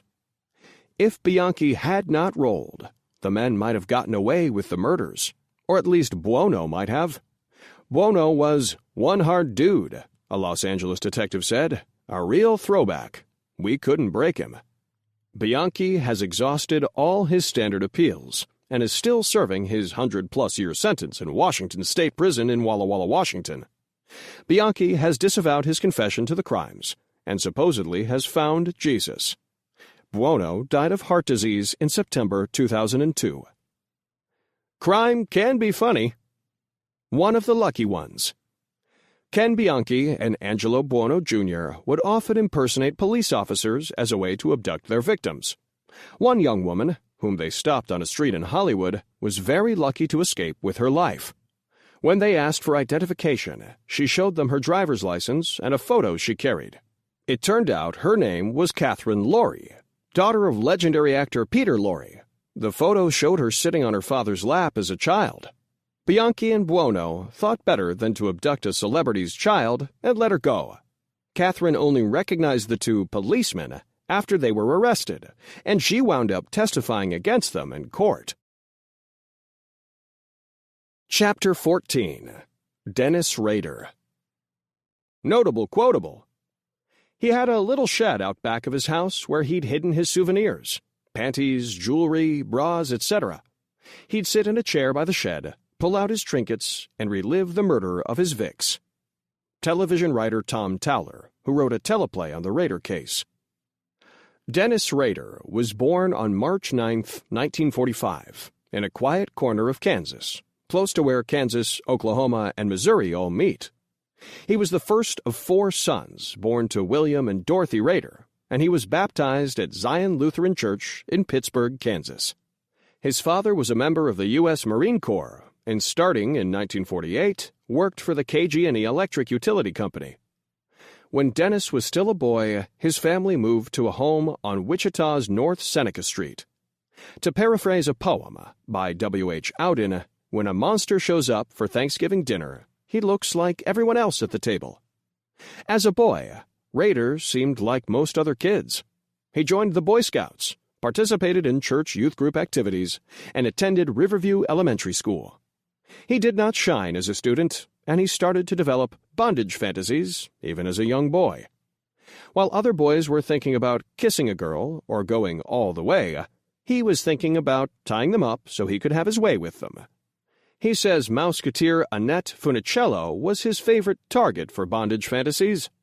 To other people, Rader seemed like a very serious, focused person, a bit withdrawn, with no sense of humor.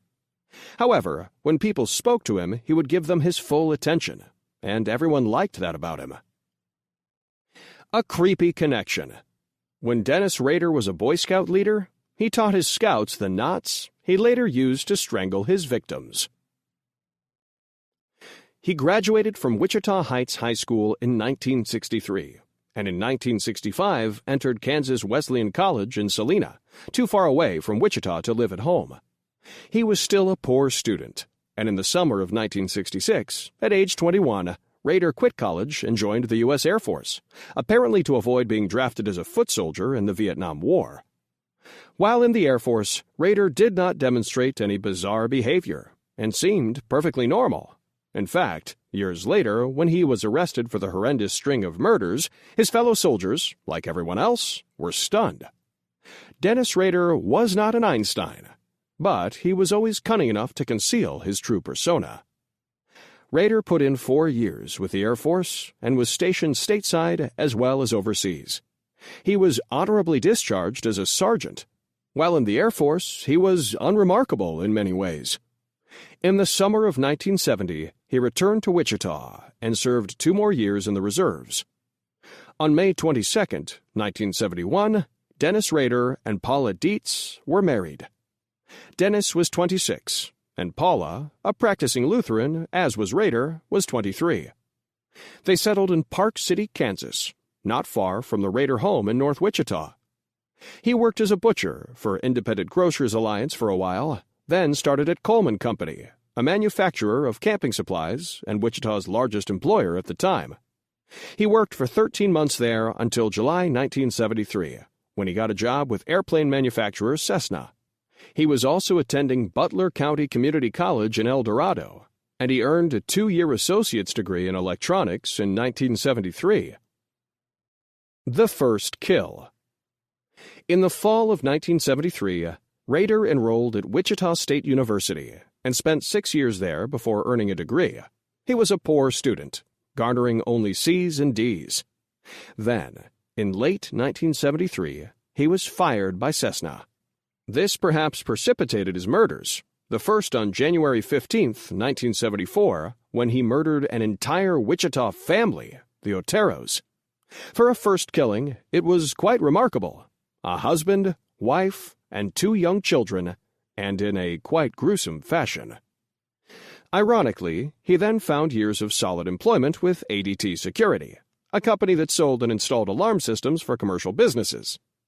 While he installed security systems, he became a full-fledged serial killer, known to the police, and ultimately the public, as the BTK Killer, for his MO of binding, torturing, and killing his victims.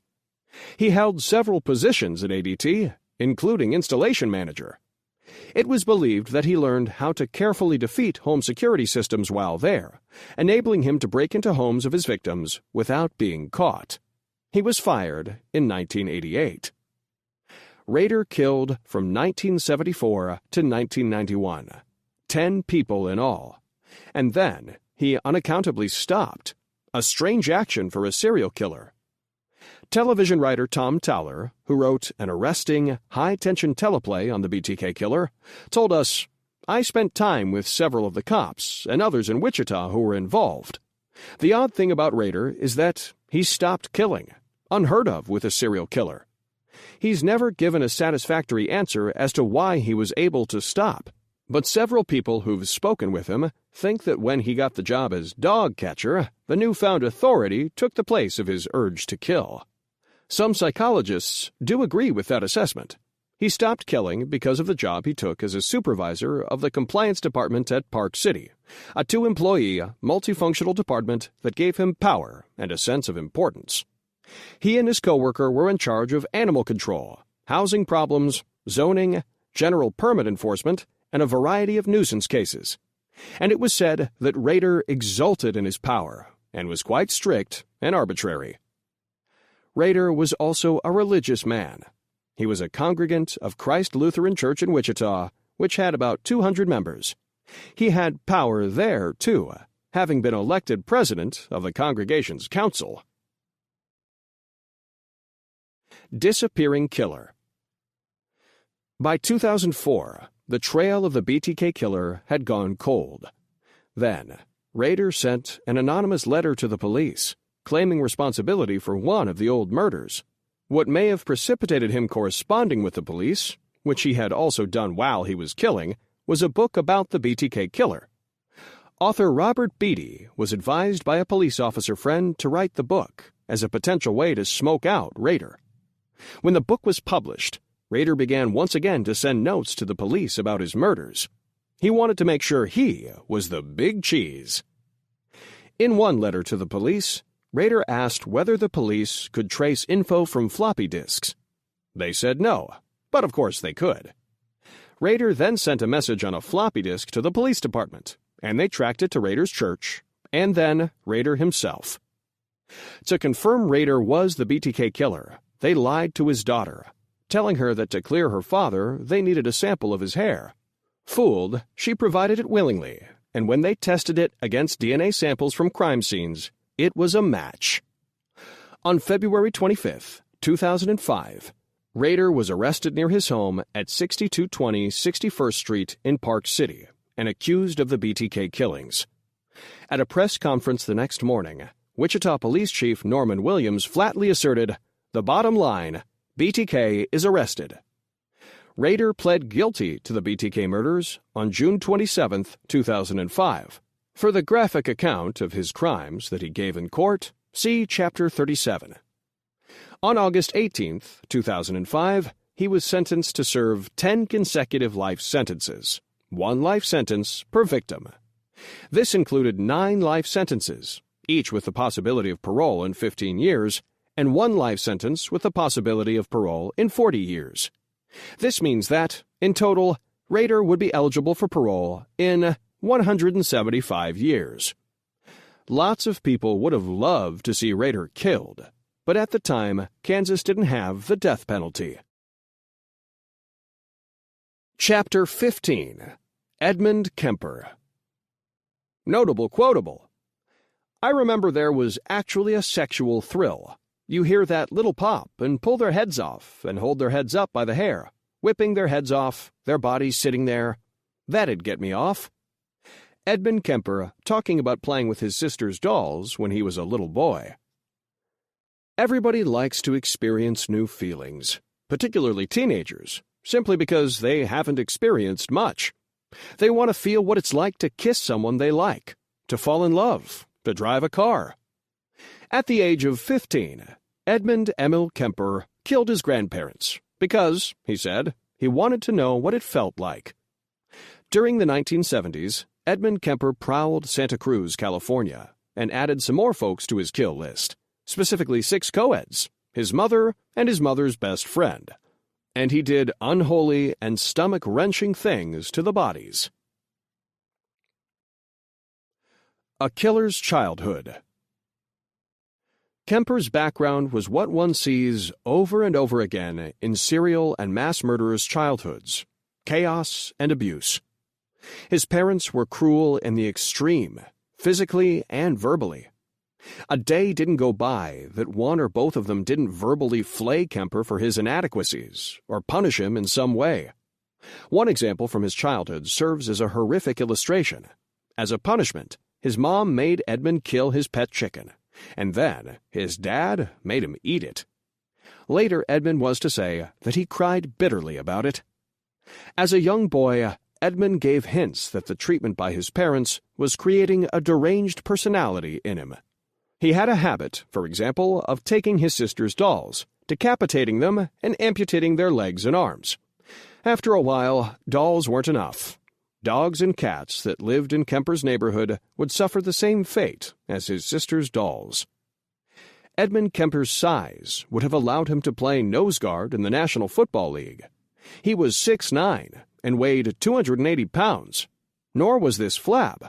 At one point during his heyday, he hung around a bar in Santa Cruz called the Jury Room, across the street from the courthouse. This was a bar patronized by lots of police officers, some in search of the so-called co-ed killer, and Kemper used to delight patrons by grasping 200-pound officers by the elbows and hoisting them aloft. He did not appear harmful either. He wore glasses and had a face that was quite ordinary. Indeed, he appeared professorial.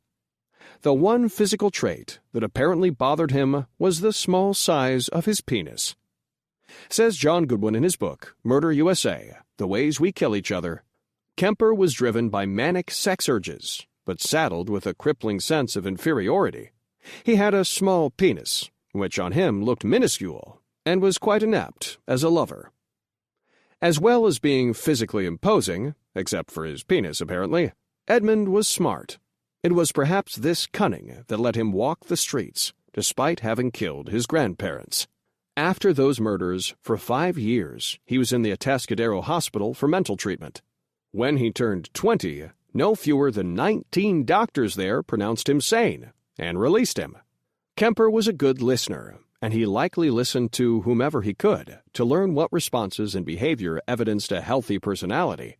It's easy to imagine a guy as smart as Kemper spouting such appropriate responses and aping healthy behavior to fool the experts. The Co-ed Killer. Santa Cruz is a lazy California town known mostly for the University of Southern California, a campus loaded with pretty young girls. Co-eds started disappearing in the fall of 1970, and when they reappeared, they weren't all there. As John Godwin says in Murder, USA, the bleached skull of Mary Ann Pesca lay in a wooded mountain ravine. The torso of Cynthia Shaw, minus arms and legs, was washed up on a Monterey beach. The bodies of Rosalind Thorpe and Alice Liu, their heads and both of Alice's hands missing, were uncovered by road workers in Alameda County. Occasionally, unidentifiable scraps turned up. A woman's hand without fingers, a female pelvic bone, one breast. Later authorities would learn that Kemper was a cannibal as well as a necrophiliac, which accounted for the missing body parts. With the exception of one case, in which he raped a girl as she lay dying, he would have sex with his victims only after they were dead. However, Kemper was more prone to engage in sex with parts of the body. A favorite sexual activity of Kemper's was to take a victim's head into the shower with him and use it to masturbate. Kemper made sure all the circumstances were right before he would select a victim. Generally, he would pick up co-eds in his car as they hitchhiked down Ashby Avenue. He used maps to plot places where he would take his victims, and he had a supply of plastic bags with him for the body parts that he would cut off and use for his bizarre pleasures. Kemper would describe later the intense sexual pleasure he derived from devouring large hunks of flesh from his victims. Albert Fish spoke of the same pleasures. Ensnaring his prey, an official parking sticker from the college aided Kemper, allowing him to use college parking lots. Any student hitchhiker would naturally assume that the person driving the car was not dangerous. After all, they went to school together, right? Indeed, even after a number of girls had been killed and co-eds had been warned not to hitchhike, the parking sticker worked. Unsuspecting girls got into his car. Kemper said that at the height of the co-ed killings, he even discussed the murders with the girls he picked up. They would talk about who might be doing it and why. He reported that he gave these co-eds a free ride. For some reason, he never killed any of the girls with whom he discussed the case. Kemper followed the classic pattern of the serial murderer. He worked from fantasy to fact. For a long time, he would fantasize about capturing women, holding a gun on them, and then having his way with them. Ever so gradually, he began to act out parts of it. First, he put the gun under his seat when he was driving alone. Then, he put it there when he picked up a hitchhiker and fantasized about what he was going to do to the girl. And finally, he pulled out the gun. Fantasy and fact became ghoulishly and murderously one. A rather savage irony is that the officers in the jury room bar unwittingly helped him kill. They gave him a pair of handcuffs and a realistic-looking police training badge. John Godwin reports that Kemper used the handcuffs to shackle the girls who put up resistance. It was a vicious turn of events that must have given more than one cop a sleepless night. Blood Brothers. In 1972, a couple of years after the mass murderer John Linley Frazier killed 5 members of a family in cold blood in Santa Cruz, California, 2 separate serial murderers, Edmund Kemper and Herbert Mullen, began stalking that town at the same time. The combined victims of the 3 would reach 26. These statistics would prompt District Attorney Peter Chang to say of Santa Cruz, "We must be the murder capital of the world right now." Matricide. Then, Kemper did something that apparently had a profound effect on his unconscious mind. He killed his mother. Later he would state, in the documentary Murder, No Apparent Motive, that he realized his true rage was toward his mother. He felt that once he resolved this, that he would be able to stop killing symbols of his mother. In fact, after his mother's murder, he picked up a couple of girls and, instead of taking them to some lonely area to kill them, simply dropped them off where they wanted to go.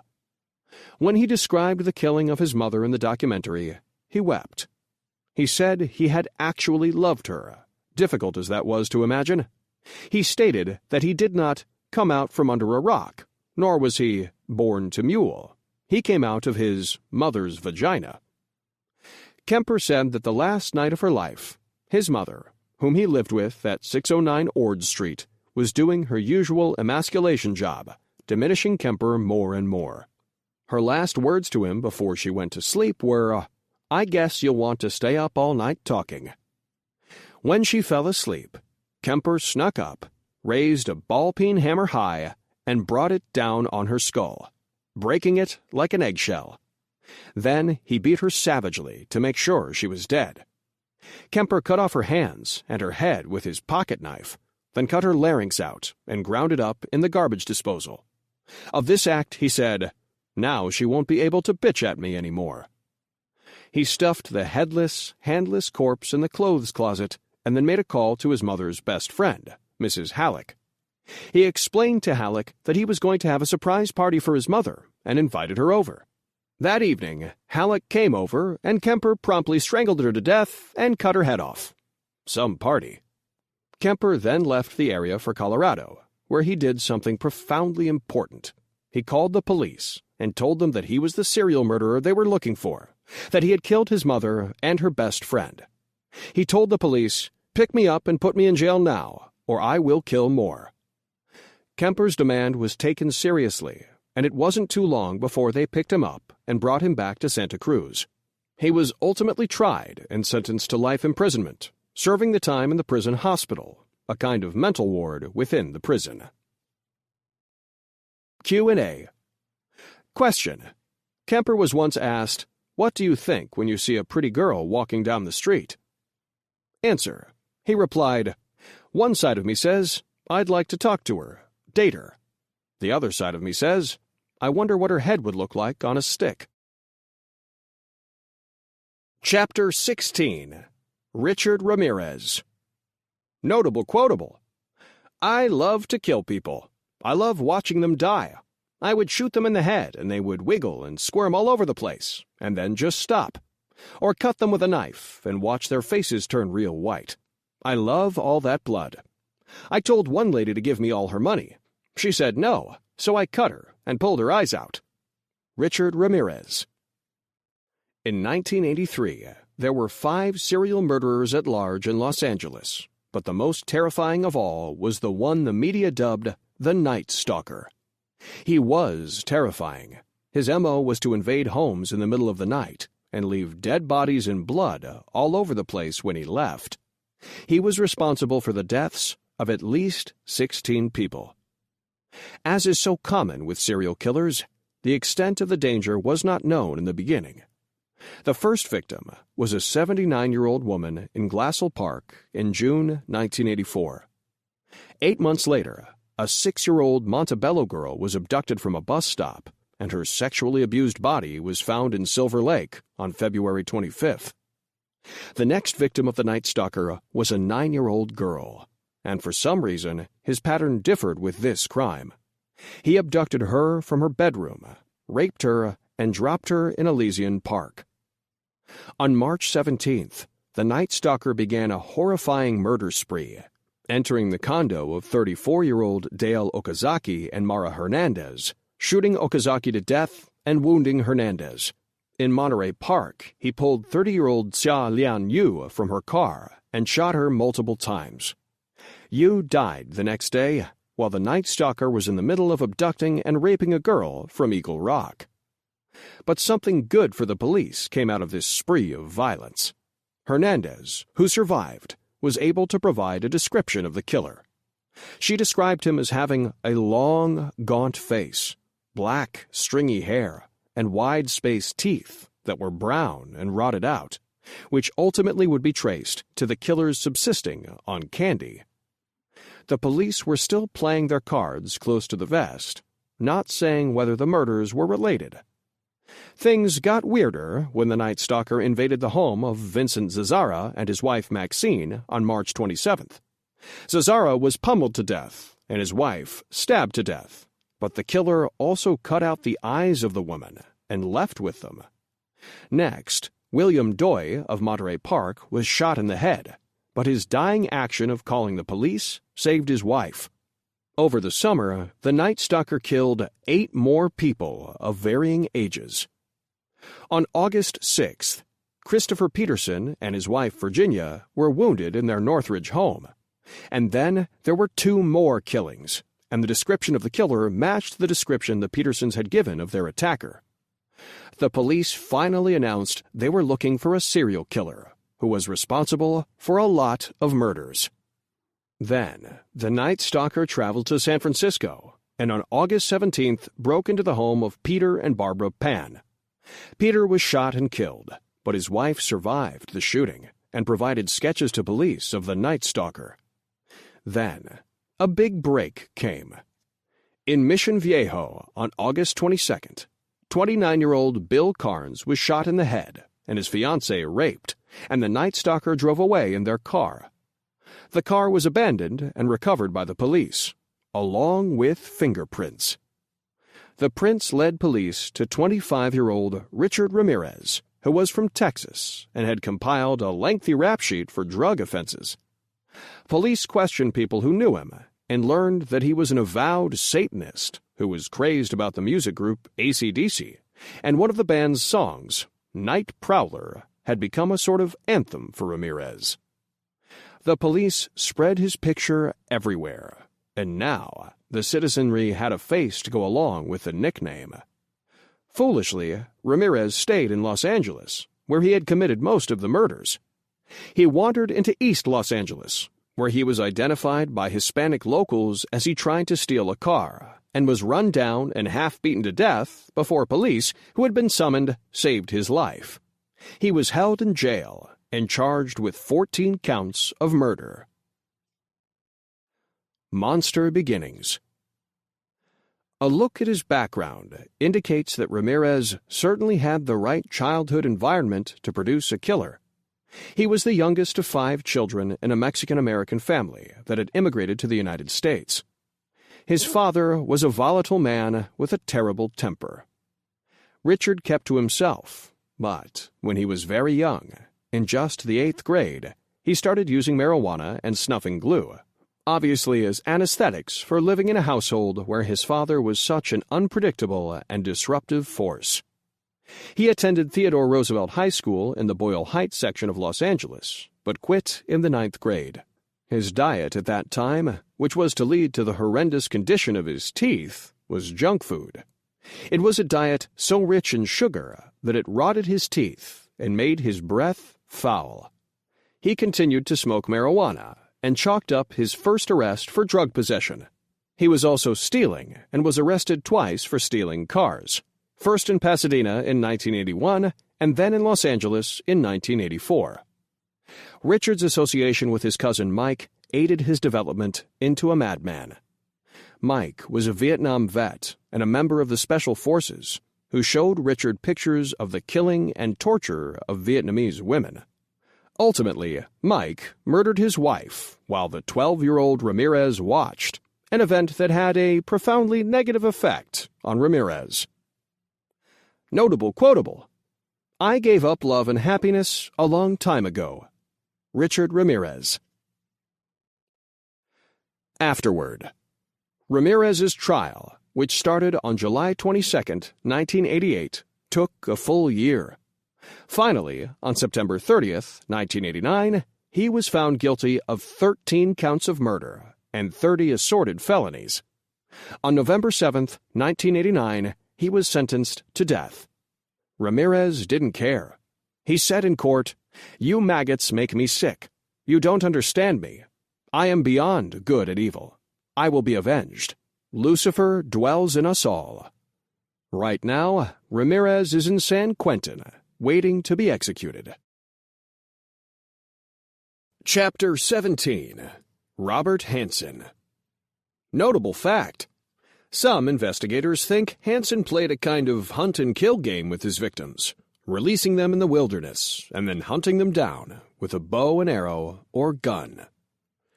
If Robert Hansen were murdering women today, the chances of him being caught would be a lot greater than they were in the early 1980s, when he was finally tracked down. For one thing, films, books, television, and other media have made the average person, an average police officer, much more aware of the existence of serial killers. For another, many people now know that serial killers often prey on prostitutes. Prostitutes had complained about how Hansen had treated them long before he was apprehended, but the police had a jaundiced view of them and doubted their credibility because of their profession. Also, record-keeping is a lot better now. Robert Hansen's criminal record was revealing, but it was kept by separate police jurisdictions, and therefore not all the people who needed to know about his past were aware of it. And of course, there is that remarkable new investigative tool, DNA. The bottom line, though, was that no one put it all together before it was too late for Hansen's victims. Although he was a serial killer, Hansen was not, of course, a wild-eyed, hunchbacked monster slavering at the mouth. He was a wiry, 5'10" 44-year-old who was married with children. He lived in a log cabin on Old Harbor Avenue in Anchorage, Alaska, and owned and operated a successful bakery there. He was even the object of sympathy. He had a severely pockmarked face, a remnant of his teen years when he suffered from very bad acne, and he stuttered.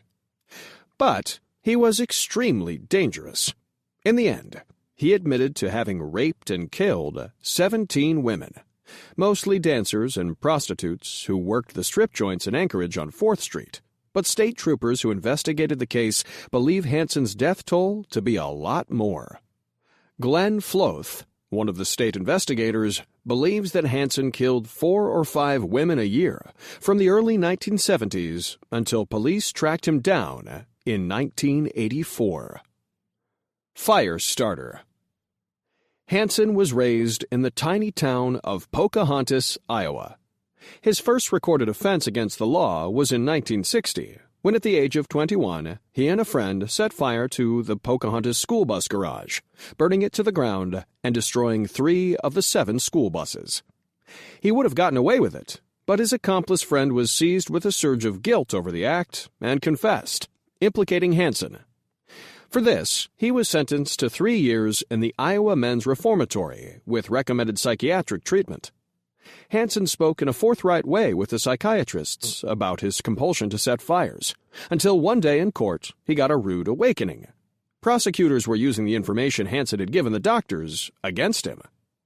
Hansen said to himself, as reported much later in the Anchorage Daily News, "Wait a minute, Bob, you goddamn fool, they suckered you. So, right away I think, well now, boy, you know you're never going to make that mistake again." Hansen was paroled in May 1963, but had some more interaction with the law in Minnesota. He was picked up for shoplifting, an activity that he had been enjoying for a long time, and one that continued even after he started to kill. In a confession to police, He explained that it aroused him sexually to steal. Once outside the store, many times he would give away the stolen articles. The stealing was its own reward. He was not incarcerated on the shoplifting charge. He had been married for 1 year, and then, in 1967, married for the second time and moved to Anchorage, where he opened his bakery. His father had been a baker, in fact, the only one in Pocahontas, and Hansen had learned the trade from him. Criminal escalation. In November 1971, Hansen was arrested. He was driving in the town of Spenard, had stopped for a light, and glanced over at the woman in the car next to him. She smiled at him, and he regarded this as an open invitation to point his gun at her and demand she come with him. The woman didn't oblige him. He was released on his own recognizance, but while awaiting trial, he was arrested again, this time accused of having picked up an 18-year-old prostitute outside a bar in downtown Anchorage, kidnapping her, and raping her at gunpoint. But the district attorney was forced to drop this case. The prostitute who filed the complaint failed to appear in court. Superior Court Judge James Fitzgerald sentenced Hansen to 5 years for drawing the gun on the Spenard woman, basing the punishment heavily on the psychiatric evaluation. Judge Fitzgerald could clearly see that Hansen was dangerous. However, because of the way offenders like Hansen were treated in those days in Alaska, he got out of jail quickly, despite objections from the prosecutor. He had immediately applied for parole and was in jail only from March to June. In June, he was assigned to a halfway house, where he received psychiatric treatment until November. In December, he was let out of the halfway house on a work furlough program. In the confession he gave to investigators later, he stated that the very first night he was free, he went down to 4th Avenue in Anchorage and started cruising the area, watching the prostitutes and fantasizing about how he would capture them again. Then, he started to hang around the strip joints, trying to lure dancers and prostitutes with the promise of money for a good time. He was always flashing a big wad of money, which was tempting to some women, even though, at the time, many thought of Hansen as weird. In 1975, another prostitute complained about Hansen to a rape crisis center, and the center reported the assault to the police. But Hansen was lucky. After a while, the woman refused to cooperate. Prostitutes worry about talking to the police, and he was not charged, even though officers at the time were convinced he was guilty.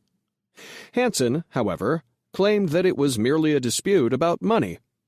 Then, in 1976, Hansen was picked up for shoplifting a chainsaw from a Fred Meyer's store in Anchorage. This time the law treated Hansen's offense severely because of his 2 previous felony convictions, the fire in Iowa and pointing his gun at the woman in Spenard. The judge sentenced him to 5 years.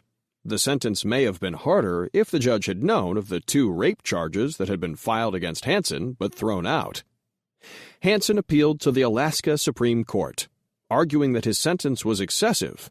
The court agreed, setting Hansen free in August 1978. In doing so, the court cited Hansen's apparently stable family life and his job. Other than his shoplifting and 2 prior felonies, the court believed that Hansen lived a fairly normal life and thought that with psychiatric help, he should be fine. They recommended that he be put on probation and treated, but the treatment never happened. Hansen was free again. Also in 1978, Hansen applied for a pilot's license. On his application, he said he was taking lithium, a drug used to control bipolar disorder. He was denied a license because of this. In a subsequent application, he did not list any drugs and was granted the license. There was only 1 complaint on record against Hansen from that time until he was tracked down for murder, a complaint filed by a prostitute. She claimed that he held her hostage in his camper in Anchorage and that she had become convinced that Hansen was going to rape and kill her. Nude and desperate, she had broken a window in the trailer and gotten out, running down the street, screaming as she went. The police got involved, but again, nothing came of the case. There was no physical evidence, and it came down to the word of a respected businessman against that of a prostitute. Finding a suspect. Anchorage City Police, and then Alaskan State Police, had been receiving complaints about missing topless dancers and others who frequented the strip joint scene on 4th Avenue, complaints that the police dismissed at first. Topless dancers tend to be a fairly transient group. When a few disappear, it doesn't necessarily mean foul play. Added up, though, the complaints were significant. The police realized that, since 1980, 6 dancers had disappeared from the 4th Avenue clubs, and Anchorage police quietly formed what they called a dancer task force to look into the disappearances. Then, on September 13, 1982, a female body was discovered in a shallow grave by the Knik River, in the wilds about 15 miles northwest of Anchorage. She had been shot once with a .223 caliber bullet. A shell casing was found nearby. In late September, the police got an ID. The victim's name was Sherry Morrow, and she was a dancer at the Wild Cherry Club who had disappeared in November 1981. With the discovery of this woman, with a profile identical to that of the other missing women, the police department's fears that a serial killer was at work in Anchorage were confirmed. Since Morrow's body was found outside the jurisdiction of city police, the state and city police combined forces to develop a list of suspects. One of the most important things they did was question again and again the women on the 4th Avenue scene, women who had been bothered at the clubs or who had been approached and offered money. One of the names that came up repeatedly in their questioning of these women was Robert Hansen. Then, on June 13, 1983, a patrolman saw a 17-year-old prostitute running down 5th Avenue. She was handcuffed and screaming, terrified. The patrolman, Greg Baker, tracked the woman through 2 motels and found her in one of them, still wearing handcuffs. She told him a man had taken her to his house and raped her. Baker found out about Hansen's criminal history and passed it on to the task force. Immediately, Hansen became a prime suspect. Then, something happened that made him the only suspect. The remains of Paula Goulding were found in a remote area near the Knik River about 20 miles north of Anchorage. The grave site could not be reached by foot or vehicle, only by plane. Robert Hansen was the only one of the suspects who owned and flew an airplane. The cops gathered everything they could, and on October 27, 1983, brought Hansen in on the kidnapping and assault charges of the 17-year-old prostitute. They questioned him for 5 hours and were convinced that they had their perp, not only on the kidnapping and assault, but also on the killings. But Hansen didn't confess, even though police were able to blow away his alibi. The wife of the friend who supplied him with the alibi said her husband had lied. The trial was held for the kidnapping and assault, while the investigation into the killings continued. Police, armed with search warrants, came up with some very damaging evidence against Hansen in his home, including an aeronautical map of south-central Alaska with 21 sites marked off, presumably for the graves of murder victims, a gun hidden under the attic insulation, which was eventually linked to the killings of 2 women, a bag of jewelry containing a distinctive necklace worn by a missing dancer, and business cards of 2 missing dancers. These things, of course, were the trophies that Hansen used to relive the killings. A chilling confession. At one point, Hansen gave it up in police lingo, though no officer believes he gave it all up. He gave police a 12-hour confession, during which he admitted to killing 17 women and burying their remains in the wilds outside Anchorage. He took a plane ride with the police and pointed out the burial sites he remembered. During his confession, Hansen went to great pains to rationalize his behavior. He said he would never kill good women, but prostitutes were something else. He could kill them with impunity. He explained that he had had problems with women since he was a teenager in Iowa, and that women wouldn't go out with him because of his acne and his stutter. He said he always loved women, but he made a distinction, a sharp distinction, between good girls and bad girls. Bad girls could die. In the portion of his confession that follows, District Attorney Victor Crum is questioning Hansen. The excerpt provides some insight into the mind of Robert Hansen. The final question is from Glenn Floth, state investigator, and Hansen's simple answer is quite chilling when one realizes its homicidal implications. Crumb. Why did you drive out to the road instead of just going to a hotel or motel in town? Hansen. You know, if you go to a motel or something with it, it's more or less like a prostitution deal. I'm going or I'd guess I'm trying to even convince myself maybe I wasn't really buying sex, it was being given to me, in the aspect that I was good enough that it was being given to me. If I could explain that a little better, gentlemen, going back in my life, way back to my high school days and so forth, I was, I guess what you might call very frustrated, upset all the time. I would see my friends and so forth going out on dates and so forth, and had a tremendous desire to do the same thing. From the scars and so forth on my face, you can probably see, I could see why girls wouldn't want to get close to me, and when I'm nervous and upset like this here, I'll try to demonstrate if I can think about exactly what I'm going to say, and if I try to talk slow, I can keep myself from stuttering. But at the time, during my junior high or high school days, I could not control my speech at all. I was always so embarrassed and upset with it from people making fun of me that I hated the word school. I guess this is why I burned down the bus way back in Iowa. I can remember going up and talking to someone, man or woman, classmate or whatever, and start to say something and start to stutter so badly that especially in the younger years I would run away crying, run off someplace and hide for a day or so. The worst there was that I was the rebuttal of all the girls around the school and so forth. The jokes. If I could have faced it, I know now I could have faced it and laughed along with them, it would have stopped, but I couldn't at the time, and it got so it controlled me. I didn't control it. I didn't start to hate all women. As a matter of fact, I would venture to say I started to fall in love with every one of them. Every one of them became so precious to me, 'cause I wanted their friendship. I wanted them to like me so much. On top of things that have happened, I'm not saying that I hate all women. I don't. Quite to the contrary, if, I guess in my own mind, what I'm classifying is a good woman, not a prostitute. I'd do everything in my power, any way, shape, or form, to do anything for her, and to see that no harm ever came to her, but I guess prostitutes or women I'm putting down as lower than myself. I don't know if I'm making sense or not. And when this started to happen, I wanted, it happened the first time there, and I went home and I was literally sick to my stomach. Over the years, I've gone in many, many topless and bottomless bars in town and so forth, and never touched one of the girls in there in any way, shape, or form until they asked. It's like it was a game. They had to pitch the ball before I could bat.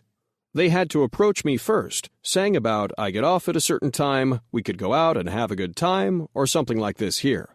If they don't, we weren't playing the game right. They had to approach me. I've talked to, I suppose I made it a point to try to talk to, every girl in there. Sometimes, if I thought there was a possibility that she didn't say it the first time, but she might come back and say it again, now I've invited 2 or 3 table dances with her and comment to her how nice she looked and everything else, and I try to keep it in a joking tone. Gosh, you sure would be something, for later on. But that's as far as it would go until then she had to play out my fantasy.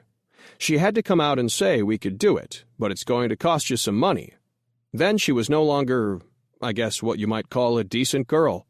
I didn't look down at the girls dancing. What the hell, they're just trying to make a buck. Floth. But when they propositioned you, then it made things different? Hansen. Then, yes. Afterward. In the spring of 1990, Robert Hansen was moved from the Lemon Creek prison in Juneau to the maximum security facility at Spring Creek in Seward, about 120 miles southwest of Anchorage. It was discovered that Hansen was collecting materials, including aeronautical maps, that indicated he was planning to try to escape from Lemon Creek. More than one investigator thinks Robert Hansen has killed many more women than he has admitted to. He played a kind of hunt-and-kill game with them, releasing them in the wilderness and then hunting them down with a bow and arrow or rifle. Some killers, police officers will tell you, have something likable about them. Monsters with charm, you might say. But according to ex-Major Walter Gilmore of the Alaskan State Police, there were no redeeming qualities about Hansen, and others have reflected Gilmore's sentiments. The house where Hansen lived on Old Harbor Avenue is still there. Chapter 18. Harvey Glattman. Notable fact: when his mother inquired as to what caused the welts on his neck, he said that he had tied a rope around his neck and was hanging from it, that torturing himself like this gave him pleasure. Harvey Glattman was reminiscent of a character often seen in B-movies. He looked like a harmless nerd, a baggy-faced, bespectacled, slow-witted young man. But beneath this benign exterior, he was sharp. His IQ, measured while he was in San Quentin, was 130. He was a genius, even. Despite this intelligence, something was clearly wrong with Harvey Glattman, even at an early age. When he was 12, for example, his mother noticed red welts on his neck. When she inquired as to what caused them, he said that he had tied a rope around his neck and was hanging from it, that torturing himself in that way gave him pleasure. In 1945, at age 17, Glattman started grabbing women's purses, running away, then tossing the purses back.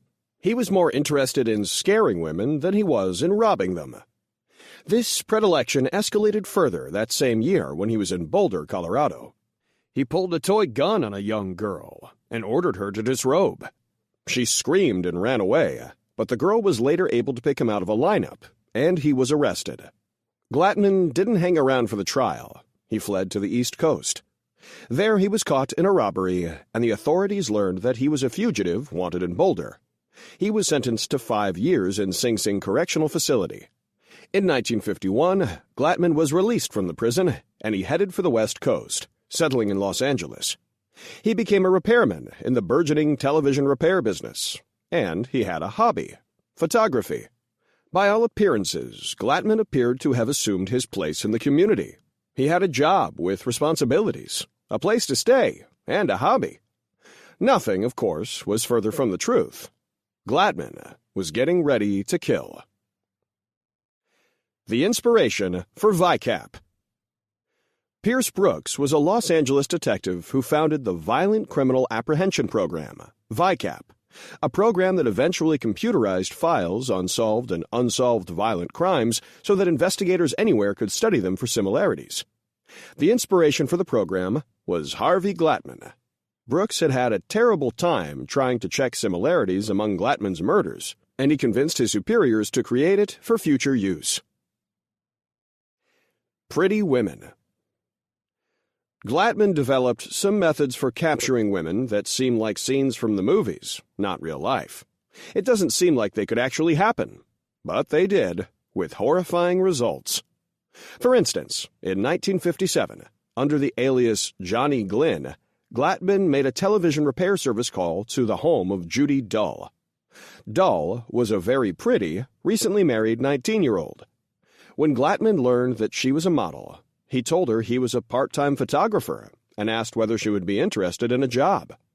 He explained that a New York City detective magazine had hired him to take one of those women in Jeopardy photos, a girl bound and gagged. If she accepted, Glattman said he would pay her $50. The girl agreed, and on August 1st, 1957, Glattman picked her up, ostensibly to go to the photography studio.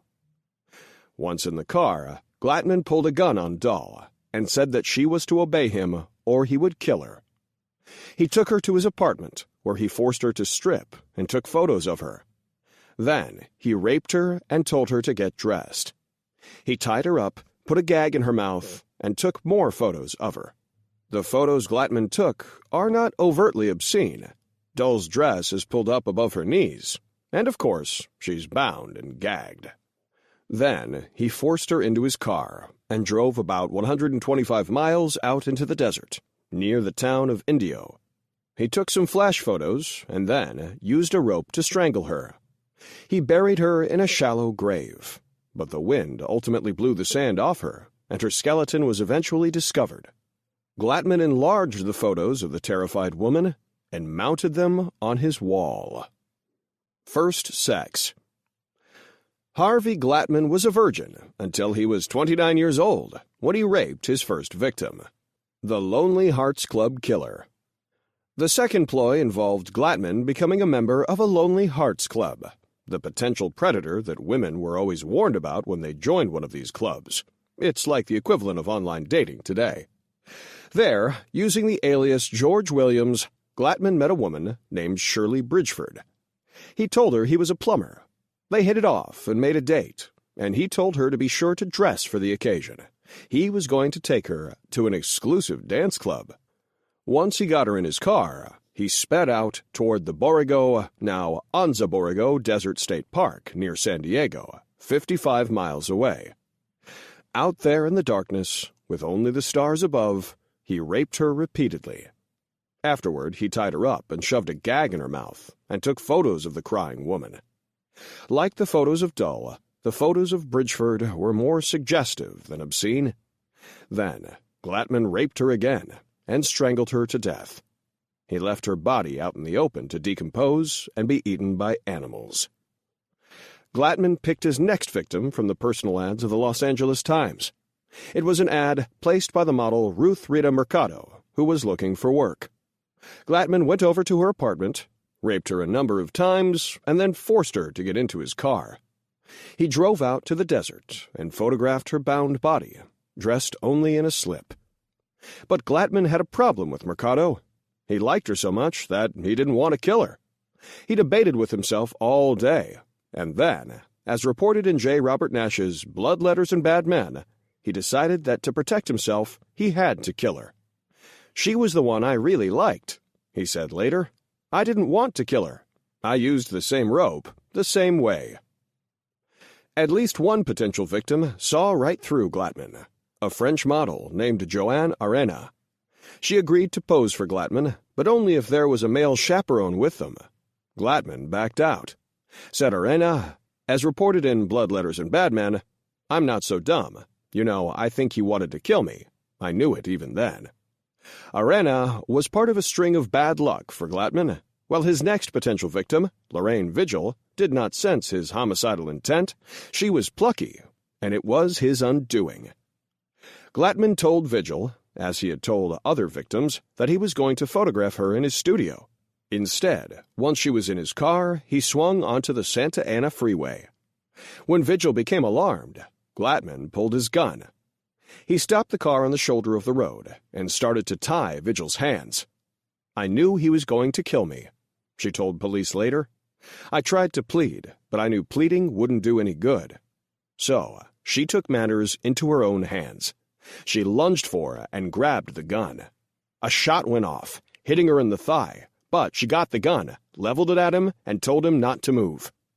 Glattman's response was to lurch for her and the gun, and they went tumbling out the door onto the shoulder, wrestling furiously. Vigil got the better of the match and came away with the gun again. Sitting up, she trained the gun on him, and he stood, transfixed, rope in hand, not knowing what to do. And just then, Harvey Glattman's luck ran out. A state police officer had spotted the fight and stopped his car. He came running across the highway, firing a shot as he did. Glattman gave up meekly, though he claimed later he could have easily killed the cop. At the station, he gave up the details on the killings. His trial was short, and, apparently for him, sweet. As Nash says in Blood Letters and Bad Men, Glattman's lawyers tried to arrange for appeals, but Glattman refused to cooperate. He wanted to die, saying, "It's better this way. I knew this was the way it would be." On August 18th, 1959, Glattman got his way, dying in the gas chamber, and perhaps leaving behind a horde of grateful movie writers for whom he had provided seeds that would grow into their fictional murderous scenarios. Chapter 19. Ed Gein. Notable fact: Ed Gein was the real-life man on whom Norman Bates, the killer in the movie Psycho, was based. Around 5 o'clock on November 16, 1957, Frank Warden returned from a day of deer hunting. It was opening day of hunting season to the hardware store that he and his mother, Bernice, owned in Plainfield, a tiny town in northern Wisconsin. As he pulled up, he got a surprise. The store was closed. It shouldn't have been. He looked in the store window and saw no sign of his mother. Puzzled, he went across the street to a gas station and asked the owner whether he had seen his mother or knew why the store was closed. The owner had no idea, but he said that the store had been closed for several hours. That made Warden even more anxious. He let himself into the store and called out for his mother, but there was only silence. He searched the store, then wandered behind the counter, where he made a stunning discovery. On the floor was a mass of congealing blood. A red trail led to the back door, as if some wounded person or animal had been dragged out of the store. Terrified, Warden went to the back door, where he kept his pickup truck. It was gone. He went back inside and called the police. A few minutes later, 3 investigators from the Washara County Sheriff's Department arrived. One of the investigators called Warden aside and asked him whether he could think of anyone who might be responsible for the disappearance or who might be capable of violence. Warden immediately blurted out a name: Gein. Ed Gein. Warden didn't know exactly why. It was more instinct than anything. But he did remember that, just the day before, Gein had been in the store and had asked Bernice to go out with him. To top it off, Gein had asked Warden a strange, now very troubling question. He wanted to know whether Warden would be gone all day, and Warden had said yes, that he was going deer hunting. Then, Warden thought to check the day's receipts. One was for a gallon of antifreeze, made out to Ed Gein. He had been in the store that very day. Panic spreads. Word started to get out that Bernice Warden was missing, and panic spread through the small town. Suddenly, the police had a problem on their hands. Townspeople had heard that Ed Gein was involved, and a lynch mob could form at any moment. More police called in from surrounding counties responded quickly. They knew that they must find Gein quickly to protect him. Detective Dan Chase and the village marshal, Specs Murdy, immediately drove the 5 miles to Gein's farmhouse. When they arrived, darkness had fallen and there were no lights coming from the house, which had no electricity. They knocked, then pounded on the door. No answer. Finally, they entered the house, and Murdy lit a match. The place was littered with papers and junk, and in fear of starting a fire, they extinguished the light and left. But both men had noticed a peculiar odor that neither could place. Back in town, the lawmen saw unrest continue to build, and Gein was at the center of it. The townspeople assumed Gein had killed Bernice, and if they found him, they were going to kill him. Detective Chase knew that Gein sometimes hung around the house of a friend named Hill, so after checking Gein's house, Chase went over there. Gein was there, just visiting.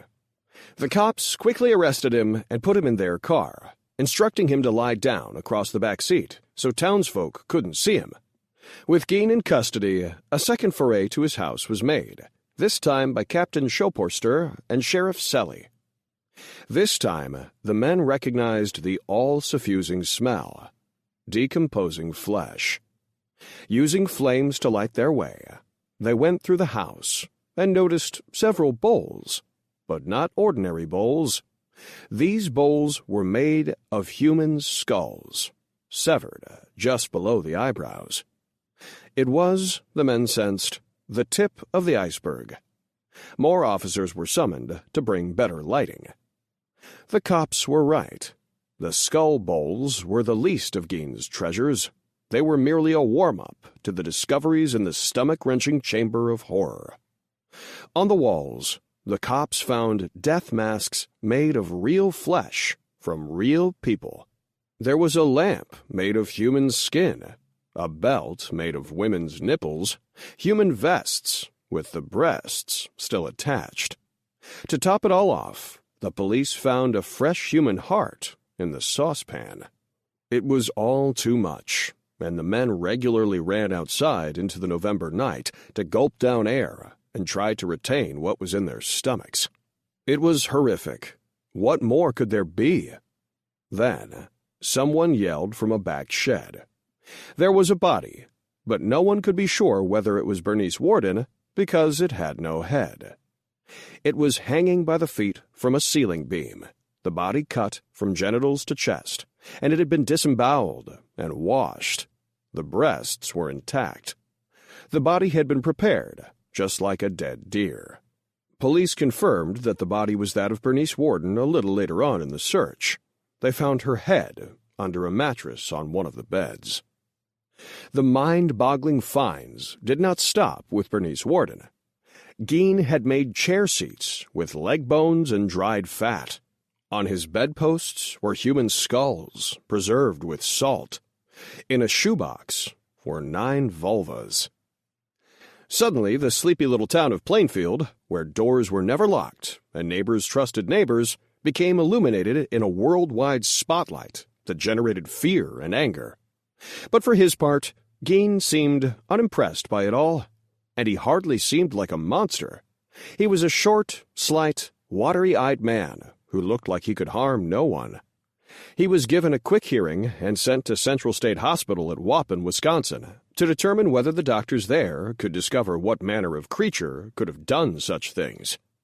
Police officers and civilians alike wanted the details, an explanation for why Geen did this. They also needed to find out whether he was qualified to stand trial. He certainly seemed legally insane. At the hospital, Geen detailed some of his activities for the stunned doctors. Although it was never determined where all the body parts came from, Geen said that he often robbed graves for body parts and would regularly wear the parts as a human flesh suit. He explained, matter-of-factly, that on more than one occasion he had donned a female scalp, secured female breasts to his body, shoved the 9 vulvas into his underwear, and gone out to dance in the Wisconsin moonlight. 10 years after he entered Central State Hospital, he went to trial, where he detailed more of his gruesome activities. He was returned to Central State after the trial, having been convicted of murder. Geen was suspected of another murder, that of a woman named Mary Hogan, but police couldn't come up with enough evidence to indict him for it. Some of the officers also thought he had killed more people, but a lack of evidence hampered their case. The making of a monster. The most fascinating question of all is, of course, why would Geen do what he did? As with most serial killers, it all starts with an unhappy childhood. Geen's father was an alcoholic who would become enraged when inebriated. His mother was the dominant parent, the one who made all the decisions. She was hard-working and religious, with rigid morals. In high school, Geen got along well with his classmates and participated in social activities and sports, such as skiing, archery, and basketball. He also enjoyed old music and adventure movies, and stories about headhunters and cannibals. Geen said that he lived by his mother's rigid moral code. He was described as hard-working and always willing to help neighbors, and he was hygienic. When asked whether he was a necrophiliac, he denied it for a simple reason. The corpses smelled bad. Geen claims that he never had sexual relations with anyone. Geen had one brother, Henry, who died in a marsh fire under strange circumstances. It was said that Edward lured Henry into the marsh, then set it ablaze, trapping him. But nothing could be proved. The great hang-up of his life appeared to be his mother. He was devastated by her death. Despite the general disarray of most of his house, Geen kept his mother's room pristine, spotless, just the way it was on the day she died. Geen seemed to find whatever salvation and security he could in keeping the fantasy of her alive in his mind. In a sense, he denied her death all his life. Wearing female body parts and dancing in the moonlight was perhaps his way of living inside her, safe from the world, living in the only safe place he knew of, inside her strong persona. Afterward. Geen's house no longer stands. A short while after he was charged, vandals burned his house to the ground. No one tried to find the arsonists, and many people would just rather forget it all. To this day, many people will not drive by the site of the house. In the 1970s, the asylum where Geen had been kept was closed down. and the inmate patients were distributed through the states, some landing in the correctional system. Gein was placed in Mendota State Hospital in Madison. He lived there quietly until his death in 1984. Ed Gein has been featured, as it were, in two books, Robert Bloch's Psycho and Thomas Harris's The Silence of the Lambs. Both books, of course, were made into memorable and successful films. In Psycho, the shocker is that Norman Bates has preserved his mother in an upstairs bedroom. Also, Bates's identity is merged with that of his mother. Gein, of course, also outfitted himself in female parts and assumed his own mother's identity. In The Silence of the Lambs, the killer James Gumb skins his victims, just like Gein did. Many Gein jokes have circulated. Some examples. What did Gein say to the lawmen who arrested him? Have a heart. What did they find in Gein's cookie jar? Lady fingers. Gein's car. After Ed Gein was incarcerated at Central State Hospital for committing 2 murders, his car was sold at auction. This 1949 Ford sedan was the same vehicle he used to transport bodies during his grave-robbing abominations. An enterprise